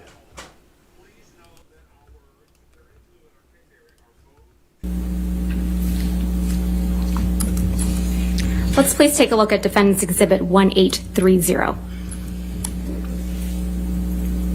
And I believe this picture is also admitted into evidence. That's correct. This is a picture of the same mirror, right? That's correct. But you didn't take this picture.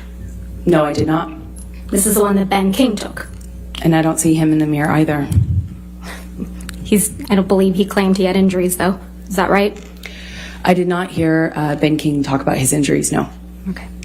So you would agree, Ms. Heard, that the black text on the mirror says, quote, she loves naked photos of herself.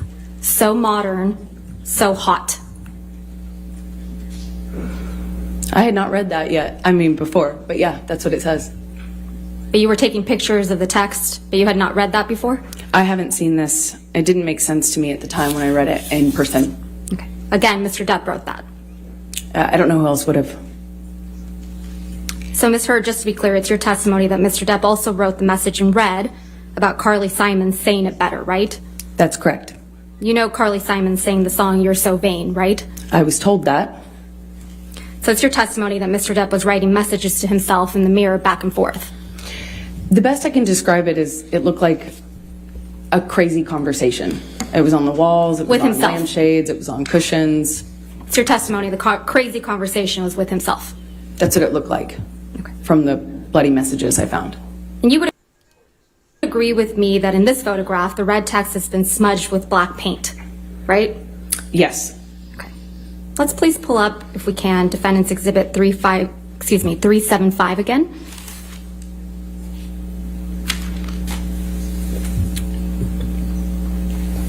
The black smudge isn't in this picture that you took, right? That's correct.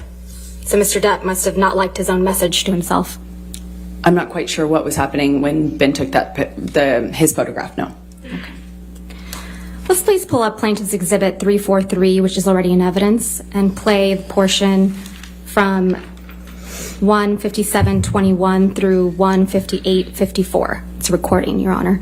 It's not to get you mad. It's just to get out of a bad situation while it's happening before it gets worse. In Australia, when we had the big fight where I lost the tip of my finger, at least 5 bathrooms and 2 bedrooms I went To avoid talking to me, to avoid escape working it out. That's to the escape problem. the fight. You don't escape the fight. You escape the solution. No. You escape the solution. No. You escape figuring it out. We cannot work it out if you run away to the bathroom every time. Listen to me. A boxer can't go 12 rounds without a fucking minute break. I'm not giving you a minute break. You do it at minute 3 at the beginning of an argument. No. There are rounds, man. And when it gets too fucking hairy, the ref splits them apart or whatever. But all I'm saying is, you can't have a solution if the argument just keeps mounting and mounting and mounting and mounting. I fucking go into the bathroom and sit on the floor. Bam, bam, bam. Here you come. I come out. Fight, crazy, escalated. I go split again, I go to another fucking bathroom or a bedroom or something. Knock, knock, knock, bang, bang, bang. You kept coming to get me. This is what really happened in Australia, isn't it, Miss Heard? I did knock on a bathroom door on the first night. Not a bathroom door, 5 bathroom doors and 2 bedrooms. Isn't Johnny that right? is not an accurate historian of what happened during Miss Heard, that Miss period Heard, of time. I'll guarantee Miss Heard, that's not my question. 5 bathroom doors, 2 bedrooms. That's what you knocked on. Use kayak to compare hundreds of travel sites.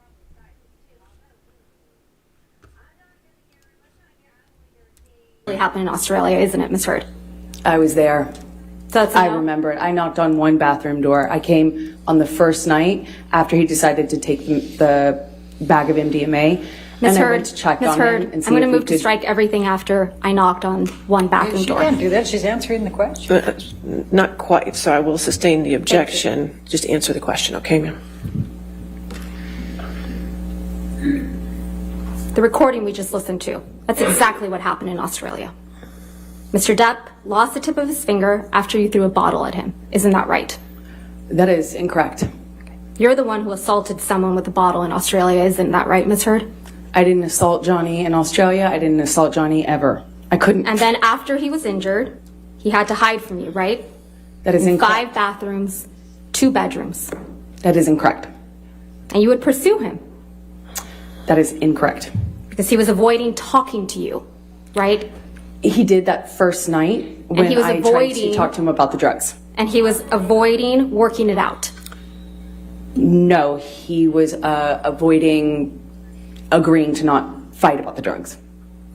You weren't scared of him at all, were you? I have a mixed relationship with Johnny, and one in which I'm scared, one in which I love him very much. I'm not talking about your mixed relationship. That night in Australia, after you cut off his finger with a bottle, you weren't scared of him at all, were you? This is a man who tried to kill me. Of course, it's scary. He's also my husband. She's not answering the question. When someone's dodging a question like that, it means that they don't want the truth to be known, so they're hiding something. They're lying.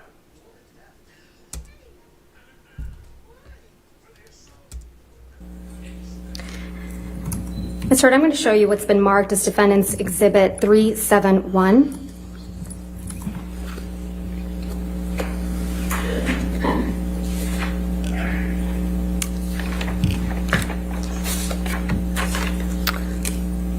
I do not believe these have been admitted into evidence. No.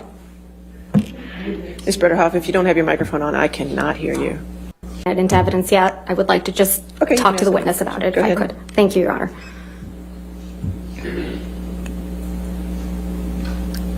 Ms. Hurd, I'm going to show you what's been marked as Defendant's Exhibit 371. Do you recognize these text messages between you and Dr. Cowan? I don't recognize these, no. Who's Dr. Cowan? He was my therapist that was recommended to me from Dr. Kipper. He and Dr. Kipper worked together. He was your therapist at the time, correct? That's correct. And you had been seeing him for almost a year in March of 2015?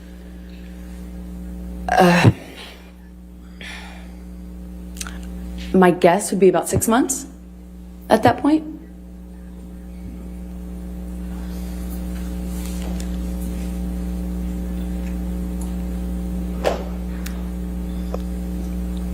Your text messages are in gray, correct? Your Honor, I'm going to ask that she show her the unredacted so that she can see the text exchange back and forth if she wants to talk Absolutely. about All right, we'll moving pull the that up. unredacted Sure. later. Let's go ahead. Thank you. Pull it up.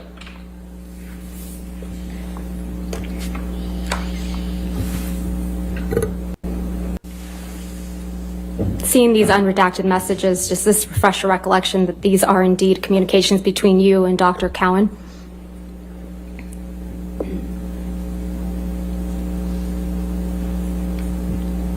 Yes, that's correct. Okay. Doctor, your text messages are in gray, correct? Yes, that's correct. And Dr. Cowan's are in blue? That is correct. Okay. Do you see the text message at the bottom of the page from March 8th, 2015 at 8:29 p.m.? Yes, that's correct. March 8th is the day that you were allegedly sexually assaulted by Mr. Depp in Australia, correct? That is correct. All right. So on March 8th, 2015, you were in Australia. That is correct. And Mr. Depp's finger had just been cut off, right? That is correct. And you write to Dr. Cowan, quote, "I feel so lost. I can't talk.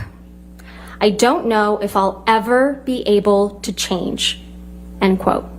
Did I read that correctly? That's correct. You weren't able to change, were you, Ms. Hurd? I very much wanted to leave the relationship I was in, but I didn't have the power. I didn't feel I had the power to leave. I knew I was in a very toxic relationship with Johnny, and I knew I needed to change that. I knew it was. When buying for a hardware store,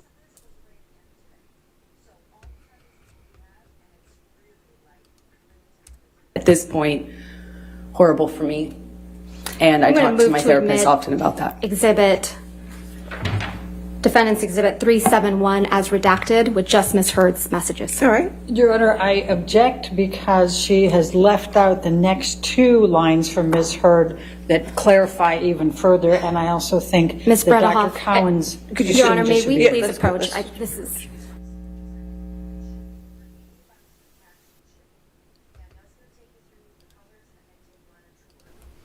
Yeah, you see with Amber, she completely is dodging questions. She could have left if she wanted to. This proves what we were saying earlier, that she could have left. But she just knows she was in a toxic relationship. She's not answering these questions properly. It just... logically, like, there are women that are abused, but this one is not one of them, in my opinion. Although there's 15 million opinions, I think that she is certainly wrong for doing this. Now, his attorney did excellent at grilling her. Did an excellent job. Now, I'm going to play those texts again. We'll watch more of this part tomorrow, and I'll show you all the text that she wanted to see.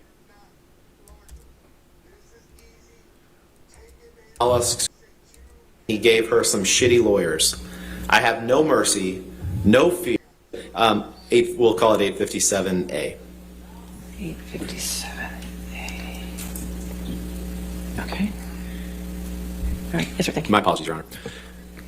Mr. Depp, you sent this text to Christian Carino on August 15th? I most certainly did. Okay. And in this text that you sent to, Christian Carino is the person who used to be Amber's agent and then was your agent for a time, correct?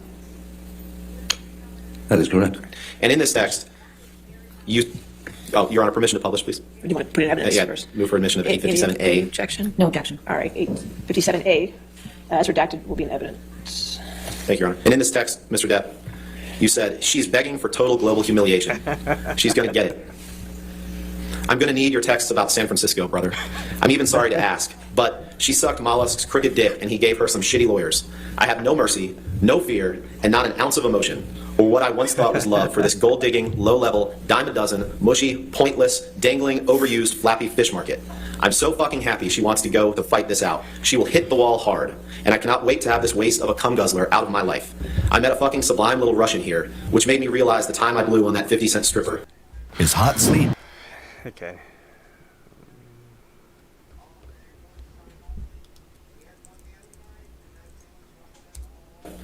You said, she's begging for total global humiliation. She's gonna get it. I'm gonna need your texts about San Francisco, brother. I'm even sorry to ask, but she sucked Mollusk's crooked dick and he gave her some shitty lawyers. I have no mercy, no fear, and not an ounce of emotion, or what I once thought was love for this gold-digging, low-level, dime-a-dozen, mushy, pointless, dangling, overused, flappy fish market. I'm so fucking happy she wants to go to fight this out. She will hit the wall hard, and I cannot wait to have this waste of a cum guzzler out of my life. I met a fucking sublime little Russian here, which made me realize the time I blew on that 50-cent stripper. I wouldn't touch her with a goddamn glove. I can only hope that karma kicks in and takes the gift of breath from her. Sorry, man, but now I will stop at nothing. Let's see if Mollusk has a pair. Come see me face to face. I'll show him things he's never seen before, like the other side of his dick when I slice it off. Did I read that right? You did. Now, not long after this, you can take that down, Michelle, thank you. Not long after this, you met Mr. Waldman in the late summer or fall of 2016, correct? Touch her with a goddamn glove, blind little Russian, the wall hard. I once gave text about... Redacted will be in evidence. Thank you, Your Honor. And in this text, Mr. Depp, you said, she's begging for total global humiliation. She's gonna get it. I'm gonna need your texts about San Francisco, brother. I'm even sorry to ask, but she sucked Mollusk's crooked dick and he gave her some shitty lawyers. I have no mercy, no fear, and not an ounce of emotion, or what I once thought was love for this gold-digging, low-level, dime-a-dozen, mushy, pointless, dangling, overused, flappy fish market. I'm so fucking happy she wants to go to fight this out. She will hit the wall hard, and I cannot wait to have this waste of a cum guzzler out of my life. I met a fucking sublime little Russian here, which made me realize the time I blew on that 50-cent stripper. I wouldn't touch her with a goddamn glove. I can only hope that karma kicks in and takes the gift of breath from her. Sorry, man, but now I will stop at nothing. Let's see if Mollusk has a pair. Come see me face to face. I'll show him things he's never seen before, like the other side of his dick when I slice it off. Did I read that right? You did. Never, sorry, she had 57A. Any objection? No objection. All right, 57A, as redacted, will be in evidence. Thank you, Your Honor. And in this text, Mr. Depp, you said, she's begging for total global humiliation. She's gonna get it. I'm gonna need your texts about San Francisco, brother. I'm even sorry to ask, but she sucked Mollusk's crooked dick and he gave her some shitty lawyers. I have no mercy, no fear, and not an ounce of emotion, or what I once thought was love for this gold-digging, low-level, dime-a-dozen, mushy, pointless, dangling, overused, flappy fish market. I'm so fucking happy she wants to go to fight this out. She will hit the wall hard, and I cannot wait to have this waste of a cum guzzler out of my life. I met a fucking sublime little Russian here, which made me realize the time I blew on that 50-cent stripper. I wouldn't touch her with a goddamn glove. I can only hope that karma kicks in and takes the gift of breath from her. Sorry, man, but now I will stop at nothing. Let's see if Mollusk has a pair. Come see me face to face. I'll show him things he's never seen before, like the other side of his dick when I slice it off. Scared. Oh, yeah, hilarious, yeah.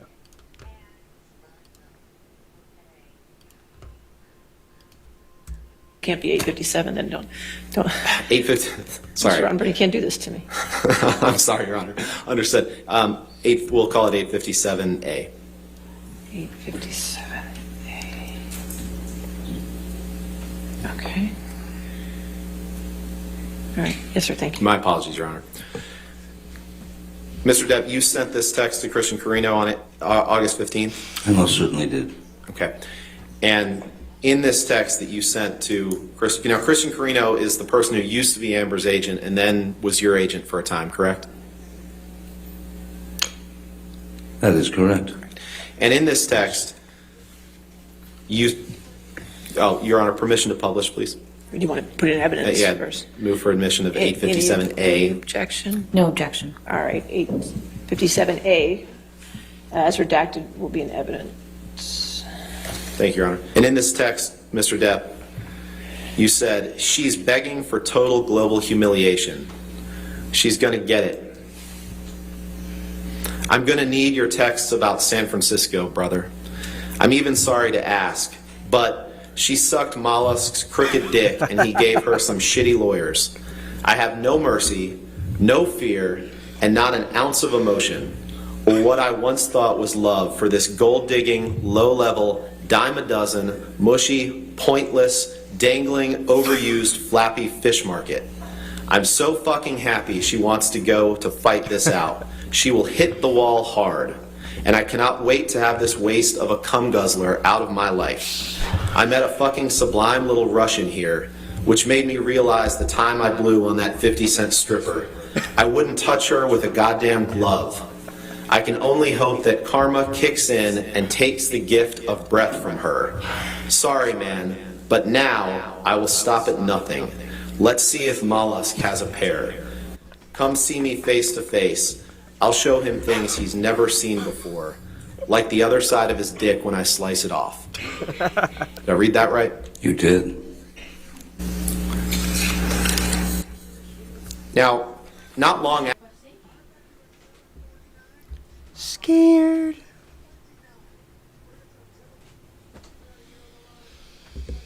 Scared. He certainly loves his adjectives, doesn't he? LMAO, they both love adjectives.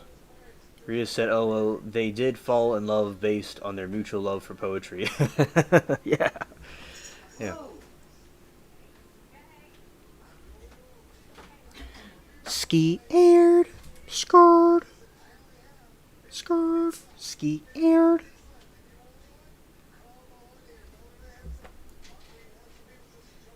Skirt. Skirt.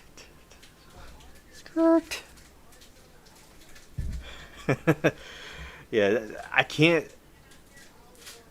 Ski-aired. So, I can't believe all these people kept a straight face. Sometimes people couldn't, but that was just hilarious how they all just kept a straight face.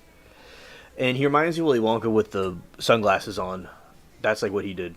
Yeah, that's how like Willy Wonka had himself.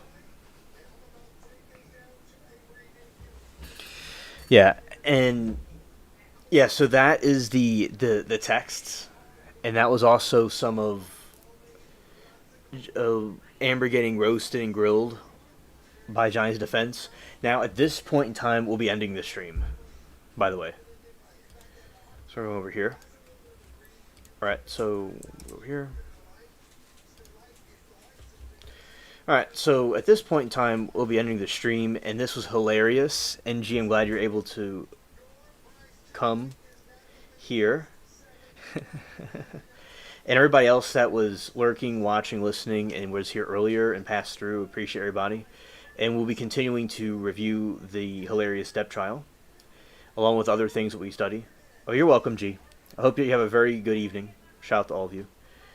And, alright, everybody, yeah, so y'all are amazing. Great show. We all had a great time. I had fun. Y'all did great commentary. We'll make a great team. And shout out to Aliens, Angels, and the other aliens in the spaceship. And good night and peace.